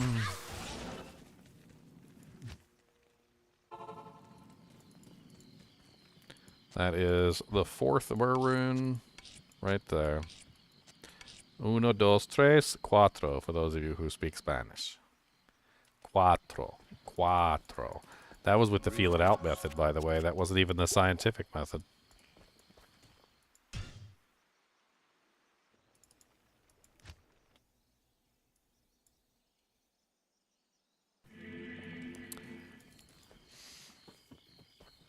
Streamer RNG. More like RNG manipulation. I used to tell people for years that I could manipulate RNG, and I really believed that. And you know, like, I never really had proof, and they always told me I was an idiot. But honestly, I think you really can manipulate RNG. Like, it's really that easy. 4, 5, 6, 7, 8, 9, 10 Trav, a dippity-doo, a lower Kurust, a teleport 2, and it's not going to work. We don't have the corpse. So as soon as I don't see that corpse, I know that something's wrong. So we didn't quite get the variables correct. No corpse, and we might as well just scrap it because it's not going to work. I'm not sure exactly what causes that change in the variables there.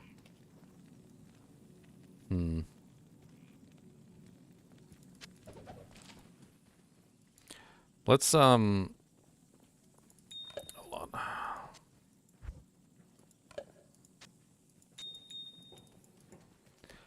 A bot could probably do better if the bot was programmed specifically for this route. Like, if they were programmed to do the exact same thing every single time, maybe. But in online, the seed code changes with each game, so there's no way that they could ever predict that. And the pathways for each individual one are all going to be different. So every single, like, special, you know, loot table, Zod or Cham or Burr or Ja or Lo or Ohm or whatever is going to have a different pathway. They're not going to be the same.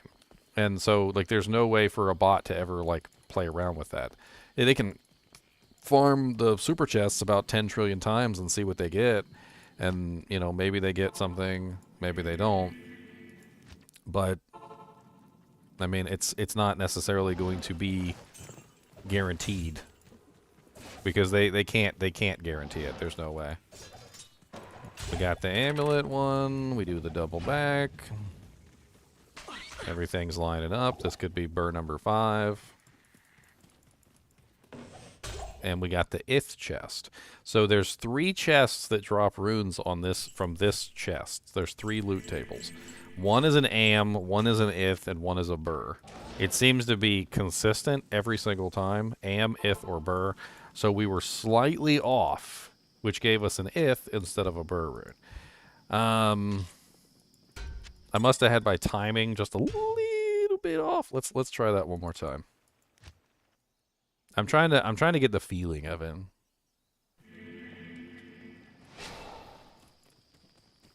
You going to bed, Joy? All right, man. Have a good one. I got to go to work tonight anyway, so I'm gonna be off here around like 9-ish. I gotta head to work. I don't want to go to work.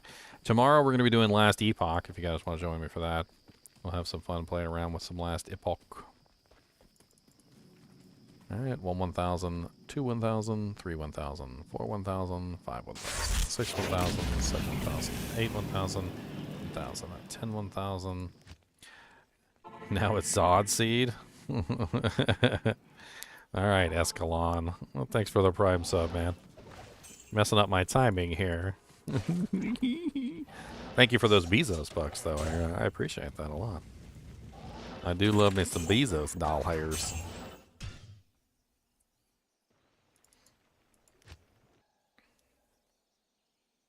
So let's take another lesson from this, though. Okay, this is really interesting. So here's an interesting lesson. Okay, an interesting Very interesting lesson. If I run directly to Lower Kurost, if I teleport directly to the chest, I get junk. Okay? Every single time, guaranteed, I get junk. Okay? So if I run here directly to Lower Kurost and I click on this chest immediately, it's junk. It's always junk. It's a dirk and a double axe, and it's guaranteed to be that every single time. And I can repeat this as many times as I want to. I can go back to this chest as many times as I want to. And if I go to that chest every single time and I click on that chest, first things first, if I'm a greedy little bastard and I go for my super chests and I do this every single time, it's going to be the same result every single time, right? It's going to be junk. Let's take a lesson from this. What if I do other things? So, like, for those of you who are doing LK farms, all right, season's coming up, season 6 coming up, and I know a lot of you guys love your LK farms, all right? What if we add variables deliberately to make sure that we don't get junk, right? So what if the developers have actually programmed it in specifically to make it so that those chests give you junk? This could be some sort of master plan of theirs, that if you go straight to the chest, you get junk, right? But what if you go and you click on a bunch of other things? So you go and you teleport around a little bit, click on a stash, click on a hollow log, click on this stash, click on this skeleton. All right, and then you go back to the chest. Does it still give me junk? It didn't give me a double axe and a dirk that time. I was able to change the variable that quickly just by simply going off and clicking on a couple things and then coming back. Time doesn't seem to have any consideration in it. For some reason or another, like, I can't figure out whether time does or it doesn't have a consideration in it, or whether it's just one of the variables in a large list of variables that requires a trigger. So, for instance, I can sit right here, and I can wait for a particularly long period of time. And I can just simply sit here and wait. And it doesn't seem to change the outcome of the chest. The time doesn't seem to change the outcome of the chest, more so as it seems to be like, what did I do on the way to the chest? And then when I click on the chest now, after waiting for a little bit of time, I still get a dirk and a double axe. I've also tried other variables. Like, for instance, I played around with the idea that, well, okay, well, what if it's the number of steps, right, until you get to the location. If it's the number of steps, well, then I should be able to change it by changing the number of steps. So we played around with this already, right? So we played around with the steps. So I sat here and I ran around in circles for a little bit. And as I ran around in circles for a little bit, I tried to see if I could change the doojank, right? So we've ran around in circles for a little bit, and it's still a dirk and a double axe, right? So number of steps doesn't seem to have any condition when you start. So like at the very beginning, the number of steps and the time doesn't seem to have any coordination. However, like some things do seem to have a change on it, like going to a different waypoint first. So when I go to Travancore first, and then I go to Lower Kurost, and then I click on the chest, it changes. Notice that like just changing where I went first had a direct correlation on what caused what it dropped. So instead of going directly to the area, I'm able to change it just by simply going to another area first before I go to that area. Let's try a couple different zones. So let's see if the zone changes it, or maybe the number of zones, right? So let's go to Durance of Hate, and then we'll go to Lower Kurost, and then we'll click on it. And now we get a harpoon and a kite shield, all right? Is it going to be the same every single time? Let's try. So let's see if we get a harpoon and a kite shield every single time when we go to Durance of Hate. So let's run this a couple times, and we're gonna figure this out today. This is gonna be the stream where we figure out all the dirty secrets, okay? So Durance of Hate, Lower Kurost, do we get a harpoon and a kite shield again? Yes, we do. So every single time we go to Durance of Hate, we get a harpoon and a kite shield first, all right? So let's test a bunch of different areas. Maybe different areas change different variables on where we go to first, and then we can play around with that and see how that affects the drops on the thing. So now we'll go to Upper Kurost instead, and then we're going to go back to Lower Kurost. And now we get an Ogre Maul and a War Spear. So Ogre Maul and War Spear for Kurost Bazaar. And we're always going to do it twice to make sure that we verify the variables. What's up, Big Pimpin'? What's happening, my brother? I'm just messing with You the... want to just hear something weird, what? man? What? I went to Reddit and I found like maybe 4 or 5 articles down in Reddit. Some dude on there 5 months ago put, "Here's an infinite bear seed map." What's Guess the what what's the code? What's the code? Guess what the code is? What is it? 638589163. Exact same one you're running. So I got the same. So I got the same seed code. And the way you want to trigger it is you want to go to player 7 in hell mode. Okay, player 7's pretty common. Most people run that for Magic Fine. Teleport to Travical, then teleport to Lower Kurost. So Travancore is part of it. That's what we found out. Going to Trav is part of it. We're literally just playing around with this, and we're going back and forth, and we're literally looking and going to different waypoints before you go there changes the variable. So Trav seems to be the one that gives you the burr variable. Yeah, maybe. It's kind of vague after that. Teleport, and then it says gives you his current run walk speed. You got a link? I can pull it up. Sure, man. Let me if you just go in your search engine and type in D2 seed code and go to the Reddit, it'll be the second thing that pops up. There's a bunch of them in there. I actually found one that did mal runes, but D2 even when you seed code Reddit. I see the Malrune one there. yeah, if you just go in the Reddit and go down, probably you're looking for Marcot Tedden 5 months ago. I can post this link in there for you though. Let's see. 2 years. This one's old. This is really old. This is the Malrune one.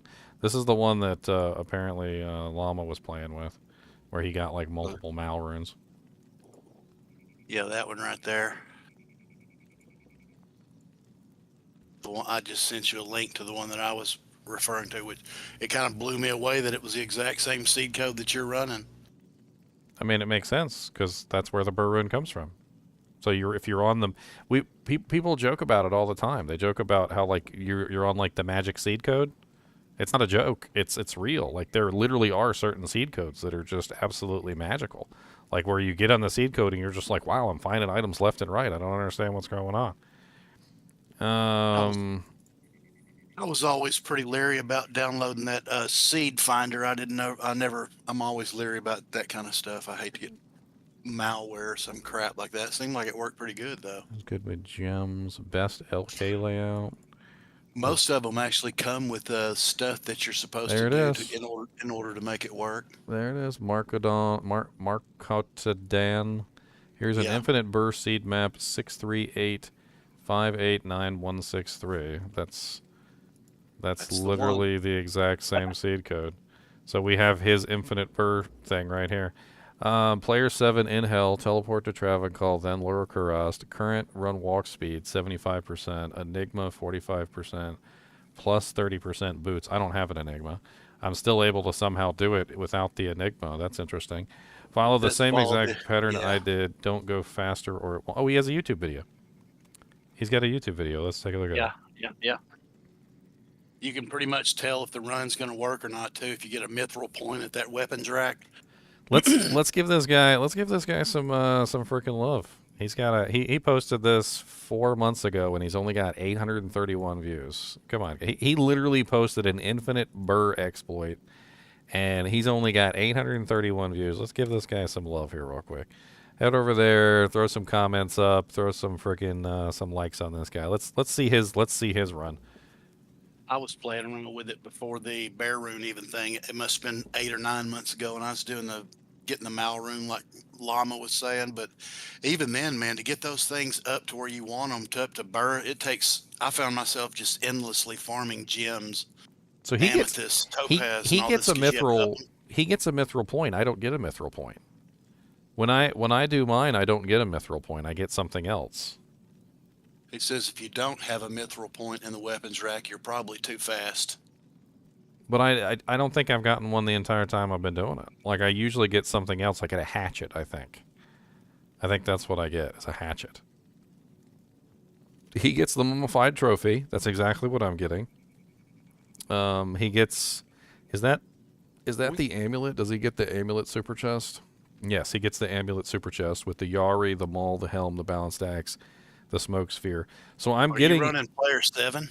Yeah, I am running player 7, yeah. Okay. I think that has a lot to do with it too. Well, I wasn't going to run players 8 because my sorceress is weak as balls, and I didn't want her to die. But I knew I needed to do at least like players 7, which is the minimum required for the thing. So I went down this wormhole, man, probably 8, 9, 10 months ago. Fascinated by it, but oh, it's extremely fascinating. It is. Oh, look, there he's got all the stuff in there too. He's got it in the description. His comments are turned off. No, his comments are turned off. It's terrible. I'm gonna subscribe to this guy. So he's not doing a whole lot of running around and keying, and he's just basically, it looks like a pretty easy little route. Well, he says he has 75% movement speed, and I think that might have something to do with it because he's faster than me. I don't have an Enigma. I don't have any of that stuff. Like we were thinking about that earlier, and we thought that maybe run speed might have something to do with it, and that's why I threw on the Vidalis Fetlock for the 30% run lock. But I don't have an Enigma to increase my movement speed by 45% in addition to the 30% that I'm getting from the boots. I tried to increase my movement speed with the Arathas, but I didn't have enough. And that would have only been 20, so that would have probably not got me there. Do you notice the mithril point in the weapons rack? So I'm not getting the mithril point. That's what we were just talking about. Like, so my route to him is different than you guys, or different than this guy's. It's different. I'm not... Yeah, according to him, if you don't get it, then you're getting there too quick. Well... So you might want to take a breath or something and then do it. Well, I think the thing is that we're taking two different routes is what it is. Like, my route is different than his. I've already gotten 4 of them so far. Yeah, I saw that. I want to see you get one like he did it. Nice, quick, and easy, smooth. Just. I mean, I could try. Let's analyze his route and let's see how he does it. So he casts his shield right there. He runs straight through. He clicks on the Kurast. He goes to Trav. He comes right back to Lower Kurast. He teleports to the middle of the skeleton. He gets the mummified trophy.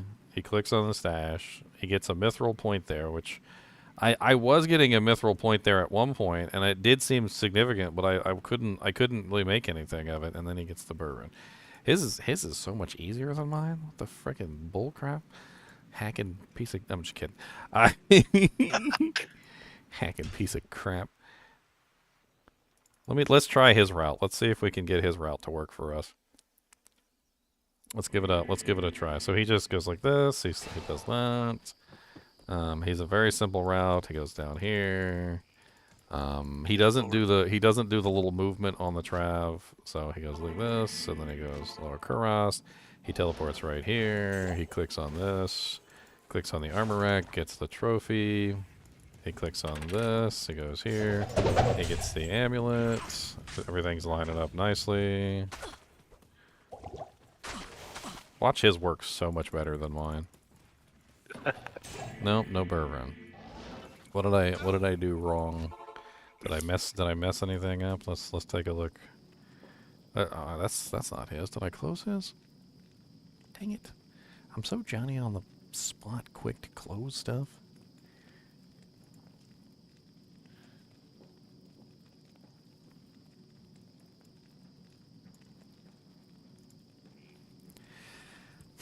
I didn't notice that he had those cave lepers jumping all around him too. You'd think the monsters would even be the same.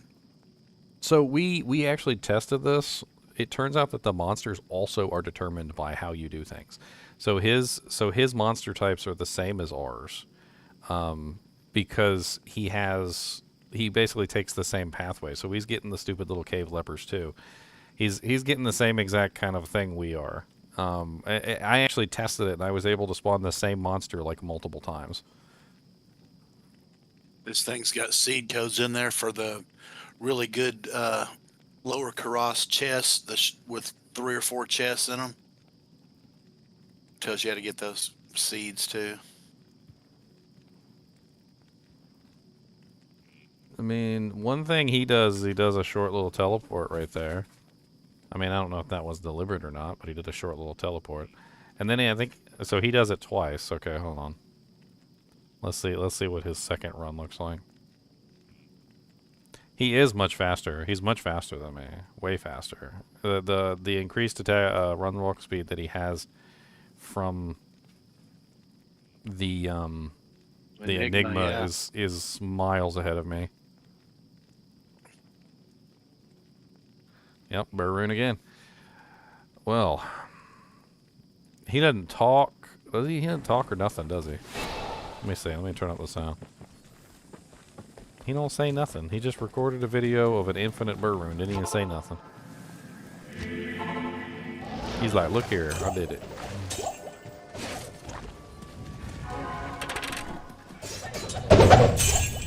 And that super chest is loud. Ching! Alright. Well, I mean, let's try his route. Let's see if we can get his route to work. We already know our route works. Right? We already know our route works. So let's try Once you his get it to route. work, once you get it to work, you'll probably be able to do it almost every time. I'm just going to have a whole mule full of burrs. People are going to be like, where'd you get all them burrs? You cheat them in? I'll be like, no, I exploited them in. Thank you very much.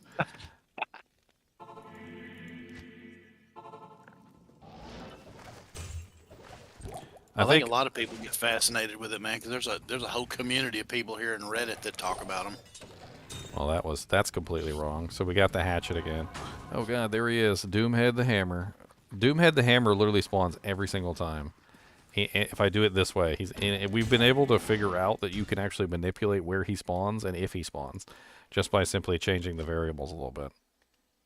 I don't know how I can add more run walk speed on my character though. Like, what could I make? A hustle? Does hustle have 45%? You're getting a hatchet at that same. Hustle has 45%. Let's see if maybe a hustle will make the difference. We need a 3-socket armor. We have a co-rune. Well, I wonder if maybe, well, that might change it to a teleport. Might take a little bit of time away. A short teleport. Well, I mean that's kind of like the thing, right? So I've been playing around with it, trying to figure out how to get it to work, and then eventually, after like 4 hours, I figured it out. But I had to do it my way, right? Oh, you found it. Not his way. Like, his way is so much better than mine. It's not even funny. I just wonder what the rarity that it would be that your game would roll that seed. How rare that happens, you know? I guess it only has a limited number of seeds it can roll, but to me, it's just mind-blowing that you just sit on your stream an hour ago and quoted out this exact same thread. And I almost fell out of my chair. I mean, it's just a matter of finding the Burr Rune, right? Like, that's been my theory all along, is that like specific seed codes have specific runes in them, and that when you're in that seed code, that's your chance to find the rune. And if you don't like click on everything, then you probably won't get that thing to drop, right? So you end up in a situation where like you were in the right seed code, you were in the right one, but then you didn't look for it. Like, you didn't click on everything. You didn't go to the place where it drops, right? That's the chest where the Burr Rune drops. So if you were in this seed code and you didn't come to Lower Kurast, then you wouldn't find it. There's no chance. But if you did come to Lower Kurast and you clicked on that chest, there might be a chance that you could find it. But dang it, it's convoluted to try and get it. I think the weird part is you go to Trav and then back to Lower Kurast. Like going to Trav, set something up. So we were just testing this. So check this out. You're watching the stream, right? Yeah. Okay. So if I go to Lower Kurast directly and I click on this chest, I get a dirk and a double axe. Dirk and a You're a double little axe. bit ahead of your stream, and that my ears are. You're still on your necro now. Now you're going to your sword. And then I'll just do it a couple times and I'll show you, and you can catch up. So then if I go to any other waypoint first before I go to Lower Kurast, so if I go to Spider Forest, for instance, and then I go back to Lower Yeah. Kurast, and then I Same click on old, the same same old. chest, instead of a double axe and a dirk, I get a harpoon and a kite shield. Yeah, The- so it the- changes. Yeah, it changes every single time. Like every single time I go to any waypoint and then come back, it changes the variable. I wonder if we did multiple, would it change the variable even more? Like, what if I went to Spider Forest first, which gives me a harpoon and a kite shield. Then I went to Travancore. Then I went to Lower Kurast. Like, what is it going to give me now? Now we got some random drops of Thresher, Fullhem, Battle Dart, Demonhide Sash, Ogre Axe, Heavy Bracers. That's a pretty crazy drop. Let's try a couple other variables.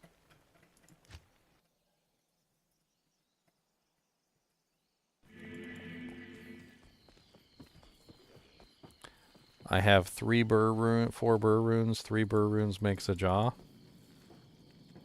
I could just transmute up. I could make myself an enigma. Is that what you guys are saying? I could just make myself an enigma. Yeah, you could at that point. 4 is all you need. So so if I go to Trav and I come straight here, it's just Boneweave boots. Boneweave boots and a scimitar. I wonder if other areas also would give me like various changes. Like, what if I went, instead of going to Trav or something like that, what if I went to like River of Flame and then went straight back to so like let's go to River of Flame and then we'll go to Lower Kurast. What do we get from River of Flame to Lower Kurast? Okay, that's a Flawless Sapphire, a Cymbalam, a Halberd, Amethyst. I'm curious whether there's a combination which just unlocks the burr rune from the chest this way. Like, what if we just check every single waypoint and we go back and forth between all the waypoints in the game and see if one of them has a chance of triggering the burr rune? Like, what if we go to Frigid Highlands and then Lower Kurast? So Frigid Highlands to Lower Kurast gives us an Eth rune. We've not seen an Eth rune from this chest before. So that unlocked a different rune that we haven't seen. We've seen Am, we've seen Ith, and we've seen Burr, but we haven't seen an Eth. That's the first Eth. Okay, so let's try... Doesn't matter. Let's do them all. Let's do every one we've got, and we'll play around with it.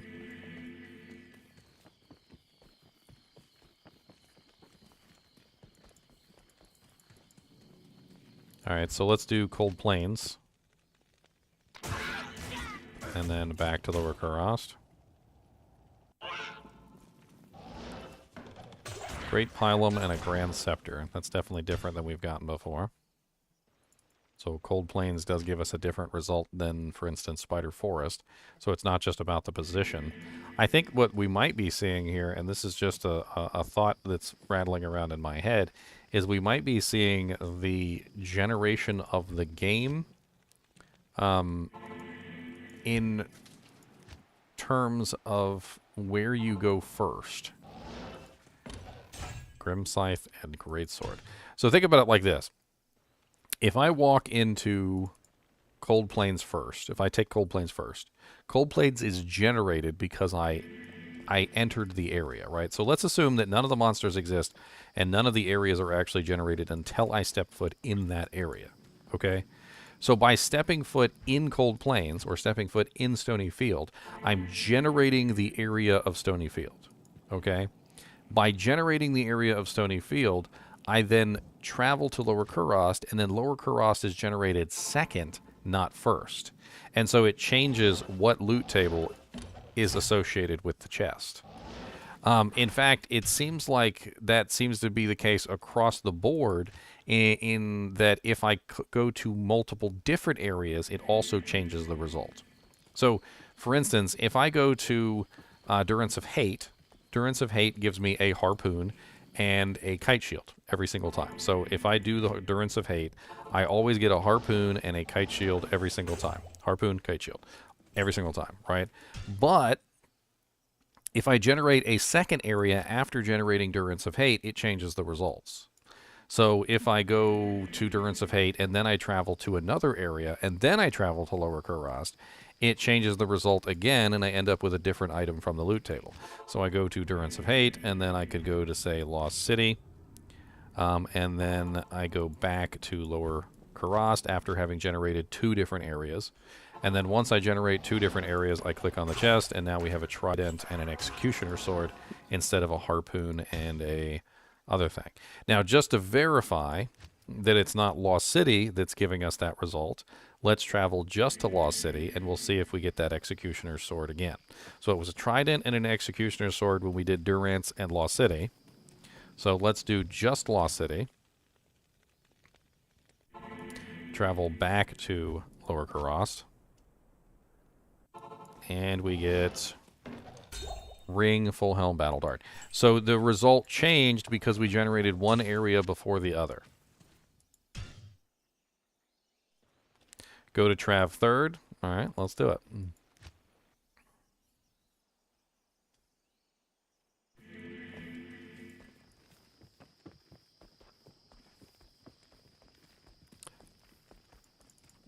It's not really duping, no. That wouldn't be it. It's like finding a specific monster in the game that drops you a specific item and then farming that specific monster over and over again. And then the developers coming in and going, hey, that's cheating. You're a dirty cheater. And you're like, but it's part of the game. And they're like, well, we're going to patch it out so that you can't do it anymore. And they're like, were you going to punish me? We're like, no, because you weren't technically breaking any rules. You were just exploiting a mechanic that exists within the game. But we're taking the mechanic away so you can't do it anymore. That's Well, what to it's me, more like. To me, it's just what you're doing right here is you're kind of learning how the game works.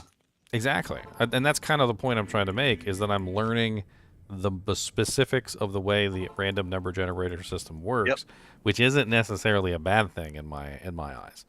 I agree. I'm learning the underlying mechanics of the game. So that time we got an amulet, a coronet, and a large charm. That was a pretty nice one. 5% magic find. Well, that's pretty good for me. +3 to martial arts. They've got seeds on there now, man, where you can go get perfect rubies. Pretty much anything you want, there's a seed on there for it. Really? They just got them all like lined up on there? They're all over that place, right there where you're at in Reddit. Man, every once in a while that chest right there drops a lot of stuff, don't it?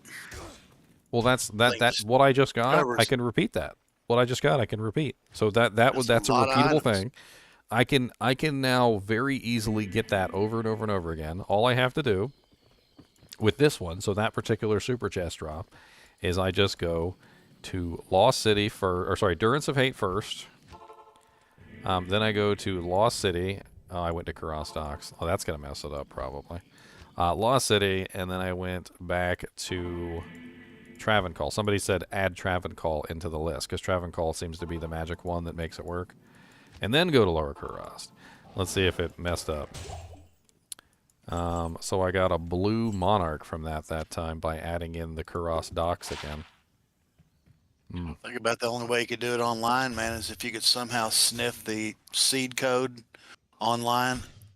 Well, I'd actually talked about this before. Like, if you had like a database of seed codes and what drops from each seed code, you would eventually get to the point where you could literally repeat that result over and over and over again. You could just find your seed code, go over to your database and say, oh, here's the seed code. What can we get here? Pretty much. But that's kind of... Let's try something. I'd rather not do that online, man. It's much funner just doing it outright, I think.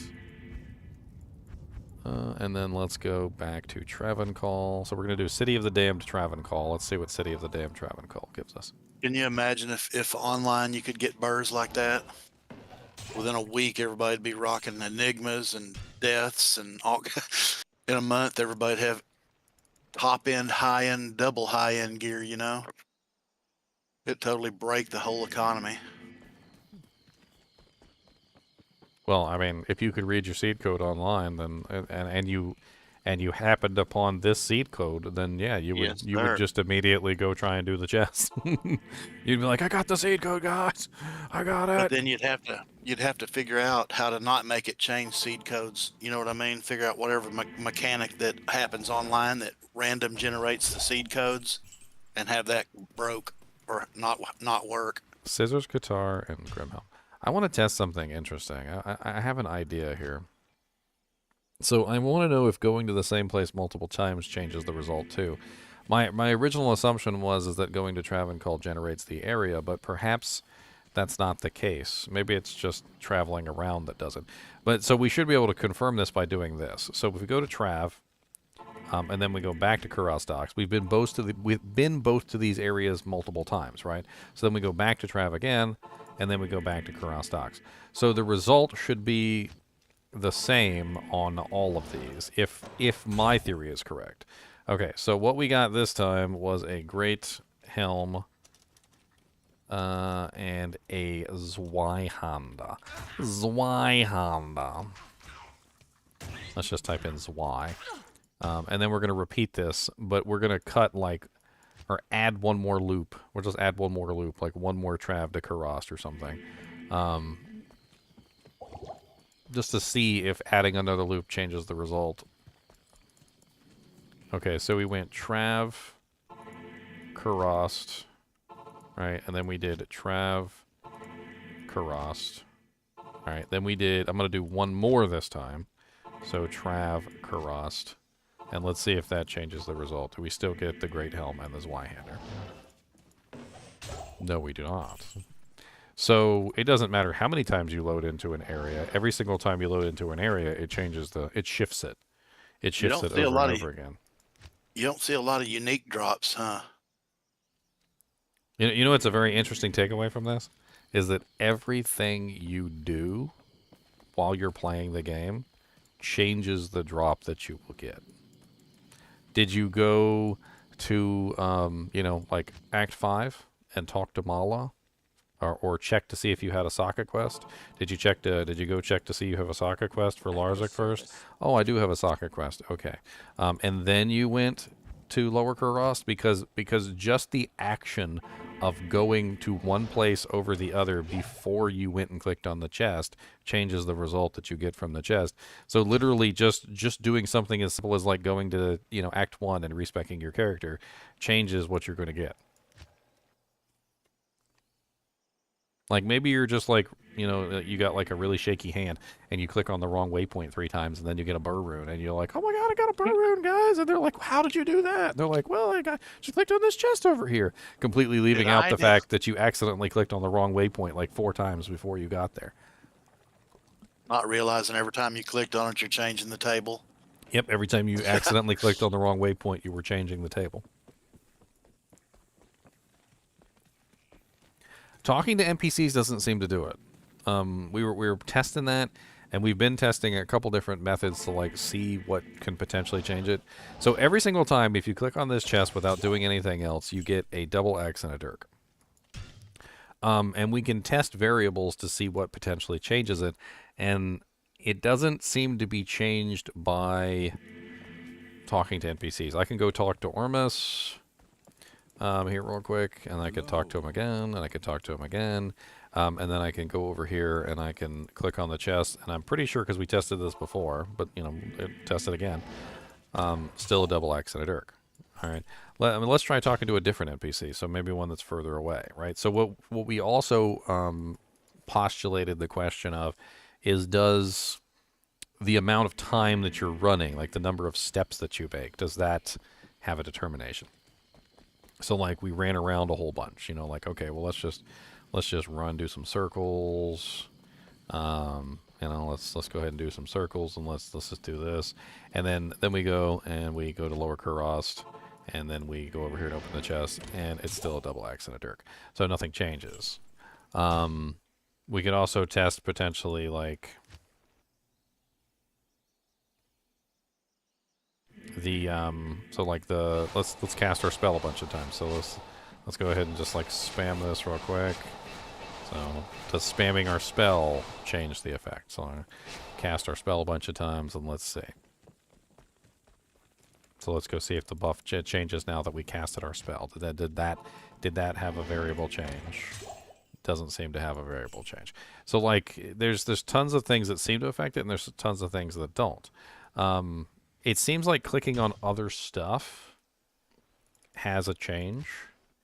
I'm curious about loading in chunks of the map, whether loading in chunks of the map would change it. So like I kind of want to like play around with that real quick. Let's see if loading chunks on the map changes it. So the easiest way to do that is to load into Kurast and then teleport like all the way to the corner, and then teleport all the way back. That loads in a bunch of chunks, which we haven't clicked on anything, we haven't done anything. And now look, the result has changed. I think loading chunks in the map changes it, which is why I think maybe the pathway that I'm following and the pathway that I think this guy followed, I think is changing it. So he teleports here, just like I've been teleporting to the skeleton. He goes over here, you know, like he goes to this side of the map, which I think activates this chunk. And then when he runs back through this way, I think maybe he's also activating this chunk over here, which then activates this chunk for the chest. And so we get a changed result by simply activating the chunks in a specific order.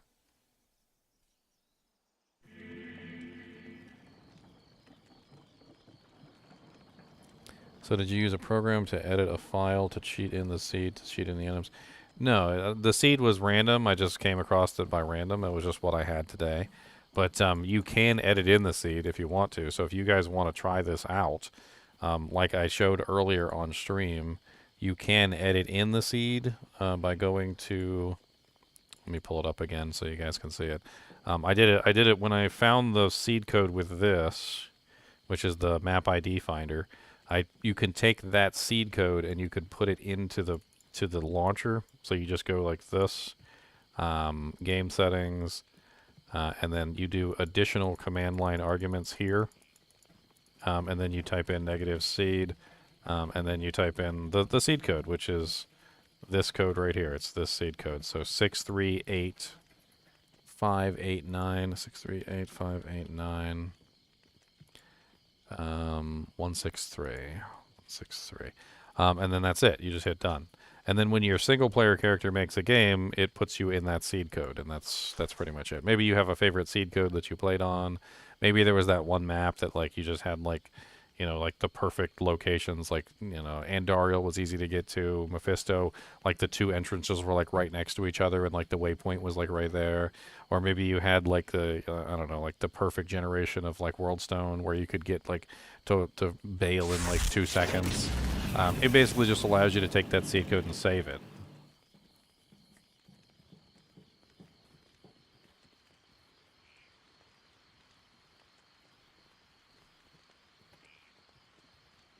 So that's why people can't find an item for 20 years? I mean, yeah, they could just be in the wrong seed code forever.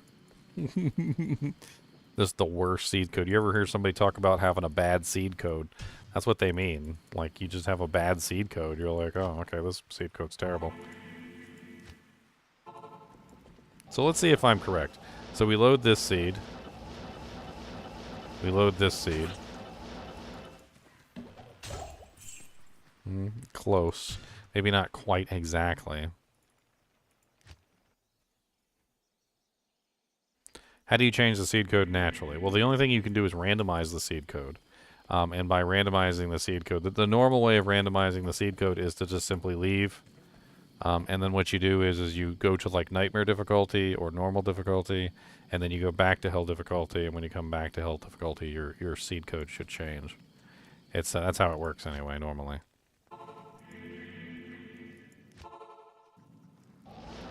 I'm trying to follow his path. I still haven't gotten a burr rune on his path. I keep getting a hatchet there, not a mithril point like he does. I never get the mithril point. He has a mithril point. I don't get a mithril point. I got the Ith-rune chest again. The Ith-rune chest is close to the burr rune chest. When I get the Ith-rune chest, it's very close.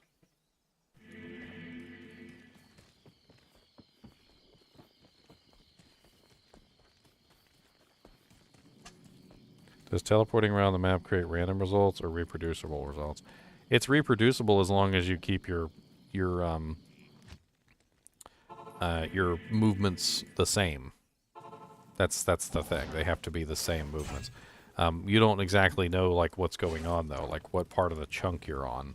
I think that's part of the problem is that you don't know how the chunks align. You can't see the grid, like you don't know where the chunks are. Oh, that's death. Uh-uh. Mm-mm.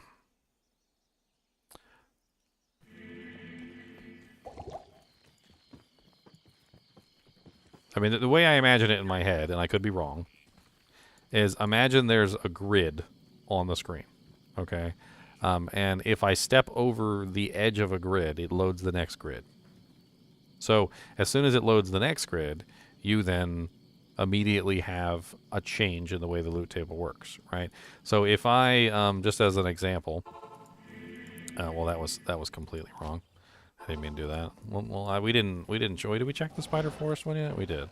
Yeah, harpoon kite shield. It's harpoon kite shield every single time. It's actually kind of interesting is that Durance of Hate and Spider Forest seem to have the same change on the loot table. They're both harpoon and kite shield. I wonder if there's some sort of correlation between those as to why each one gives a harpoon and a kite shield, or why they both shift the table exactly the same amount.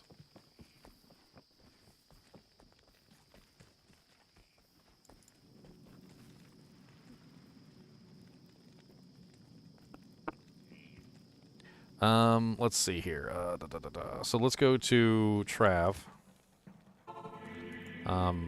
Then let's go to Spider Forest, and let's go to Durance of Fate. So we're gonna go to both, and then we're gonna go back to Lower Kuras. So we're doing both of the doubles. We got Great Sword and a Stamina Potion. Woo!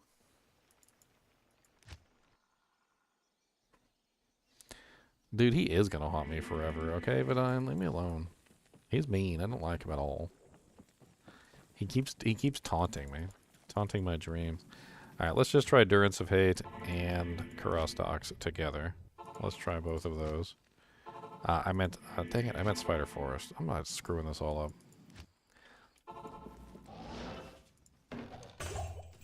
Nope, still Harpoon Kite Shield. Wait a minute, did we just find some sort of loophole?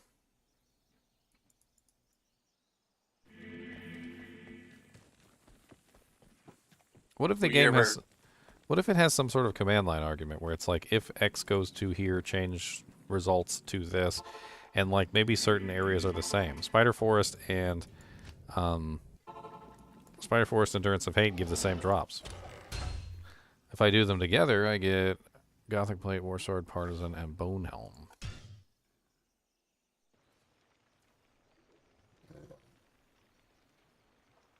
What's your run walk speed sitting at right now? Only 30%. I wonder if 75 makes a difference. Can you get there? I could make a Hustle. Doesn't Hustle have 45% run walk, or is it? I got a co-rune. Oh God! Without looking,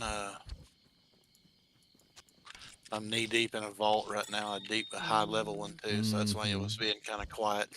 Mm-hmm. And I had a son of Malthus spawn down here, that big ogre. What's the matter, Cody? I've done taking you out like 18 times today. Is your butthole itchy? You got an itchy butt? He's ready to go. Alright, I got a mesh armor. Let me see if I can make a Hustle real quick.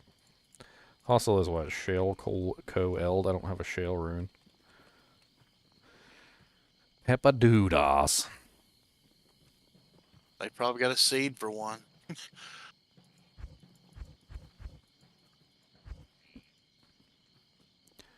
I got a seed for a Pepadoodas?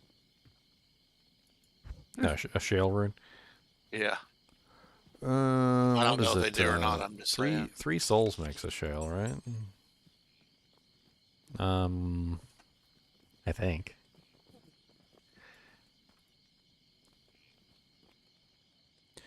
Cody, what is the madams, buddy? I just popped 99 with my Bone Spear Necro, and she's retarded. It's shipped. Looks like I need a chipped amethyst for that.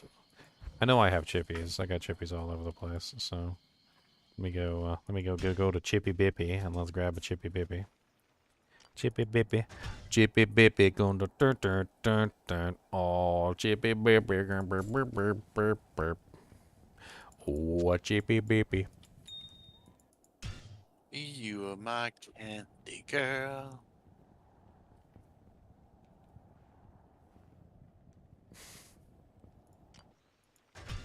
Wish I could seed code a ring of the sacrilegious in here. I'm getting tired looking for it.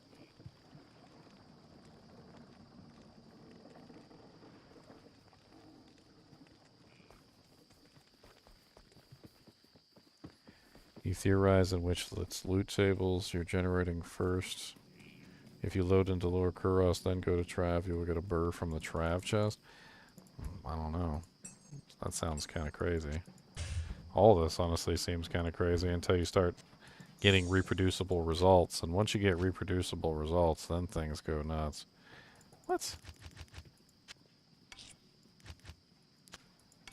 Why isn't it working? I just looked it up. It says it's... Is it off? That's not what I want to pull up. Oh, dang it. I got the wrong one. Yep, I got the wrong one. I need a sapphire. It's a sapphire, not an amethyst. Found your first burr rune, Hampus? Nice. Congratulations, my friend. Cody's gonna kill me, apparently. Cody, can I live? Can I live? I can do the living. You can let me live for a scoobum snack. If I give you a scoobum snack, will you let me live? I said no. No, you don't get to live. You don't get to live.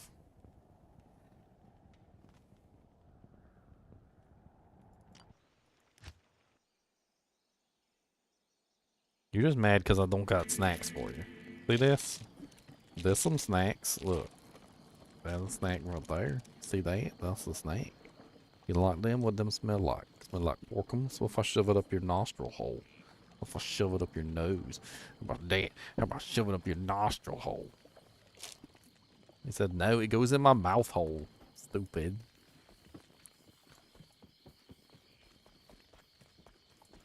My seed code leaked into your online game? Good, I'm glad.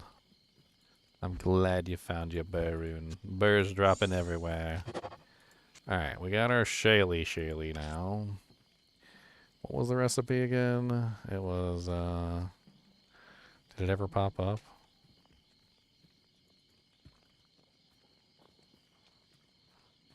Shale co-eld. I got an Eldrune in here. I hope I got an Eldrune. Your mom's an Eldrune. Yeah, I got plenty of Eldrunes. Alright, armor. Where's my armor at? I don't know if this is going to work, but we can try. Shale co-eld. It's got 40% increased, not 45. It's close, but not quite. I definitely seem to be running a lot faster. I don't have like a 5% run walk, like additional in here somewhere, do I?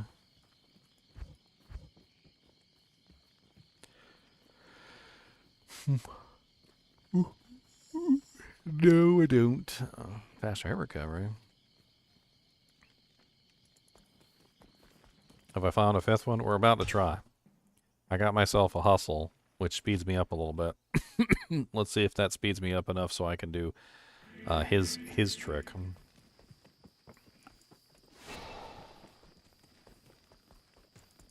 So his trick is easier than mine by miles.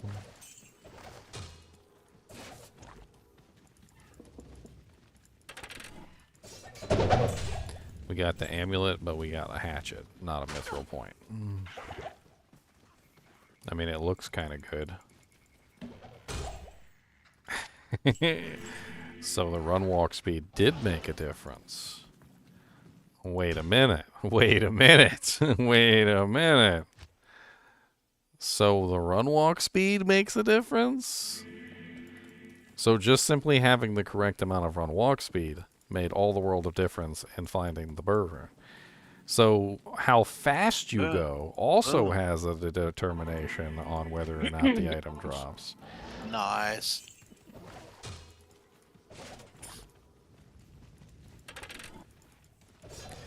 Well, But I didn't get the mithril points. I'm not getting the mithril point. I'm getting a hatchet.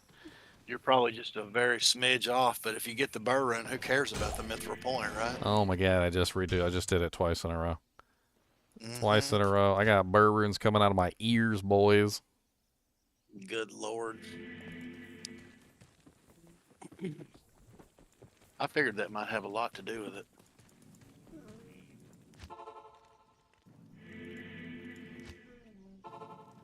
Burr burr burr burr burr burr burr burr burr burr burr burr burr burr burr It's burr burr burr burr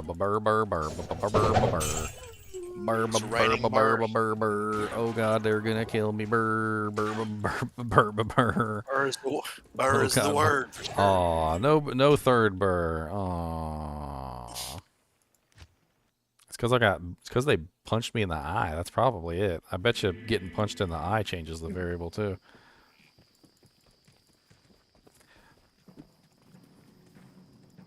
Oh, dang it, I went to lower Kuros first.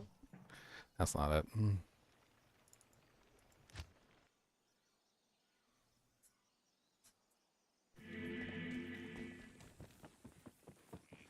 It's crazy that it changes just because you get there quicker.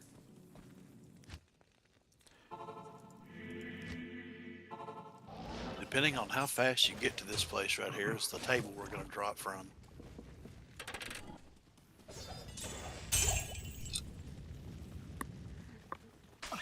Well, what are you going to do with all your burr runes, man?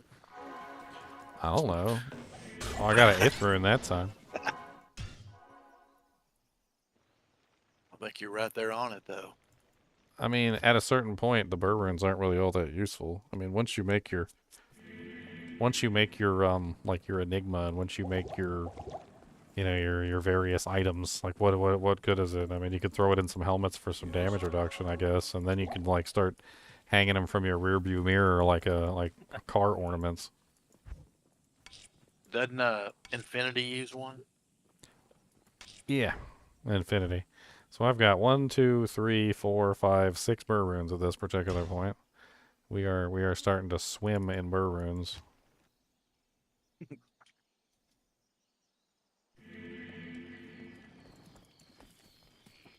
It's a shame you don't have a little 5% faster run walk charm there to see. I know, to make it exact, but then again, I might not need it because run walk goes in breakpoints, so he might not be actually faster than me. That 5% might not be pushing him over the breakpoint, so it might just be a specific breakpoint that I'm hitting. I don't know what those are, but like I say, if you can get a burr 3 out of 5 times, I wouldn't care if it was a mithril point or a hatchet dropping out of that chest, really. Well, no, it's like when we first started this, like, I don't know if you caught it from the very beginning, but we were getting you're like... doing a sacred the sacred Rondash. We started figuring out that sacred Rondash would drop like every single time, and then like... Well, that looked clean. That looked clean right there. It didn't take like all that long before we figured out that it was, you know, like, okay, we could get a sacred Rondash every single time, or we could get, you know, like the Hellspawn skull every single time, or we could get the mummified trophy every time, or the studded armor every time, and like we started to figure out that was like a leading point toward what we were trying to do. So we were trying to get, you know, a specific drop to happen, and then we use them as... Oh, go ahead.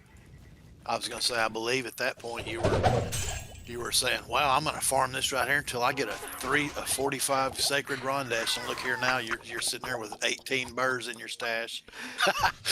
We've came a long way, mate. You've came a long way, mate. Ow, he punched me in the eye and it hurt a lot. I figured I'd share that Reddit thing with you because I went down this wormhole some time ago and did the same thing you're doing. I was completely fascinated by it. And just now, I didn't realize that the run walk speed was mattering, but I was able to get mal runes 3 out of 5 runs. I did it for a little while, and then I was like, yeah, that's neat.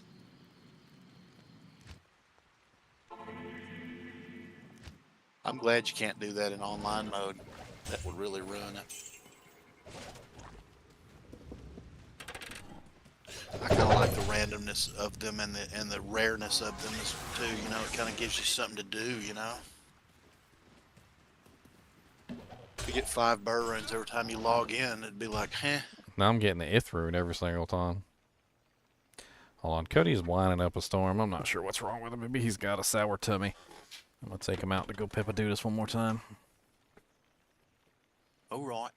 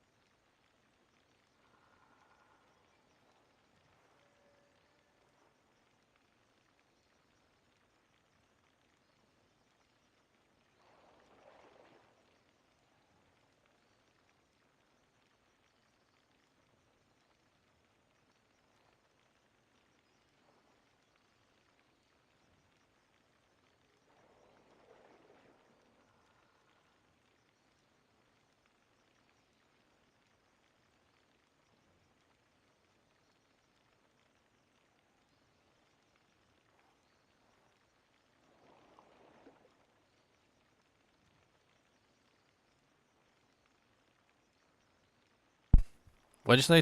Two-thirds of an enigma? I mean, technically, isn't it? Isn't what is it?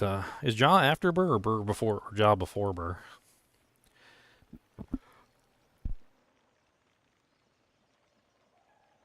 What, I can transmute up to a cham? Can I? Or what is it? What is it? Yeah, burr to jaw. So I could transmute the burrs to a jaw. I could make an enigma right there. I could transmute the jaws to a cham, and the cham to a zod. I now have access to burr, jaw, cham, zod.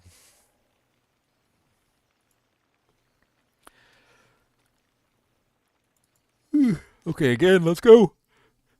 Sorry, I was running up and down the steps. Whew. How often do you actually play offline though? You make videos and stuff, huh? Offline. Oh, this is my offline single player run. I started one, and You're hot. this is my legitimate offline single player run. So this is actually counting toward like my real setup. Well, you might have not have started strong, but by God, you'll be God when you're done. man, you can almost be about as powerful as you want to be, really. You just figure out what you want. Another burr. You're gonna How many- self-willed infinity. I mean, at this point, I totally could. Let's start piling these burrs up. How many burrs we got? 1, 2, 3, 4, Ooh, 5, there's another. 6, 7. We've got 7 burrs right now. Glorious. Glory, glory, Baroons, glory, every glory, ha ha. This is that sorceress you've been running, huh? Yeah. Man, you've come into some riches. Good Lord. My mouth waters just watching you sit there and stack those up like that. Poor guy. Water in mouth. Stacking Get them this, deep. get this man a drink. Pretty interesting drink. Another burr. What's up, Con? Don, how you doing? You're really low, man. Oh, I had to switch mics, so I don't know if this one's working real well. Let me turn you up a little bit. Can barely hear you. So talk again? Yep. Yeah, I'm here. that's way better. Better. Okay. Yeah. My other mic died. Burr number 8, boys. I Burr. see. So you got it down now where you don't let them chunk you. Well, when Just you teleport right you there and link you're me good the to go. you link me the video of the guy actually doing it, and then he had a way better way of doing it than I was doing it. I'm sorry I ruined it for you, man. Well, my way was stupid. I was like, let's go talk to Shawkara. Let's I go saw down you sitting here. here, man, and you were Let's- explaining. Let's and then tickle you the put that anus seed- of an elf, like I had a whole ritual I was doing, and it would work sometimes. You put that seed code there, and I went to, just out of curiosity, I don't even know what made me search for it, and I found that, and it just kind of weirded me out that it could be the same seed code with such. Heck, that code's what, almost 8 or 10 digits long. Oh, That's wow. there's a lot of different seeds right there. I'm amazed that you could even get on the same seed without actually typing it in. You know how you just randomly rolled to it. I love how it keeps giving me the ith rune too. Like it's like, do it, do it, do it, do it, do it. You know you want to do it, do it, do it. Put it in there, do it. I think it's whenever old dude down there chugs you a little Oh, the bit. seed. he You want hits the seed? Seeds. He puts you here, in. seeds right here. He puts you in faster hit recovery right there and throws your timing off. He's throwing you into hit recovery, mate.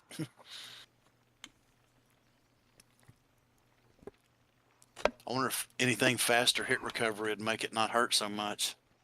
Or you'd probably have to hit a break point anyway, so it wouldn't be. He's just rude. They're just rude. What's his name? Bonehead the Hammer or whatever. Like that boy is. Boy, he's gonna like haunt my dreams. Super fast. Freaking conviction. He's a 2 rude. immunities. He's a Got rude a dude. dual immunity going on.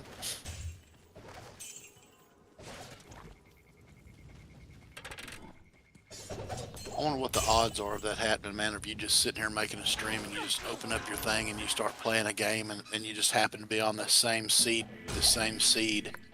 Well, I mean, if you play games often enough, eventually you'll come across duplicate seeds. I mean, it's just a matter of time. What is it? There's like a Minecraft thing. I just found a burr rune and totally didn't even react. It's ruining the game for me. When What's up, season Ivan? starts, you find one, you'll be totally underwhelmed. The burr rune. I got like 12 of those in the stash. Not another burr rune. I made a necklace out of burr runes. Okay, a whole necklace. I'm getting there at this point. I wonder if Blizzard could How tell are if you, Ginger? What's going on, man? What's up, Iman? I've been having fun getting ready for Diablo 2 Season 6, and I figured I'd do some LK chest farming, and LK chest farming turned into exploiting the game, and and now I have like 10 burr runes in my stash, so you know, My God, we doing get pretty the good, doing pretty good. runes? Cool. That's good to hear. Con, what's up? Not too much. How are you? I'm in. You guys want some burr runes too? That's what I hear. Of course. Trying to get Aw, a beer on. no burr rune that time. Oh shucks. I think I played D2R for a long time. I think never got one. You know, this explains why Diablo 2's, and I hate to put it this way, but it explains why a lot of other games, random number generators just don't feel the same. Like they don't feel as difficult as Diablo 2's. Diablo 2's has always felt just different than other games. Like when I click on a chest at the end of a Diablo 4 dungeon, or like where I kill the boss in a Diablo 3 grift, or I open up I kill a raid boss at the end of an MMO or something. Like there's a chance that any of the items that I want could potentially drop from those chests. Exactly. Right? It's like there's a chance for everything to come out of that chest. You just don't know what you're going to get. But Diablo 2 doesn't seem to be that way. It doesn't seem like there actually is a chance for you to get those items from that chest. It's more or less like, does that chest have the item in it? Like, is that item actually in the chest before you click on it? And then, like, not only that, but even if it is in the chest, Am I gonna get it?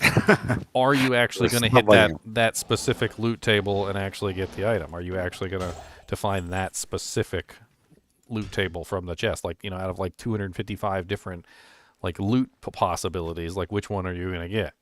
Yeah, exactly. How many chests did I open before the super chest? I mean, you can follow my pattern. I've been doing it multiple times. You pretty much just go straight here. You go down to Travancore. You take the Travancore back to Lower Kurost. You teleport here. You click on the skeleton. Click on this corpse. Click on this armor stand, which always drops a mummified trophy. Click on the stash. Click on the weapon rack. Click on this chest. Then you run straight to the chest. Do not pass go. Do not collect $200. And you click on the chest, and you either get it or you don't.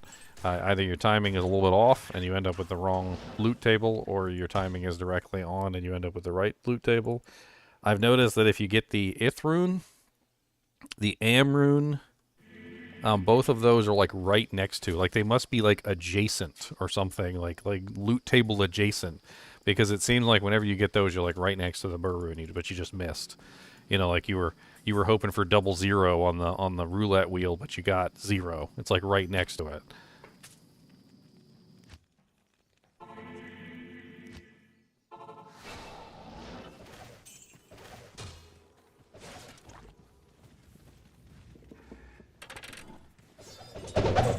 I tell you, we played around with a lot of stuff in this seed code, though. Like, there's a lot in here that you could play around with. Like, that sacred Rondash that drops... Oh, another burr rune. That sacred Rondash that dropped from that little armor rack is great.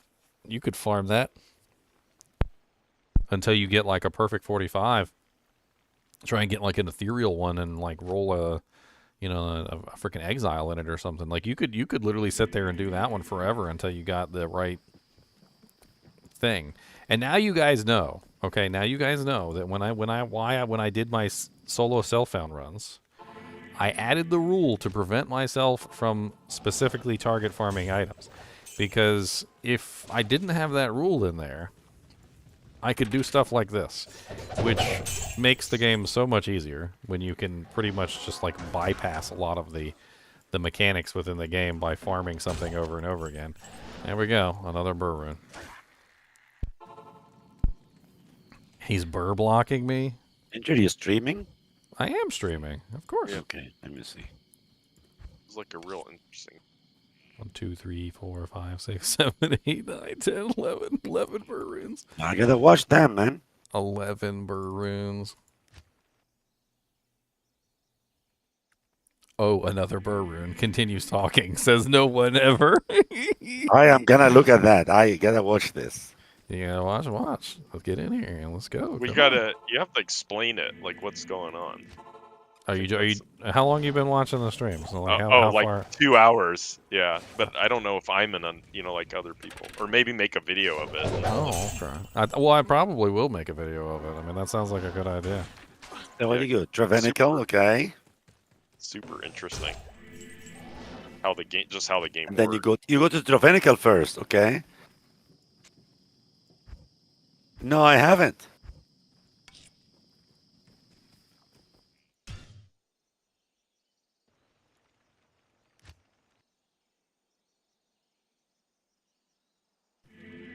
Now, what was that? What was that? Oh my God. You know, I'm gonna do it right now. So you need the seed code for it to work. We also found out that run walk speed has a lot to do with it. Apparently, the slower character doesn't trigger it properly. It's almost like it's a limited time offer on in some store. And see, like there's the Amrune. Remember I was telling you earlier, if I was just a little bit off, it seems like the Amrune and the Ith rune are adjacent. The Amrune seems to be adjacent to the Burr rune, so you get the Amrune sometimes instead of the Burr. Same thing with the Ith. Do you think teleporting would change the dynamic? Instead of run walk, you teleport to make it quicker? So You didn't have to run I've walk? tried. So I've tried that, and it doesn't seem like the teleporting seems to trigger the same thing. I don't know. If you teleport away and you load like another area, it seems to work. But I mean, let's test it right now. So I'll teleport the entire way, and we'll see what happens. So I'll take the same path, but instead of walking, I'll teleport, and let's see if I still get the burr rune. So I'll teleport from like objective post to objective post, and we'll see if anything changes. So here's the test.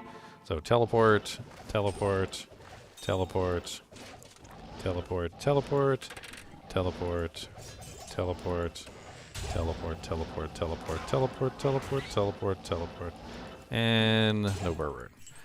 It did seem mildly the same. I will say that there was definitely like an air of similarity there. We did get the chest. The stash. We did get the amulet chest. The hatchet still dropped. All of the items were in the correct place. But then it started to, like, the last chest didn't really give us the same drops. We didn't get the burr rune from the last chest.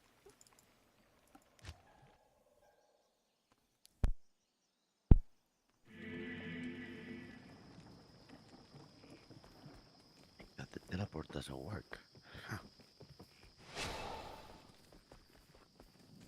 So, Iman, if you're watching Yeah. the stream, right?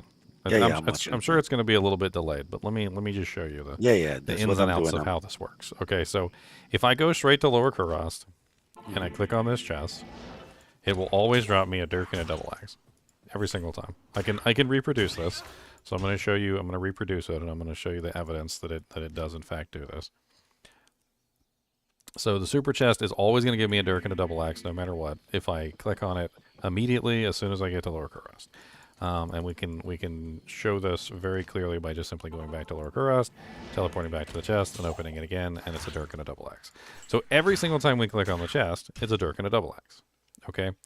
Well, Okay. if you go to another waypoint first, before you go to that waypoint, the what drops from the chest changes. And it doesn't change based on time, and it doesn't change based on steps. It's very strange. It changes based on the fact that I go to another area. So if I go to Durance of Hate, for instance, and I can already tell you what's going to drop, it's a harpoon and a kite shield because we tested this before. So whenever you go to Durance of Hate first and then go to Lower Kurast, it's a harpoon and a kite shield.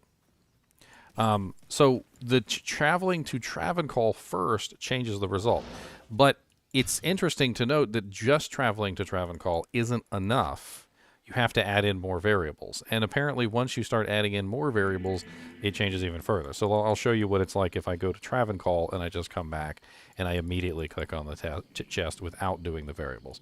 So if I go to Travancore, I go to Lower Kurast, and then I immediately click on the chest, I will get a Falchion, Warfork, Heavenly Stone, Ogre Axe. It's the same drops every single time. However, if I go to Travancore first, and then I go to another area, which we also tested this, it changes the result even further. So if I add in an additional waypoint, now we're going into even crazier territory. So if I go to Travancore, then I go to Durance of Hate, then I go to Lower Kurast, and I teleport to the super chest. Now it's a Battle Dart, a Demon Sash, an Ogre Axe, a U-Wand, Heavy Bracers, and a Thresher, and it's always this combination if we do this particular pathway. So what we're doing is we're taking a very specific pathway to control the variables in a very specific way to force the chest to give us the burr rune. And it'll do it every single time without fail, as long as we follow the variables correctly. But the seed matters. I don't Yes. know if I'm So the knows what seed- the seed is. So seed code is important in this because the seed code determines the loot table of the chest. So as far as we're aware, this is how it works. There's a certain loot table on the chest itself. So you have, say, 255 different possible options that could potentially drop from that specific chest only. And the burr rune is one of those options. What we're doing is we're just forcing the chest to give us the loot table option that we want by controlling the variables so that when we click on the chest, that's the loot table option that's chosen. I got the ith rune again, which is the close but no cigar rune.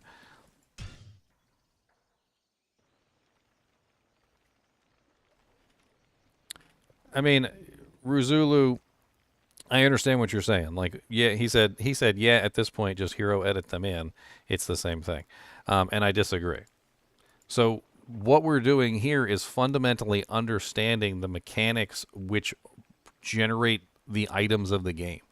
You're actually learning, like you've opened up the machine, so to speak, and you're looking at the inner workings and you're actually seeing how the game works. This is so much more than just simply cheating an item in. This is understanding the fundamentals of how items are distributed within the realm. And understanding the fundamentals of how items are distributed in the realm can only help you in the whole, because then you understand that the most minute of actions, like choosing a waypoint or anything else, can change the results of how you're farming. Like maybe you're farming Andariel and you're just doing really poorly, and Andariel seems to be dropping you garbage. Well, now you go to Cold Plains before you go to Durant's Waypoint, and somehow this changes the variables, and now all of a sudden Andariel's dropping you good stuff because you go to Cold Plains first. And you can play around with that and try and figure out, like better drop methods.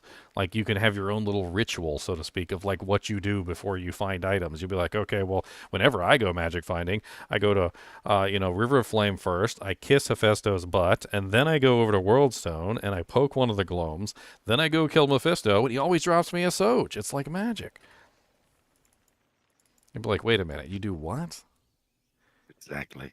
It's like I can't explain it, okay? But I've got 16 Sojas in the stash. You should believe me. I believe you.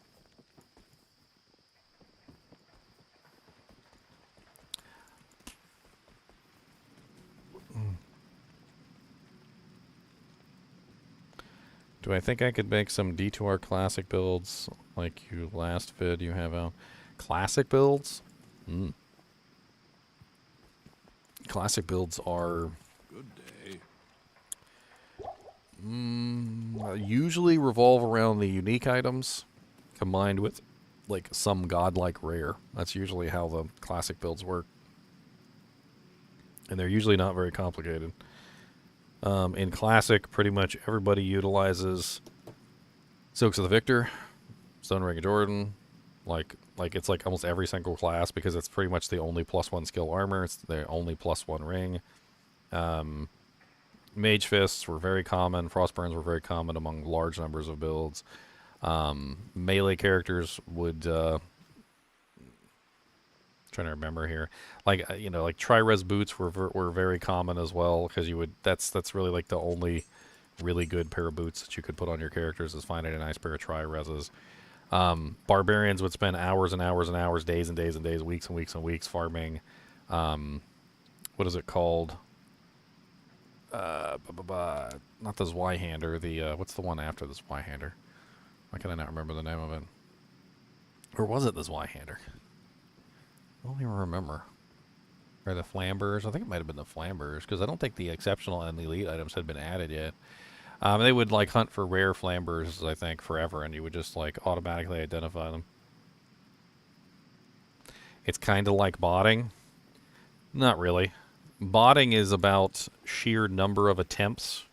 It's about farming a monster over and over and over and over and over and over and over and over and over and over and over and over and over again until he eventually drops you what you want, which means that you might do 1,000, 2,000, 10,000, 20,000, 100,000 runs before you eventually get what you want. This is completely different. This is manipulating the system that the game is actually based upon to give you a drop every single time you go. If that was the case, if it was similar to botting, the bots would literally have 300 million trillion thousand frickin' burr runes and would never run out. Like, and could basically produce burr runes on demand. Bots can't produce burr runes on demand. They just simply run the numbers. You know, it's like going to the store and buying every single scratch-off ticket in the machine. If you buy every single scratch-off ticket in the machine, you're going to win eventually. Like, there's winners in there. I mean, you might not make any money, but you'll win. This is more akin to looking into the machine and seeing exactly which ticket is the winner and only buying that one ticket. I'm not defending it. It definitely would make the game boring to have an entire, like, character, like, stash mule full of burr runes just sitting in the wings. But then again, at the same time, it's only burr runes. I mean, you still don't have, like, a Mangsong's Lesson. It's still not going to get you, like, Ethereals. It's still not going to get you a Griffin's Diadem. It's still not going to get you a, you know, at least offline anyway. It's not going to get you any of that stuff. There's no one to trade with. So all of those burr runes only have their intrinsic value, not their trade value. So once those burr runes exhaust their usefulness as burr runes, they're not useful for anything else, and there's no one that I'm trading with to get a Griffin's Diadem or, you know, like a Mangsong's Lessons or a Tyrael's Might or any of that stuff. I'm not getting any of those extremely rare items because you have to actually still go find those. I don't necessarily think you could even farm those using this method, now that I think about it. Griffin's Eye's too high. You would have to find a super chest that's high enough level, and I don't think there is a super chest that's high enough level to drop a Griffin's. Because they're TC 87, and the super chests are linked to the level of the area. The only way that you could potentially do that is if you were in a terror zone, but there's no guaranteed way to be able to farm a terror zone since the terror zone flips every hour, which makes that not really all that doable. So the majority of the extremely hard to find items in the game would still be out of reach.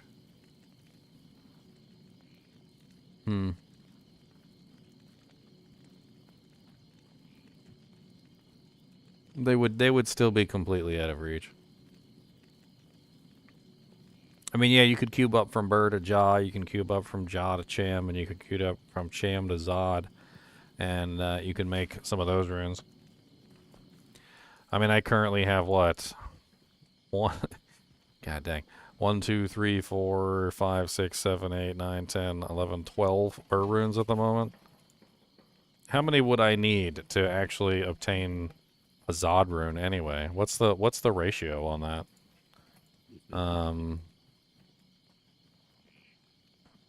So you need 2 burrs to make a jaw. You need 2 jaws to make a cham. And you need 2 chams to make a Zod. So how many burrs would I even need to make a Zod rune? Just out of pure curiosity here. So it would 16. Be what? 16?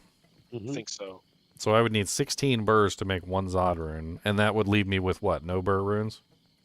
No burr runes. Yep. So no burr runes, no jaw runes, and no cham runes. I would still need 16 burr runes to get to a Zod rune. That's insane. I literally, with using this method, I still don't have enough burr runes to reach a Zod rune.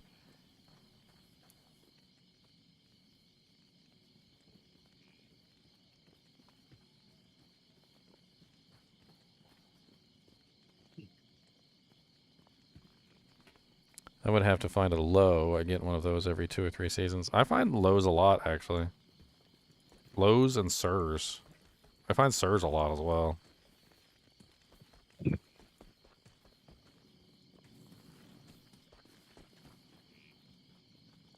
Good day. No, it's 2 to make 1 jaw, but you need to make a second jaw, so that's 4. So it's 4 to make a jaw rune. Then you need... sorry, yeah. 4 to make 2 jaws, and then it's 4 more to make another one so that you can make the...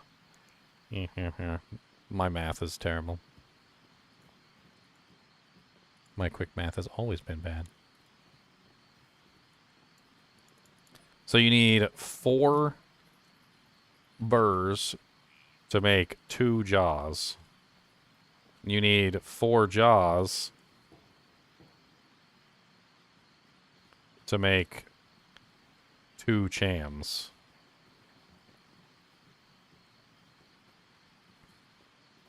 And then once you have 2 chams, you could make your 1 Zod rune.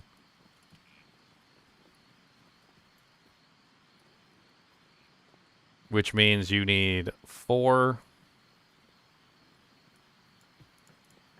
What is that? So 4 to make 2. It's 8. Yeah, so chams. I wrote chams. Chams. Officially changing the cham to cham. Cham to cham. What's up, Miles? How's it going today? I'm doing pretty good. Having fun today. Messing around with the system.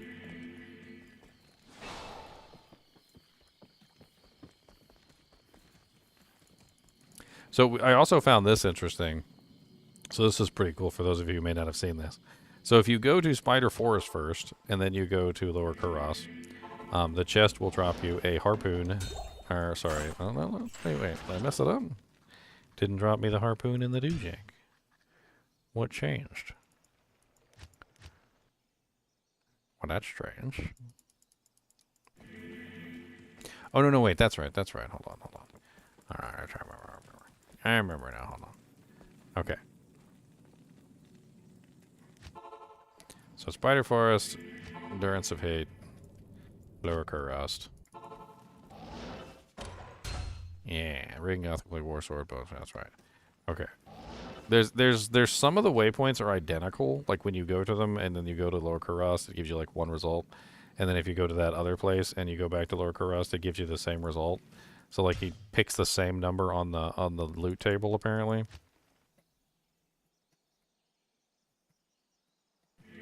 I mean, I ain't hurt nobody but myself. Y'all can say I'm cheating all day long, but I ain't hurt nobody but myself. It's single player. It's single player, suckers.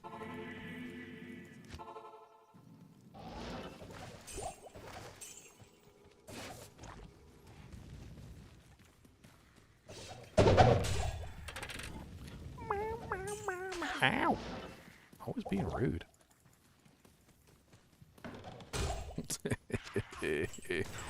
Oh, it's so funny. God, seeing that burr rune drop every single time. You know how elusive burr runes are? And how, like, coveted they are within the online community? And, like, even offline burr runes are extremely coveted to the point where sometimes people play offline for years and never find one. I mean, I know people who have told me straight up that they're like, I've never found a burr rune. Like, I've been playing for X number of years, and, like, I've never found one. Like, I've found this rune and this rune, but I've never found a burr rune. Which means that, like, it can get to the point where you just might never, ever find one of these because you just never happen upon the right seed, I guess. Like, if you just don't happen upon the right seed, you just don't find one, ever. It kind of feels a little cheap. Like artificial, artificial rarity? Is that the term I'm looking for? Artificial rarity? It kind of seems like artificial rarity to me. Like almost to the point where maybe these people that haven't found, you know, like a rune in like X number of freaking years, that they just got really unlucky and they just never looped into the right seed code, and so they just never found the right item.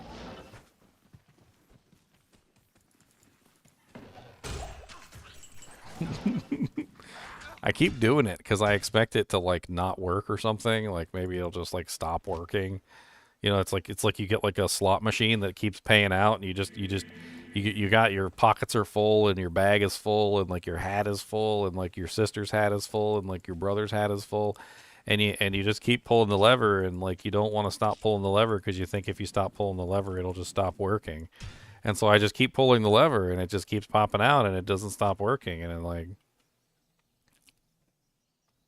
I just keep on doing it. Just keep on pulling the lever, and it's just like burr rune, pull the lever, burr rune, pull the lever, burr rune, pull the lever, burr rune, pull the lever, burr rune.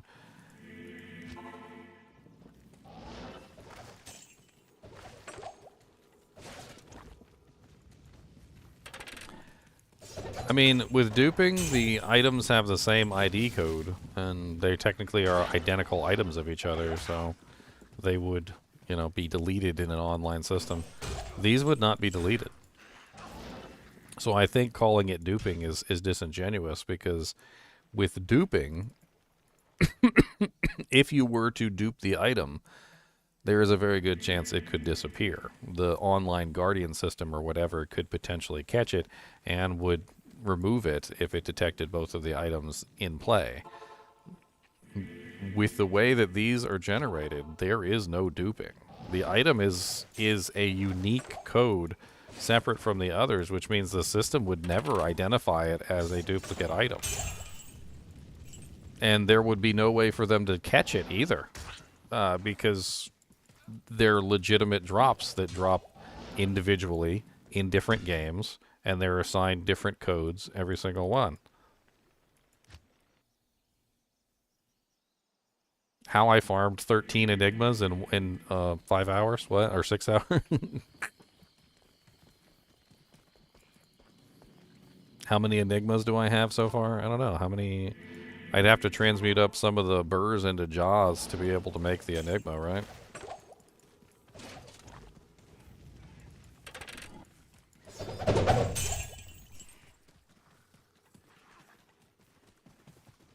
How do you approach LK more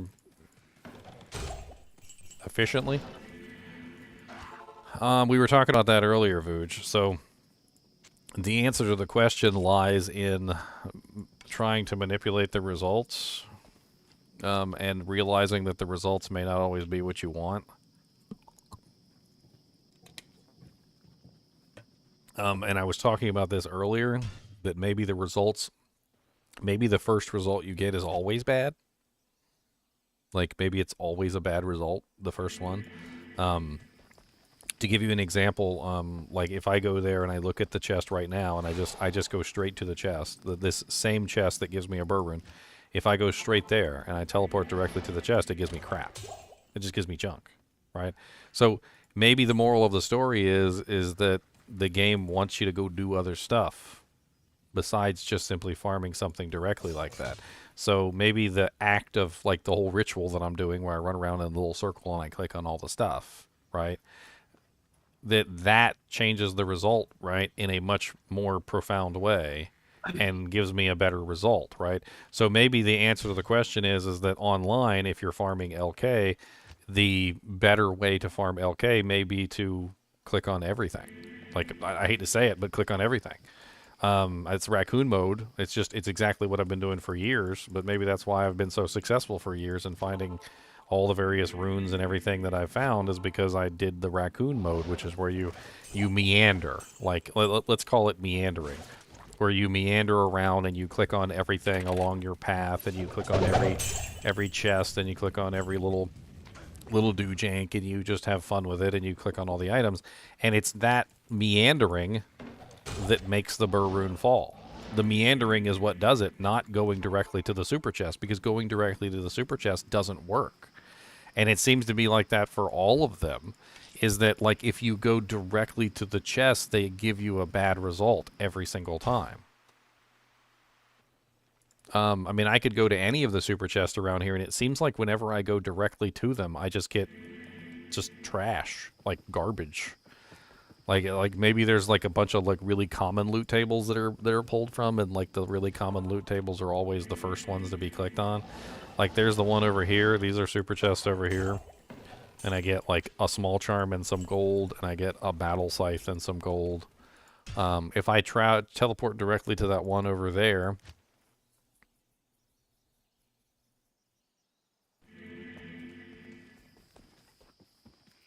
I officially beat the game. Does that mean I get to retire? Can I retire now? I'm like, no, you're not allowed. So if I go directly to this super chest doesn't give me anything really all that great. It's locked. And it's just kind of like, it seems like when you go directly to the chests, they give you garbage. Like, see how they just give me like barely anything when I go directly to them? It's locked. And then when I kind of like go a roundabout path and I play around with it, they tend to give me like a lot more. Like, notice how that one gave me a lot more, but that's because I went to the other ones first, right? So it almost seems like, just in general, like if you were online, the better answer would just be to go click on a bunch of stuff. Go click on a bunch of things before you go click on the super chests. Go click on a bunch of baskets, go click on a bunch of stashes, go run around, kill a couple monsters or whatever. Like, do a little ritual if you want to. Like, make up your own ritual. And, you know, like, walk through the portal, like, kiss the waypoints, you know, like, teleport over here, click on Mr. Skeleton, rub his head for good luck, go over there, kill 2 vultures, come back, click on the super chests, and then, like, bam, Bob's your uncle, you've got, like, an ohm rune or something. And you might think I'm joking, but, I mean, that's basically what I'm doing, in a nutshell. I'm clicking on a skeleton, click on a corpse, click on an armor rack. Go open up a super chest, click on a weapon rack, open a stash. Then go open the super chest, and then bam, there's a burr rune. It's like if you know the combination to the seed code, you have the burr rune, or you have the ohm rune, or the Zod rune, or whatever it is. Like, if you know the combination. Once you've got the combination, you just open the safe.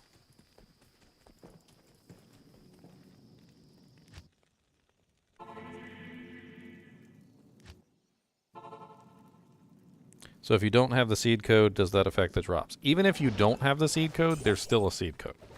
So there's always still a seed code underneath the surface, even if you can't see it, even if you can't pull it out. It's still there. It's just a matter of what it is underneath the surface. I don't think there's any way to read the seed code online, so I think we're safe from the bots duping an infinite amount of burr runes using this method, or rather just simply creating them, which would be more accurate.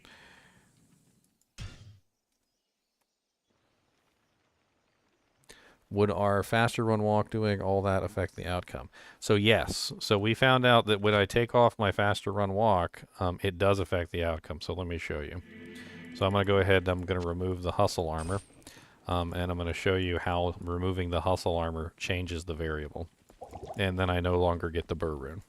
I think with this, without the run walk, I think I go to an am rune or something. I think it's close, but it's not a no cigar. Hopefully I don't get my butt kicked without my armor on. If I do, I'll just do it again, I guess. So we're close. We got the amulet drop. Everything seems to be going in order. But the monster wasn't there to attack us, which means something has changed. And nope, we still got the burr rune, even without the hustle armor on. Wow. Okay. Well, I don't know then. Maybe faster run walk doesn't have an effect on it. Maybe I'm just an idiot. I thought for sure, because when we finally got the hustle armor, that was when things changed. Like, we finally started getting the burr runes every single time.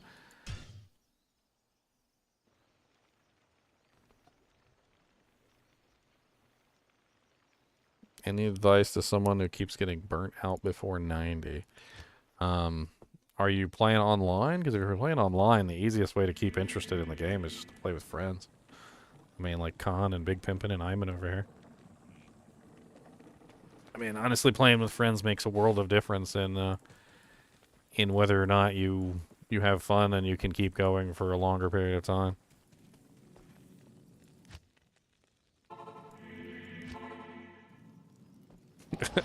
I'm just gonna keep doing this forever. Never going. I'm gonna call out of work. Like, what? You can't come into work because you found an infinite burr rune fountain? What? That's not a thing. What do you get your butt to work? Like, no, I'm gonna sell these burr runes online. But it's single player, you idiot.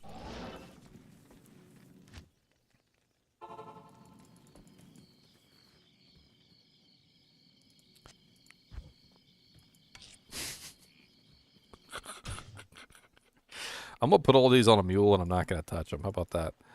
This is literally just for science anyway. I mean, well, I did spend 6 hours. Maybe I could get 1 burr rune. You think it would be okay if I keep 1? If I just keep 1 for myself? I can't even use it right now anyway.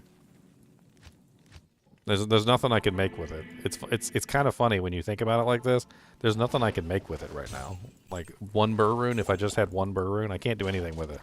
I can't make a Chains of Honor because I don't have an Ist rune. I don't have a good base. I don't have most of the stuff that I need for it. I can't make an Enigma because I don't have a Jaw. I can't make a an Infinity because I don't have Isn't it jaw for infinity too? I don't have a jaw. I can't. What the hell could I even make with a burr rune? Like with the crappy runes that I currently have.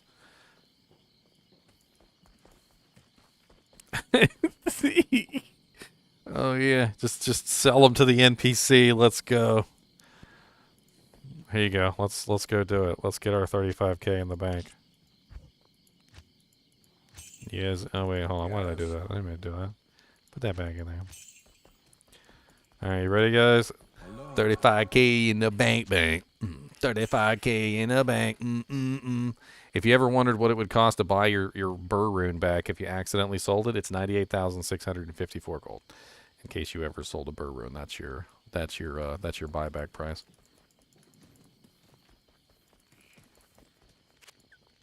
Burr mal burr ist. I don't have a mal rune. I don't have an ist rune, so infinity's out of reach as well. And if I only have one burr rune, it's definitely out of reach.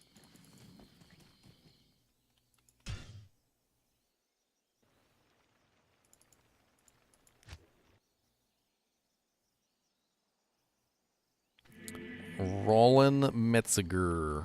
What's happening is yeah, with this seed code, I can basically just get infinite burrs. Just put the burr in the cube and break it down to 2 below. Yeah, I wish you could do that. That'd be neat. I think everybody and their mom wants that to happen. Your mom calls you up on the phone. When are they gonna let us break down burr runes? I've got like 60 in the bank and I can't break them down. I went to the store the other day, tried to buy some chips. They said we don't take burr runes. Highest we take is ist. I'm like, who's got ists? That's for poor people.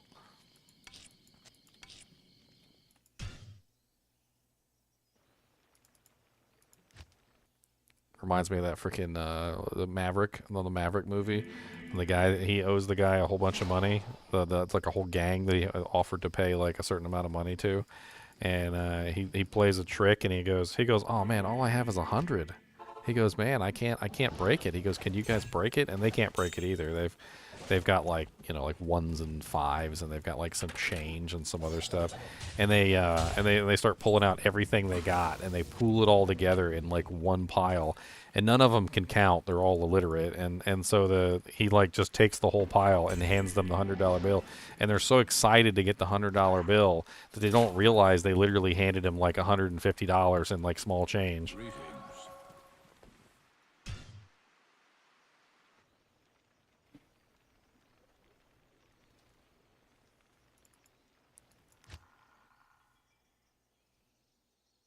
Got 122 people watching me create burrs out of nothing, like a magician. It's like I need a thumbnail for the video that I eventually create with this. That's literally just like one of those magicians that's like going like this and like cards fall out of his hands, but instead of cards, it's burr runes. Is that a burr rune in your ear, or are you just happy to see me?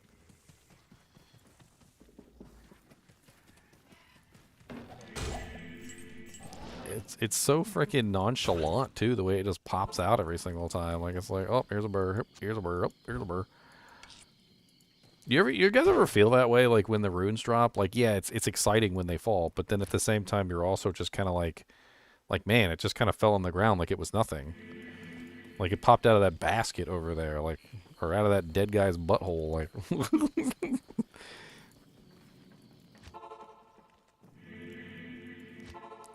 So what you guys are saying is I should just take an armor and I should just put burr in it, right? Just a 4-socket burr armor. Is that what you guys are saying? That's what I heard. That's what I heard from you guys. You said burr. Hey, we can make the burr in. Ooh, I got the amaranth. Kind of excited to get the amaranth. I need amaranths. The amaranth. Boop.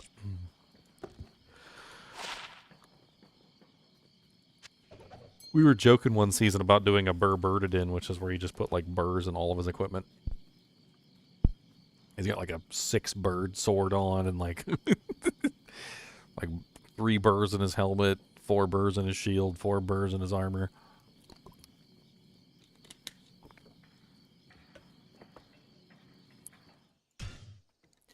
What we did, Jeremy, was we kind of just like figured out the mechanics of the game, like the way the game works, and kind of played around with it. It's interesting.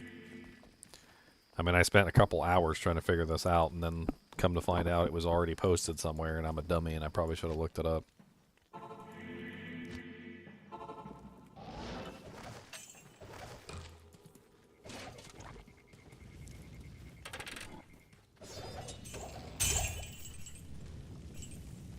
It's a stream of the infinite burr runes. Aw, no burr rune that time? What? I feel gypped. I feel gypped. That's a gypped. They gypped me. They gypped me on that. That should have been a burr rune. That should have been a burr rune. Birdie, birdie, birdie, birdie, birdie. I wonder if I can find other burr runes, or other runes too, besides just burrs. I mean, it'd be nice if I could get actual runes that I can use. Oh, it ain't gonna work this time. The variables changed. Yeah, I'm in the ornate plate greaves. This is something we were doing earlier. So earlier in the stream, we ran into this part of the seed code, which is every single time you click on this chest at a particular time frame, it always drops you 1 ancient armor, 1 ornate plate, and a pair of greaves. And if it rolls rare, it's a rare ancient armor, rare ornate plate, and a rare pair of greaves. And it seems to happen every single time, but only when you hit that specific part of the seed code. It's a variable thing. There's also another one which was really neat, is that like we could basically get a sacred rondash every single time without fail. Let me show you how to do that on this seed code too. This was a really neat one. We actually got 2 identical sacred rondashes this way. So if you go straight to Lower Kurast, you don't go anywhere else, and you run around in circles. 1, 2, 3. I think it's 3. No, that's the troll nest, so let's try 2. The troll nest comes from that, too. There's a troll nest, a hellspawn skull, a, what is it? Hellspawn skull, troll nest, studded leather armor, a mummified trophy, and the sacred rondash. Those are the items that come out of there. Let's try 1. Nope, still troll nests. I'm trying to remember the combination. The combination to get the sacred rondash was... What was it? Okay, I think I remember. It was teleport to Kurast, or Kurast. Teleport here, click on the skeleton, walk over here, down to the corpse, then back to the stand. No, that's quilted. So I'm doing something different. Could be the run walk speed on my armor. Let's try taking the run walk speed off, because I didn't have that when I was farming the sacred rondash earlier. Let's take that off. Let's try it again.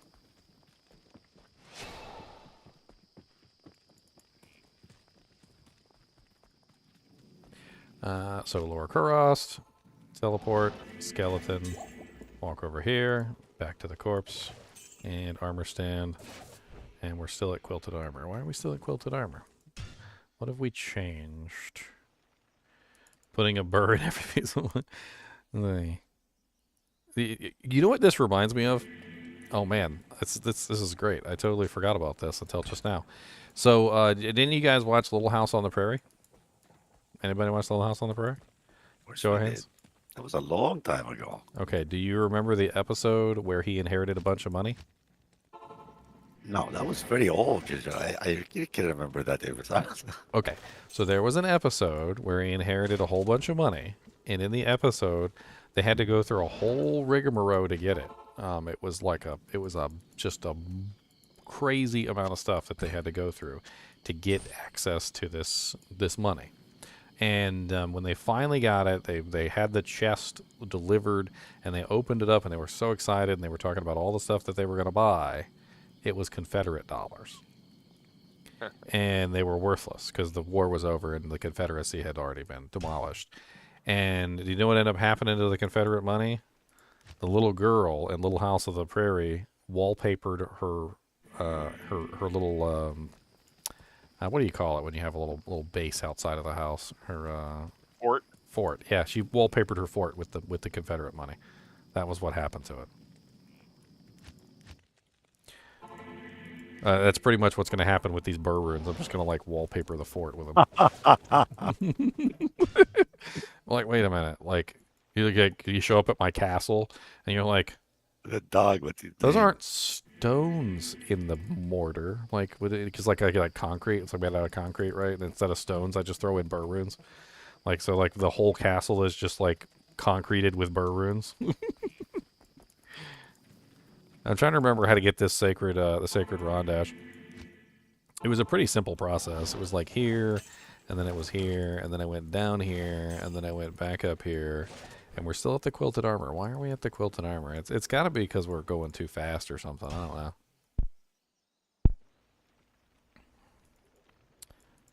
I mean, I could show you the proof that I had it running earlier, and I'm sure I could go back in the stream and figure out exactly what I did. In my stash is literally sitting 2 identical 4-socket Sacred Rondashes that are both 37 all-res. They both dropped 4-socket, they both dropped 37 all-res, and they both dropped 152 defense. These identical Sacred Rondashes dropped from that one weapon rack, and I was basically farming it over and over again, and it was really easy to get the Sacred Rondash to fall. I don't know why it's not falling anymore. Seems to be stuck on the mummified trophy now. I seem to have somehow, like, changed it. There's the ornate plate and the ancient armor again. So I told you this one happens all the time. The ornate plate, the ancient armor, and the greaves. Constantly. Let's check the greaves, see if they're any good. Oh, wow. 30% faster run walk with 28 cold and 35 lightning. I can't. Hell to the yeezaw. 17% faster hit recovery with 2 resistances. And pretty much garbage.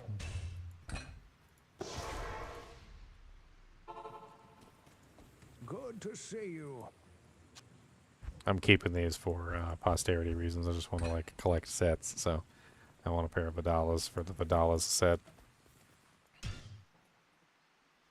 Those are some nice booties, though. I like them booties. They're gonna go real nice on my feet.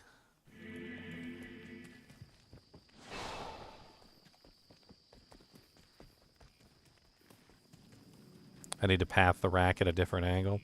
Maybe that's it. Maybe what I was doing wrong is because I think a lot of the times I would do this and then come back, and then maybe as quilted armor.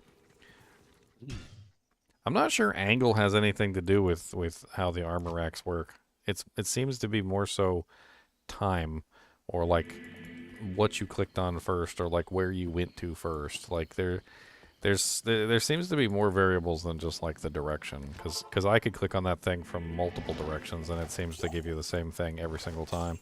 I could teleport behind it and we get a mummified trophy, and I mean I could play around with it. Let's play around with it.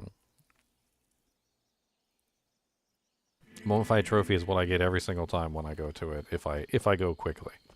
So that's the quick route, is mummified trophy. It's always mummified trophy. And mummified trophy from this side as well.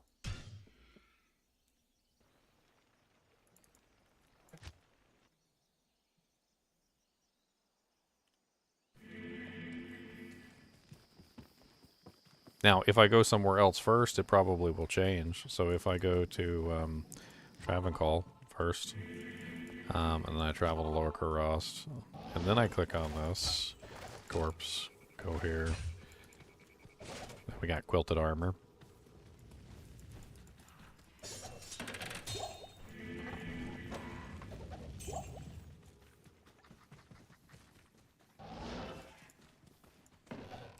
And of course, no burr rune, because we didn't do it correctly. Take that jewel, though.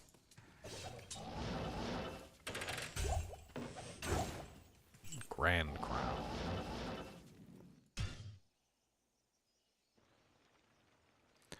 Infinite 1540s. I don't think you can manipulate stuff like that, because it only drops the item. It doesn't necessarily determine the rolls on the item. So I don't know if that would work. I mean, the fact that I got 2 identical bases might say that it's possible to get an identical base, But I don't think it's possible to get an identical like a magic item or a rare item. Maybe unique, maybe, because unique is somehow predetermined. Look at that, Greaves again. I mean, they love to drop me these, don't they? I mean, if I got like an identical blood track right here with like the same stats, I'd be totally on board with what you're talking about, though. Because then, yeah, you could probably even get like 1540s too. And then like guarantee a 1540 if you found like the right spot. Then you can just farm 1540s forever.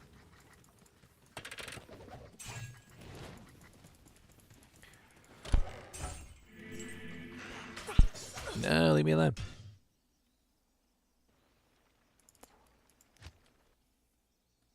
But I mean, the path seems to be, I mean, if you guys want to reproduce this, it's run directly to the waypoint as fast as you possibly can.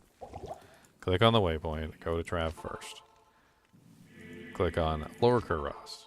Teleport directly between the skeleton's legs. Click on the corpse. Click on the armor stand. Click on the stash.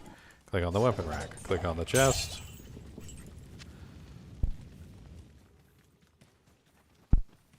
Run directly to the chest.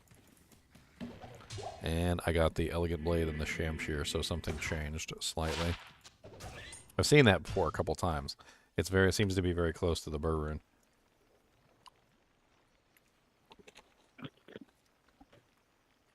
You might be right, Vooch.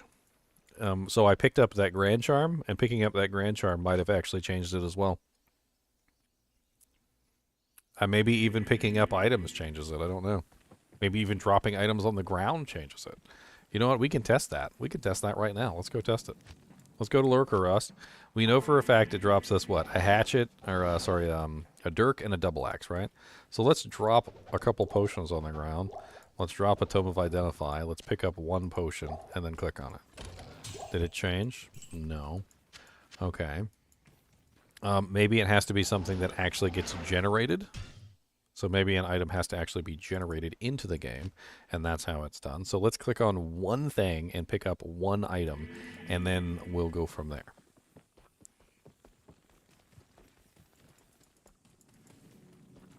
Alright, so let's go back to Lord Kurost. Let's teleport here. So let's click on just the weapon rack, and then pick up the scissors quab. That changed it. Now, was it picking up the item that changed it, or was it clicking on the weapon rack that changed it? Let's test.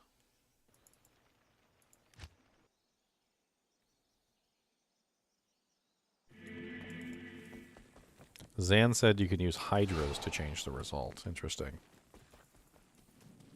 So let's do the same exact test again, but this time we're not going to pick up the item. So we'll click on the weapon rack, but not pick up the item. Did not change the result. So picking up the item did change the result. That is apparently... Wow, okay. That's a big mind blower right there. So picking up items changes the result of the chest that you click on. So the more items that you pick up, the more of the result changes. In other words, someone who, and this kind of makes me laugh a little bit, but someone who doesn't pick up items, might not have the result change. Of course, that time it didn't change. That's rather interesting. So that's not repeatable. We didn't get a repeatable result there. I wonder why we didn't get a repeatable result there. Did I click on the skeleton last time? Is that what I did? Did I click on the skeleton and then the thing, or did I click on just the weapon rack? I think the Grand Charm was guilty of messing it up.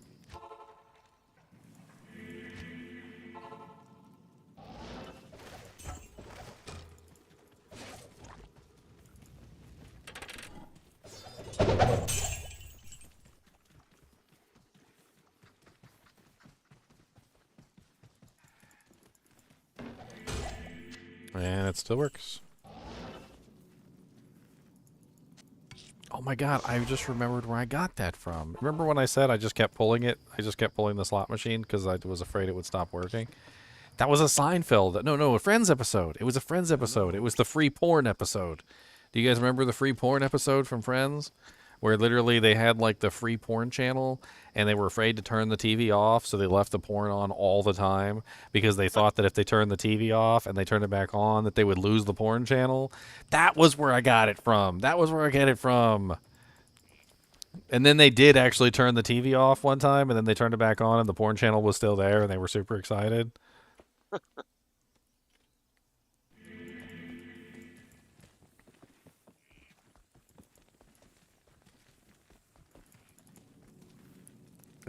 And then everybody in the on the episode was like, I had a pizza delivery guy knock on the door, and I got disappointed that all he wanted to do was give me my pizza. And I was like, I've been watching that channel too much. Oh no, I picked up the Grand Charm again. Let's see if it messes up the result. I did it by accident this time. I didn't even do it on purpose. Yep.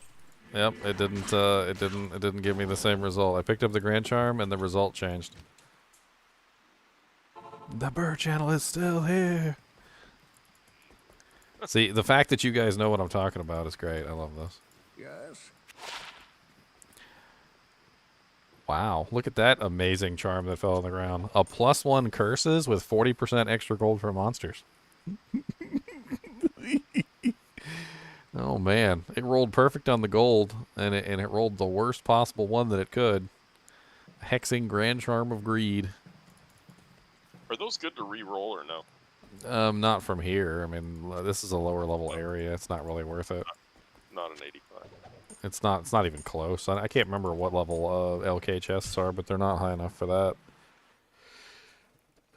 We'd have to look up the area level. Oh, yeah, the area level of LK. Let's see, area level. Lower Kurast, it's level 80. So yeah, it's a pretty low level zone.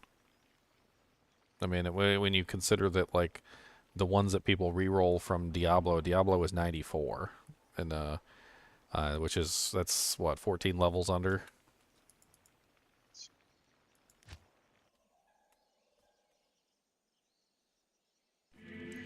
You'll charge me 10 burr runes to take it off my hands? Sold. Sold, Vidine. Come get your burr runes and take this thing off my hands. I don't want it. I don't want to see it.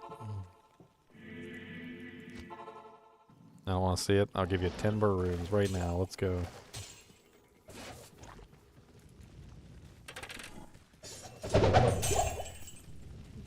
Don't pick up the Grand Charm. Don't do it. Ah. And there's the burr rune. I could do this all day. See, now I got frickin' Friends quotes in my head. Like that frickin' episode where he was installing the stereo system and he's like drilling a hole in the wall and the drill like literally comes out like right next to frickin' Chandler's ear and like almost touches his ear and he like freaks out because this like giant drill bit just came out right next to his head. And Joey's like, what? What happened? What happened? He's screaming. Like, he's like, what happened? He's like, did I get you? And Chandler's like, if you got me, I'd be dead. Oh, man. I freaking love that scene. It's such a great freaking scene in the show. And then he builds the entertainment center, and it's a really cool entertainment center, but it's like way too big, and it covers up the doors. And then he tries to sell it, and then the freaking thief like talks him into like getting inside the entertainment center, and then he locks him in there and steals everything, which is hilarious.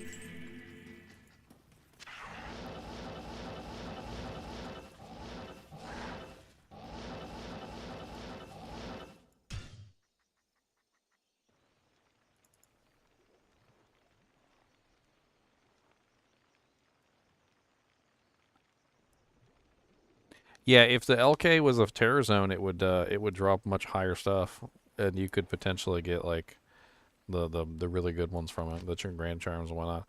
I mean, speaking of like things other than burr runes, I mean, so far I've seen an ancient armor ornate plate Greaves farm, a sacred Rondash farm. There was definitely a large number of small charms and grand charms and large charms that I potentially could have farmed if I wanted to, quite easily. mind you, because quite a few of these things seem to drop like the same stuff repeatedly over and over and over again. It's just a matter of going to them at the right moment. Amulet farms, I mean, Amrune, Ithrune, well, that time I got a ring and a grand charm. A little bit slow or a little bit fast, one or the other. Let's let Kane do the honors.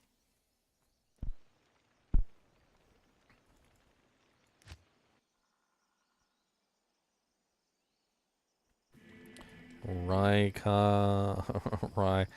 said do a little telly if I get the hatchet.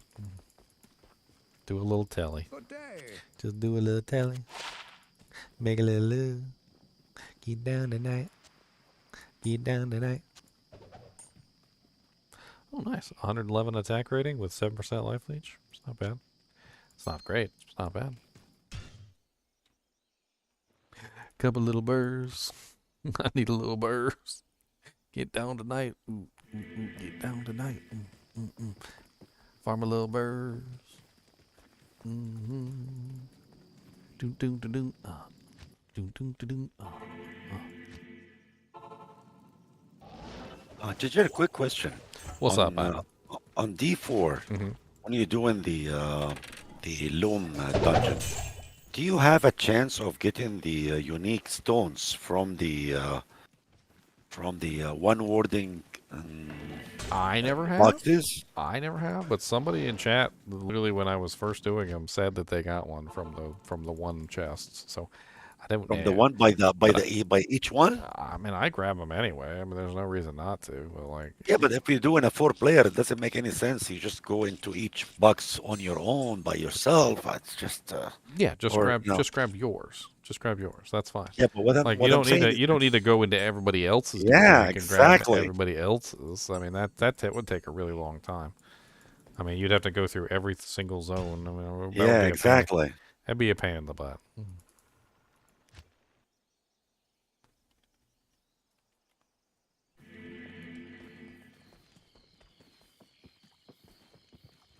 Dang, Genchis, calm down over there. They run in that wheel so fast, and then they like launch out of it like a rocket ship. They freaking like smack into the wall. I'm wondering what the hell's going on.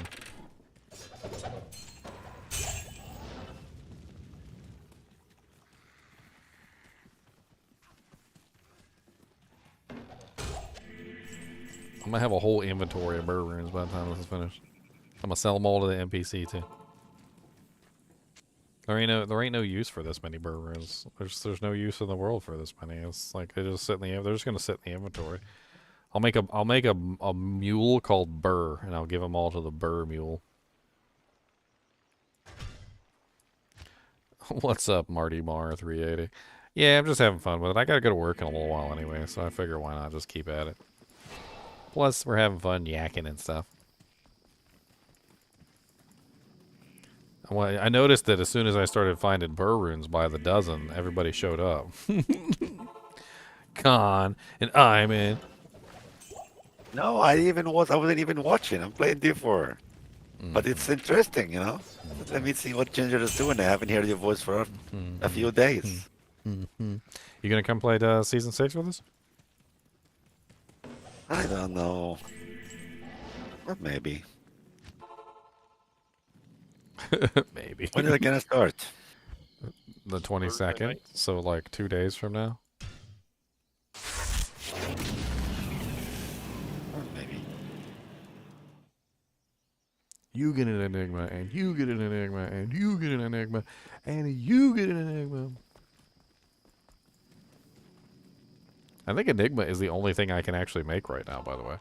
Like I can't make an infinity because I don't have a mal and an ist rune. I can't make I can't make a chains of honor because I don't have an ist rune. I can't make a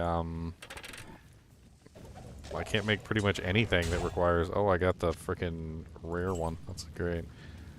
I can't make pretty much anything except for maybe I can make enigma if I transmute up 2 of the burrs into a jaw rune. I can make one then. I don't even want enigma, which is hilarious. Hey, +1 Sorky with 20 cold, 19 dex, 2 energy. Not terrible. I'd rather have a +2 sword key, but whatever.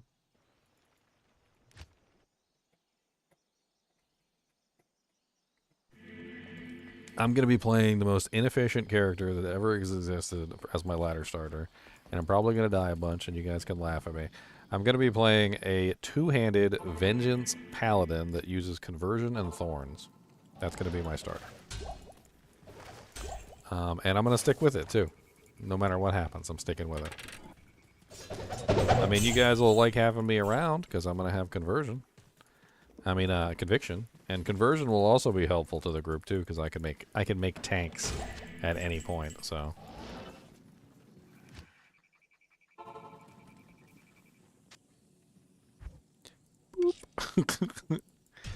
Oh, Baroons, making all the Baroons, birdie. People who have no clue what's going on probably come in and they're just like, how the hell is he doing that? That's some bull crap. This guy must be cheating.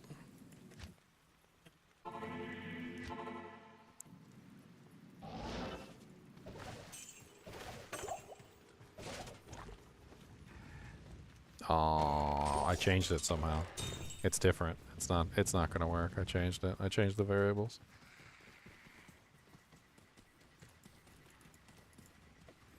On Discord, what did I do? Raise a ruckus? I was like, you gotta come see Jender's duping Baroons. Random, strictly what I would call it, if you wanted to explain it to somebody else without having to sound like some sort of madman, it is random number generation exploitation. Random number generation exploitation. That's basically what I would call it. I know that's kind of a mouthful. You can say it really fast. Random number generation exploitation.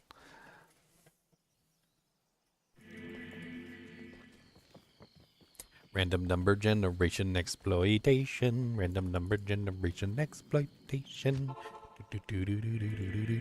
Do. Random number generation exploitation.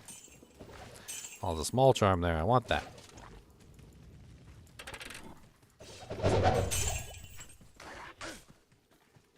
We literally just played around with it for like hours until we figured it out, and then, I mean, it took a long time, and then frickin' Big Pimpin' came in here with his fat knowledge and his search skills, and he apparently found somebody else who apparently had found the same exact thing.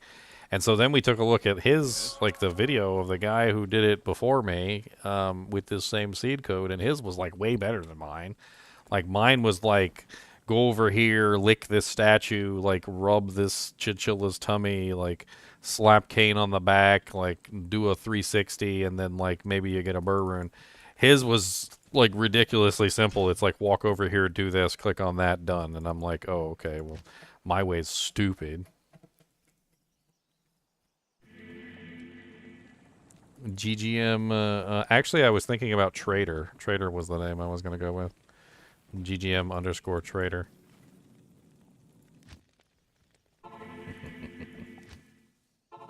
What's up, Alamist?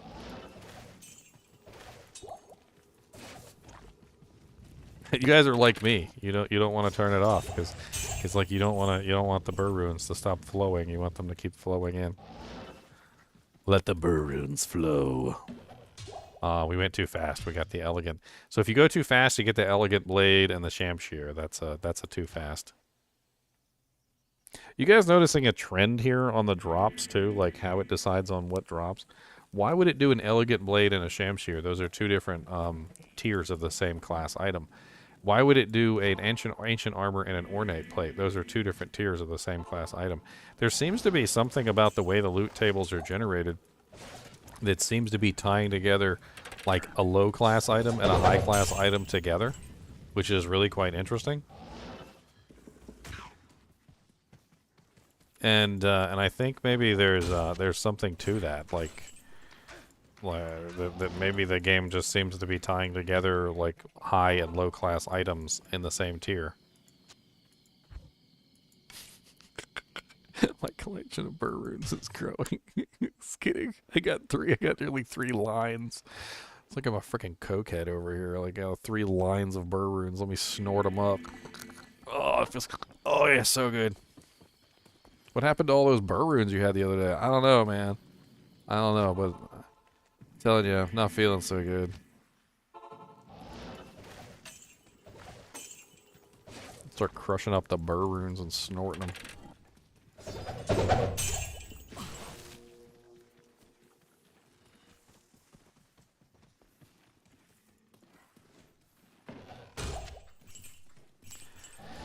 Every single time.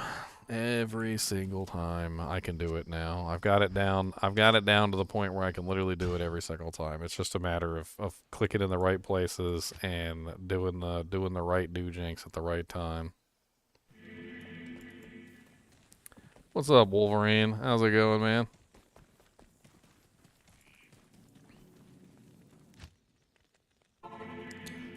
Follow me, and you'll see a world made of burr runes. I will give them to you, my friend. Come with me, and you'll see a world of burr runes. So many runes you can see for me.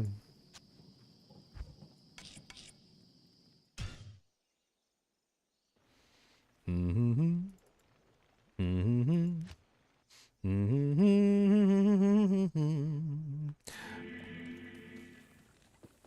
This is my troll account.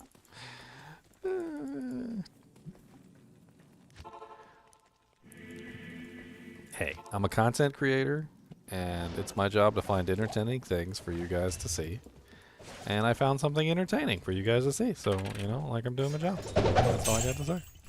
Just doing my job over here.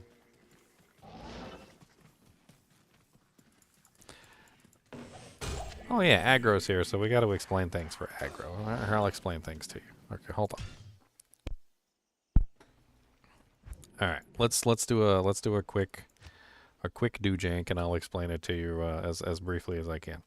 So every single super chest seems to have a set drop, which starts from a base drop, which doesn't seem to change, and it's every single time. And I can show you this very quickly by just simply clicking on this chest here, and I can tell you already what's going to drop from it, like a magician. Hold on. Let me hold my hand on my... Okay. It's going to be a dirk and a double axe.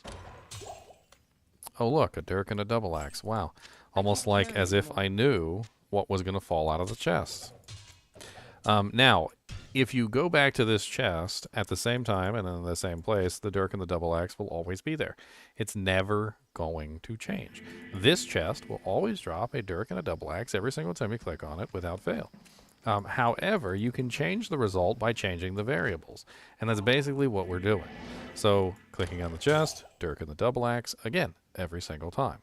Now, what if I told you that I could tell you exactly what's going to fall out of the chest even if I change the variables?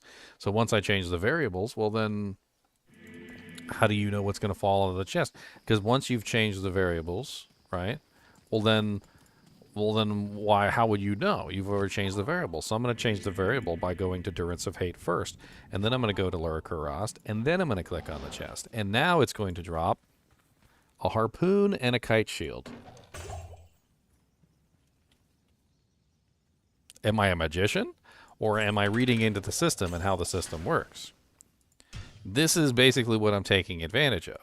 Now, long story short, it's almost like a combination. Think about it more like a combination. It's like a combination lock on a safe. If you know the correct combination, then you have the door, you can open the door to the safe. If you don't know the correct combination, then you can't open the door to the safe. And the random number generation system in the game doesn't seem to work based upon actual randomness, more so as do you have the right combination to the lock, which is kind of strange.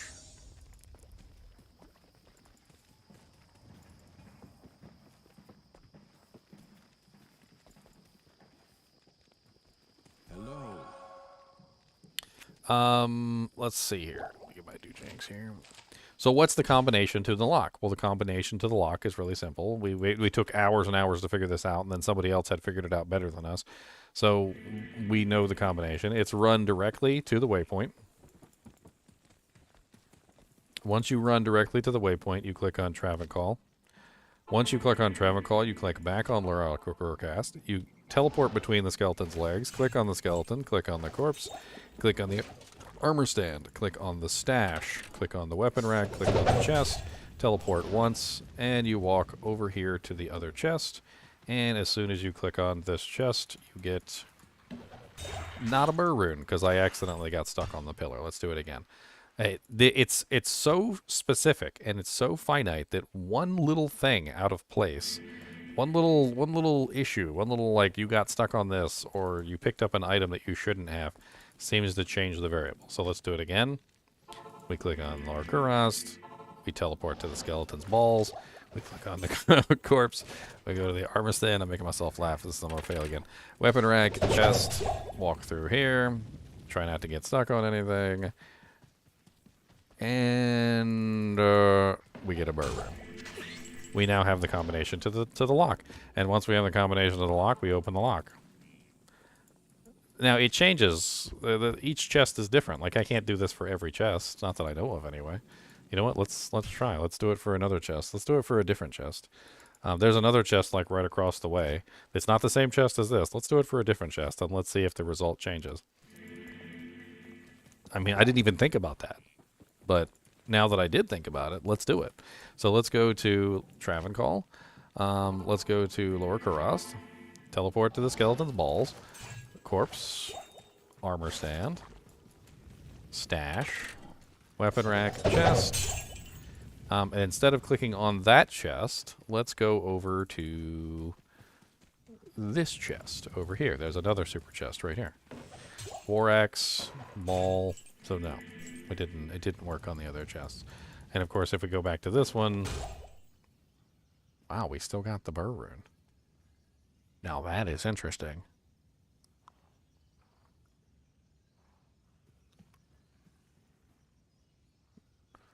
I mean, we ran all the way over there, clicked on two completely different chests, came all the way back, and somehow it still gave us a burr rune, even after doing all that.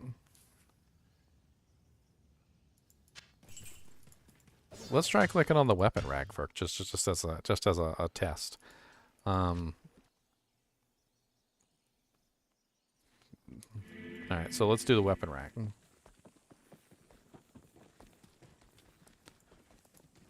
I'd leave the burr on there. I thought I left the burr on the ground there for a second.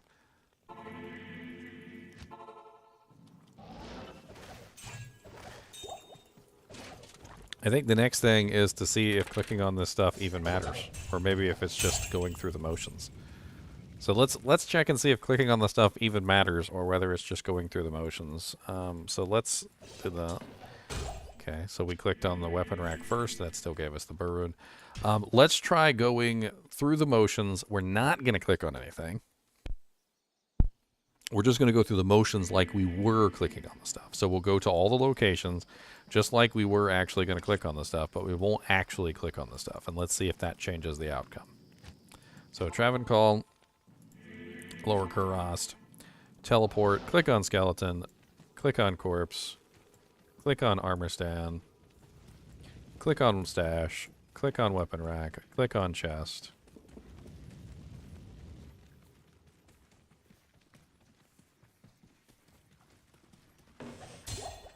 No burr rune.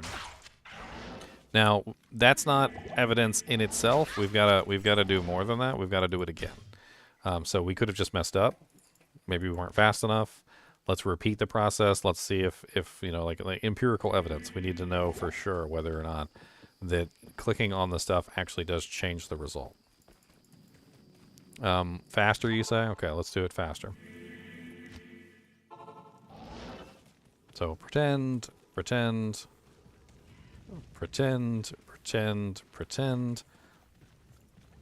We got stuck there. That might have caused a problem. Running. Amrune. Amrune is close. Amrune is, it means I was off by a little bit. Let's try this again.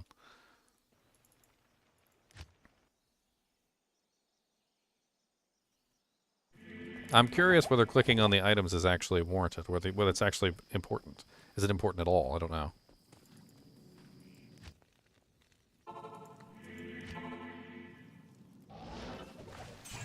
Yes, the monster locations also changed. Dang it, I clicked on stuff. I totally, like, reflexed it. That's okay. I'm not going to click on some of the other items. We still changed some of the variables, so let's see. No burr rune again. Oh yeah, you guys would be really interested in this. So we found out that there's a monster in here that is spawned specifically by the variables that we've created. So if we create the correct variables, there's a monster called Doomhead the Hammer that always spawns. He's a leaper, and he has conviction. And he is nasty. And if we do the variables correctly, he spawns every time. And we can control the location at which he spawns by changing some of the variables. This whole stream has been so much fun for me because it's like peering behind the workings of the machine.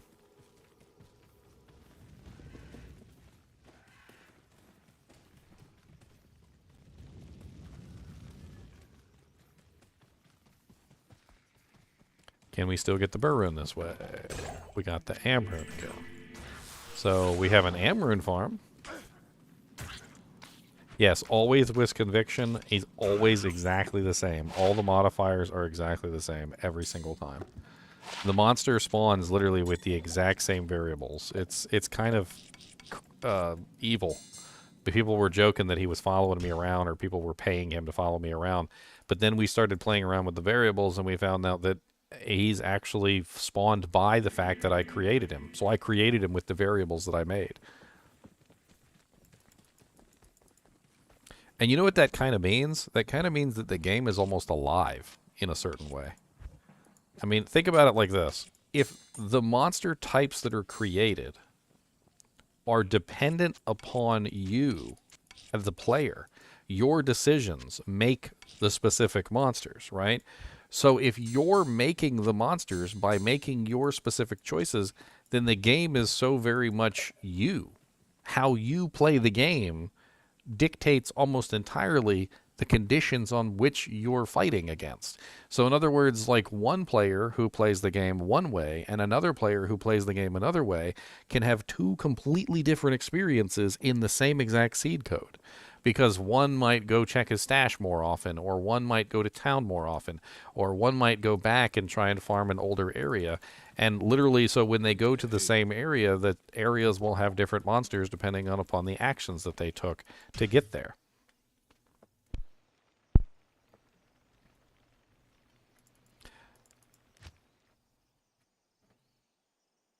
King Maggot said, try clicking on the chest. So it's interesting to assume that, because the super chest is, maybe the super chests are linked together. So that's an interesting observation.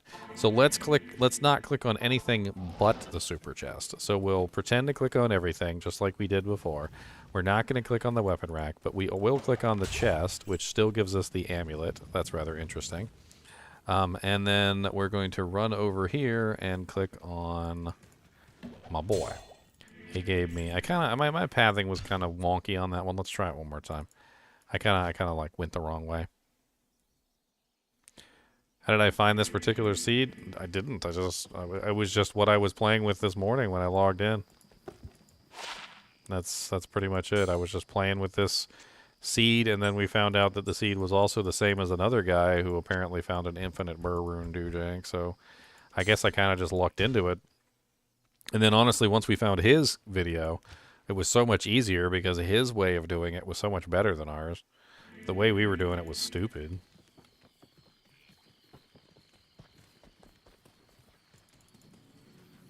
If the monster drops the same item if the monster is spawned.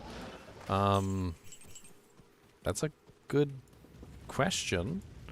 I don't know if I can do that, though, because I don't think I can kill him. I don't think I can kill him. He's lightning immune, and I'm lightning immune. Lightning damage. I would need some other spec other than lightning to kill this guy. He's a innately lightning immune monster, so he's always lightning immune no matter what. Even if I do manage to change his variables a little bit, he always spawns lightning immune. I could try and get my merc to kill him, but he's particularly nasty, like very nasty, to the point where I'm kind of like not usually able to kill him. I think the main problem here is that even if not clicking on these things does change the variable, I think it's a matter of time. Because when I click on things, it stops me for the briefest of seconds. So, oh, the monarch. I haven't seen that drop out of there yet. It stops me for the briefest of moments. So, like, when I click on something, I'm getting a small delay. And I think maybe that small delay might be key there. So, perhaps what we're looking at here is I need to simulate the small delay. However tiny that small delay is. And if I simulate the small delay, then maybe it'll work. Let's try this. So, teleport, small delay, small delay, small delay, small delay, help accident. Okay, and then, so we've got everything. Now let's run back over here. Still no burr rune. So I think maybe clicking on the stuff does matter. Maybe it's the weapon racks. Let's try the weapon racks. Maybe the weapon racks specifically and not the super chest. I don't know if the weapon racks are somehow linked to it, but we did find that clicking on the weapon rack earlier did change the super chest, albeit in a very odd way. So let's try only clicking on the weapon racks and the armor racks and not anything else. So we're not going to click on those. We'll click on the armor rack, and we'll click on that weapon rack. We won't click on the chest. We won't click on the stash.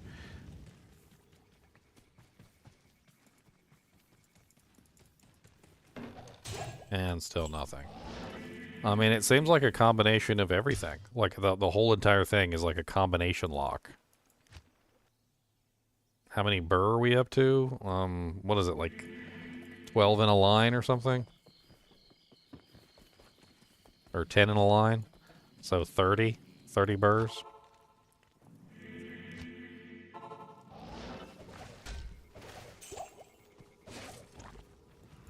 Let's try not clicking on the super chest, but we'll pretend to.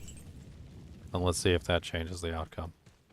Like, is one thing enough to ruin the outcome, or is it a combination? So we didn't click on the super chest that time, and we still got the burr rune. So that's interesting. So the super chest isn't changing the outcome. Super chests don't affect other super chests? Is that what we're saying? So the super chest doesn't affect another super chest? Let's try avoiding the weapon racks and the super chest, and let's see if we still get the burr rune. I mean, all of this is just, we're just testing stuff. We're just trying to figure out the mechanics of the game and how it works. And it's very fascinating to me. And as a person who's studied Diablo 2 for a very long time, I've had a lot of hunches about this stuff and the way that this stuff works. So it's interesting to me. I forgot to click on the skeleton. That's probably going to mess it up. Yeah, we already messed it up, I think. I don't think it's going to work now. Yep. See, Martyr Mar agrees with me. It's very fascinating. It's fascinating.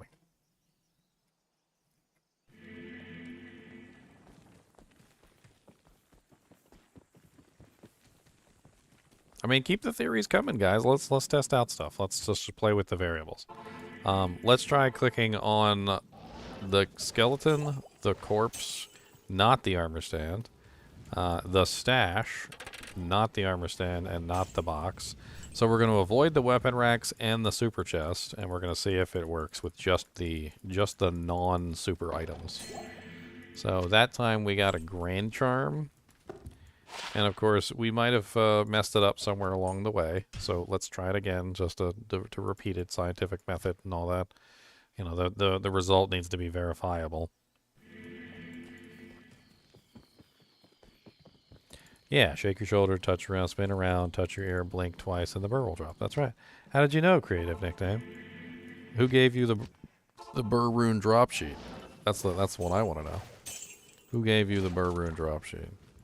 Oh, dang it, I clicked on the rack. Oh, well, we'll do the other rack then.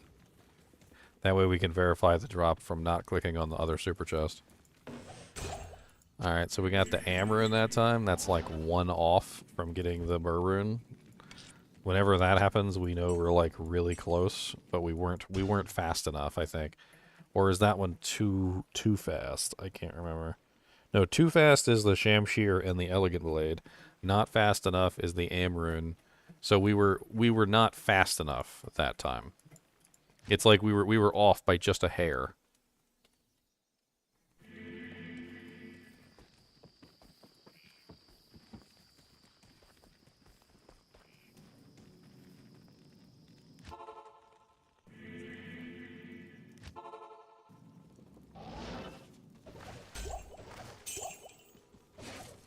Mummified trophy, stash, chest. Let's try adding in an additional variable. So we got a corpse right here. Let's click on the corpse. Still got a burr rune. So we clicked on an additional corpse over here, and we still got it. There's 2 corpses here.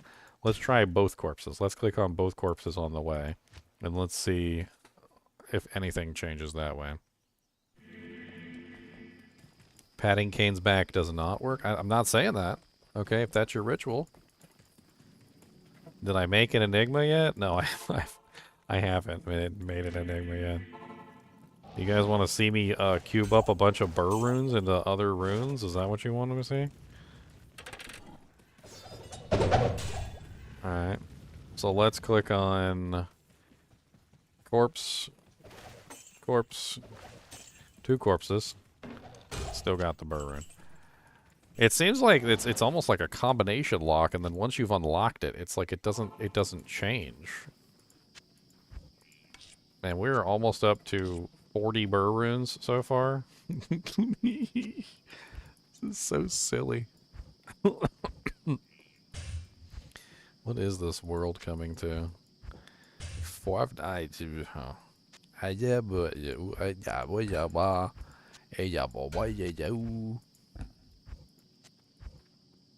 gotta clear out my stash here because I'm running out of space for my burr runes. Said no one ever.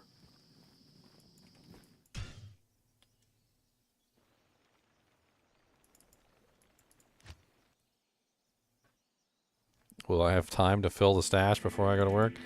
I mean, maybe if I just dedicate myself to straight farming. I'd have to just farm. You know what's rather interesting about this, though, is you're likely to get banned for being a bot. So one of the things that bots do that is detectable by most systems is they take the same path over and over and over again. It's like a heat map. They do like a heat map of the game, and they see where people go, and they see where, like, you know, someone steps. And bots will travel the same exact path like multiple times, you know, over and over and over and over and over and over and over and over and over and over and over again. They're traveling the same path. So their heat map looks very strange, like, you know, as akin to a regular player, where their heat map is like all over the place because they're constantly traveling, you know, like everywhere. Well, if you do this, if you were able to do this, even online or something, and you had to take the same path every single time, the game would detect you taking the same path every single time, and it would eventually rule that you're a bot, because only bots can literally take the same path every single time, over and over and over and over and over again, right?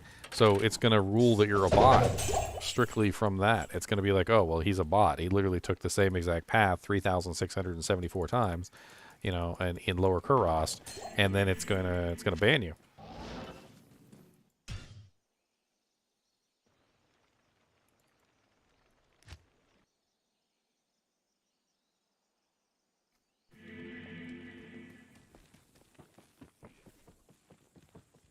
So we pulled the seed code, RSC Sama.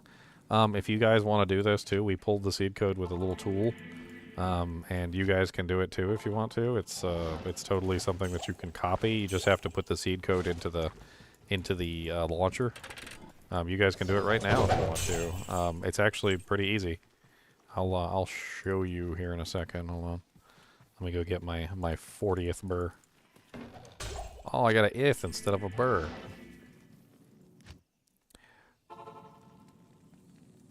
This is the seed code here. Let me show you. Give me a second here. Diablo 2 Resurrected, BattleNet. Okay, so you pull up your BattleNet here, and then you want to go to options and then game settings. And I actually already put this in here because I was showing people earlier, but that's the seed code right there. So you would type in -seed and then you type in this code, and I'll paste it in chat for you guys. And then basically you just have to follow my same exact steps. You've got to follow me like I'm walking through the snow and you're stepping in my footprints. And if you do that with that seed code, you'll get the burr runes too every single time. We pulled it with this tool right here called Map ID Finder, which was downloaded from a GitHub. I had to pull that up again. I'll probably put this all together in a video just for fun. And then we found out that when I pulled the seed code and we searched for the seed code, we found out somebody else had found the seed code as well and was also farming burr runes with that seed code. And they have a video up as well. They posted it about 5 months ago.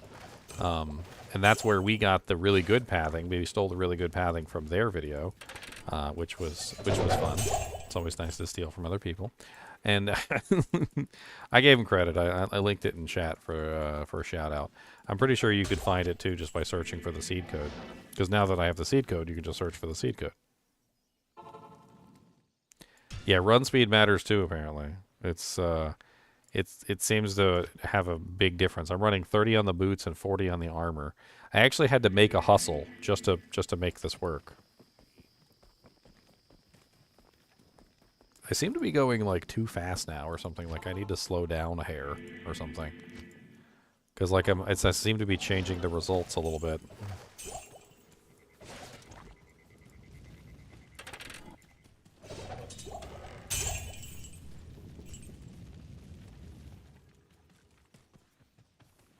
What's up, Dule? This is offline, guys. It's not online. You guys, I'm not going to be able to like dupe up birds in online or anything. This isn't even duping by the strictest of standards. It's something else entirely. I don't know what to call it exactly, but it's something else entirely. And like I was saying earlier, it's what, like RNG manipulation, random number manipulation.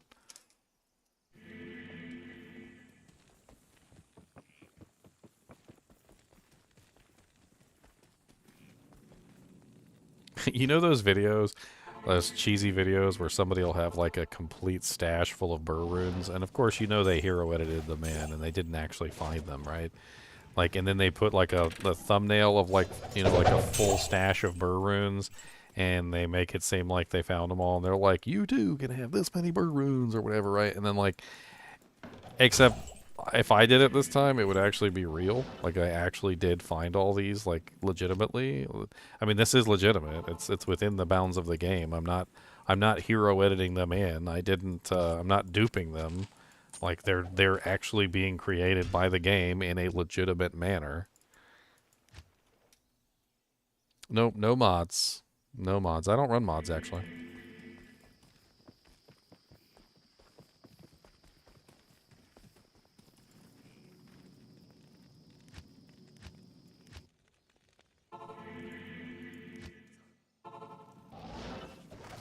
Hi, Ginger. Thank you for the information. All right, Iman. All right, good night.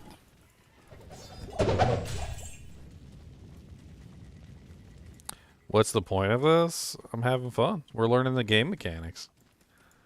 This is game mechanics here. We're learning the way the game works. We're like peering inside the inner workings of how the game determines what falls, and we've literally got it to the point where we can literally force an item to fall just by simply like doing a little dance and singing a little song.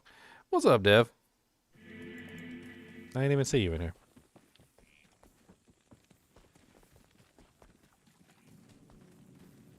I don't think you can put in seed codes in single player console. I don't know about that. I mean, do they give you any kind of launcher where you could potentially edit stuff like that? Out of curiosity, like, oh, we messed it up. We didn't get it right. So it won't be a burr rune. There's no way. Ow. You gotta punch me in the... We got a Ral rune. It's the first Ral rune I've gotten from that chest the entire time.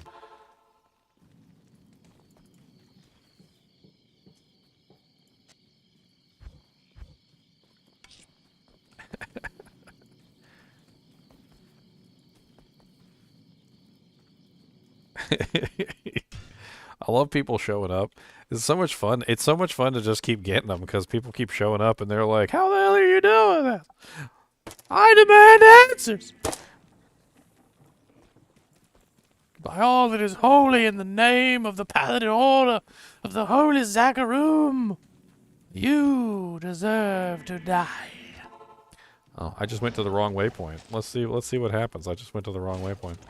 I went to Upper Karast instead of Travancore. Let's run the same gambit with Upper Karast instead of Travancore.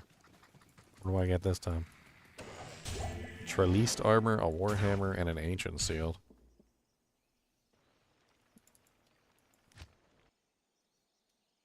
Realized I was using the wrong push-to-talk. How are you doing, Ginger? Oh, I was wondering where you were. What's up, Dev? I had the wrong push-to-talk on.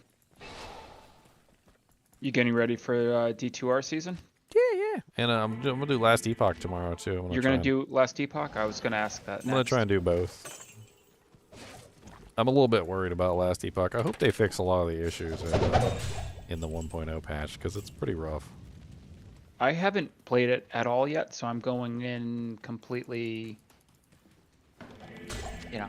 I will say that that the game. So I will say that their skill customization system is pretty amazing. Like you can pretty much do whatever you want with whatever you want. Like, you know, like say you're I don't know, you're a whirlwind druid or something, or a hurricane druid, and then like, but you want to be like a I don't know, an ice hurricane druid, or you want to be like a you know, physical hurricane druid or something like that.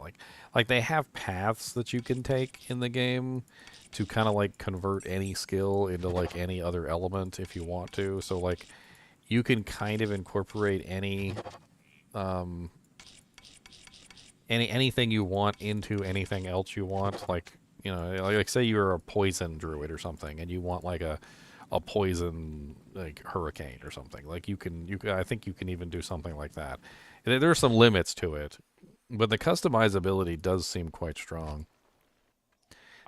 There's some issues. There's some really weird issues though with the game that really kind of like I'm actually kind of curious how the hell they could make it past Q&A. Like I was telling Chunks the other day, you know how like when you kill a boss, right, and there's a bunch of loot on the ground and you can't carry it all back, right? So you teleport to town and then you sell off what you can, and then you go back down and you get more, right? So you pick back more of it up. Well, when I tried to do that in Last Epoch, I found a bunch of loot. I teleported back to town. I sold what I needed. I took my teleport back down, and all the loot was gone. And I'm like, what the hell's going on? And then all the monsters were back, too. The boss was back, like everything. And basically what Last Epoch is doing is every time you go back to town or every time you like, do anything, it immediately creates a new instance, like almost instantaneously. So instead of having... you know, your instance there and your items are still on the ground, you come back and the boss is there beating the crap out of you and all your items are gone. And they're just gone. So if you leave anything on the ground when you go to town, they just don't exist anymore. And it was really weird. Like I was like, what the hell is this? I can't go get my loot. I'll be honest. I'm really looking forward to loot filter. There is a loot filter in Last Epoch. Yeah, Okay. it looks good.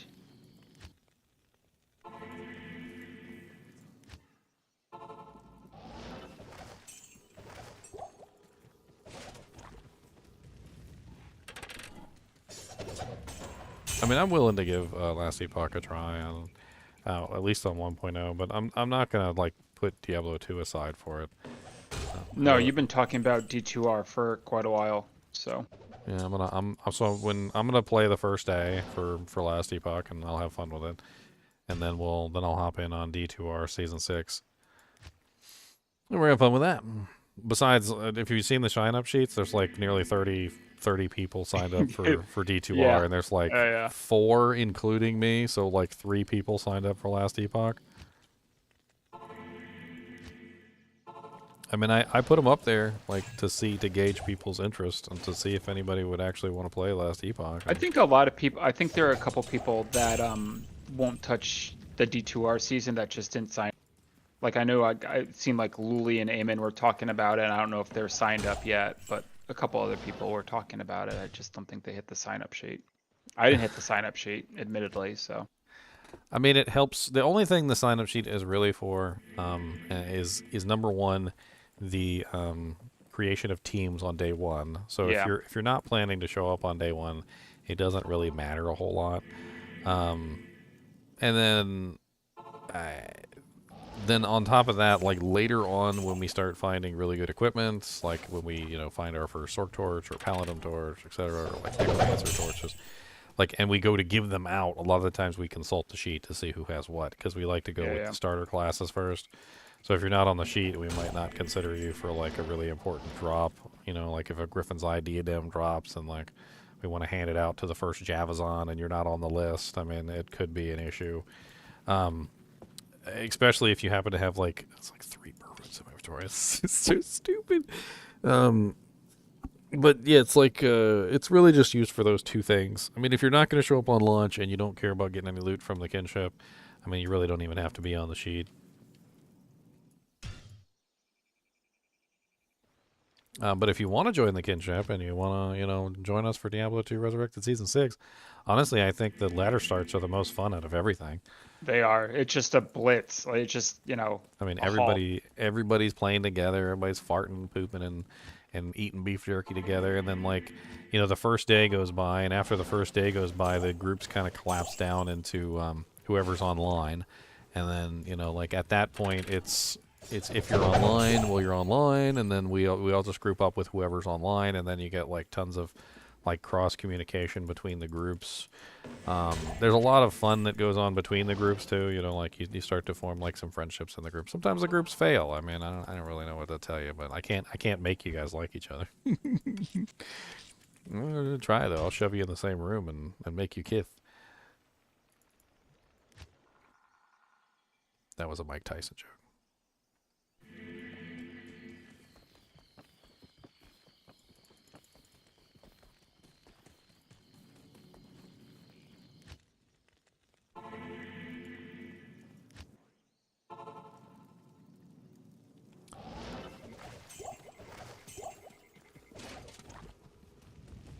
I mean, supposedly the 1.0 patch is out. People have been talking about the 1.0 patch notes.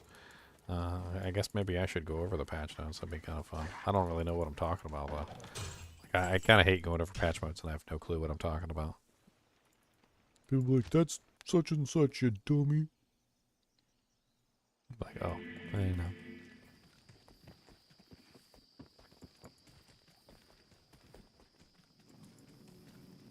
Starting act matters. Does starting act matter? I don't know. Let's test it. Let's test your theory, sir. Let's test your theory and see if starting act matters. Let's go to rogue encampment instead. Save and exit. Let's go to hell difficulty. Let's run to the waypoint. Let's go to the Trav waypoint first. Of course, the distance is quite different between these two areas, which could also be into play. Still got the mummified trophy. We got the stash. Weapon rack. Amulet's still there. It's looking good. Looking on point. Burr rune. Starting act does not matter. Starting from rogue encampment didn't matter. The distance traveled was way different, and that didn't matter. So let's try Act 5. Let's just play around with it. And let's just go to Act 5 real quick, and we'll try this one. All right. So starting from Act 5.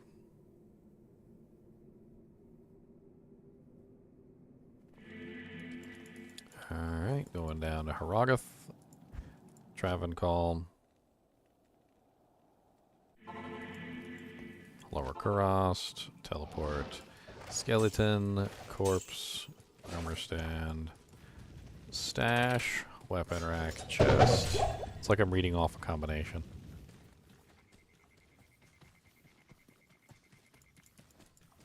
and burr rune. So starting act, it doesn't matter. No, it doesn't seem to change anything. Let's try one of the other acts. Why not? So let's go to Act 4. We'll do Act 4, and then we'll try Act 2, just to really thoroughly debunk that starting act matters.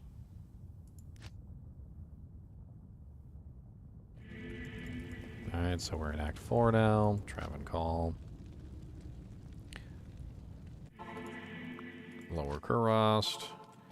Skeleton Butthole. The thing is missing. This one's not going to work. Stash is missing. Weapon rack. Chest. This one seems to have changed. So Act 5 and Act 1 didn't change it. Unless I did something wrong. Oh wow, that's an interesting chest. Flawless Topaz, Flawless Emerald. I've seen this one before. There's a stash here. Get that war dart all the time too.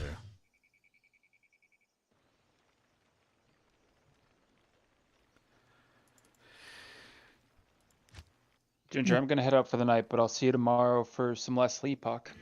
Alright, everyone. Have a good one, man.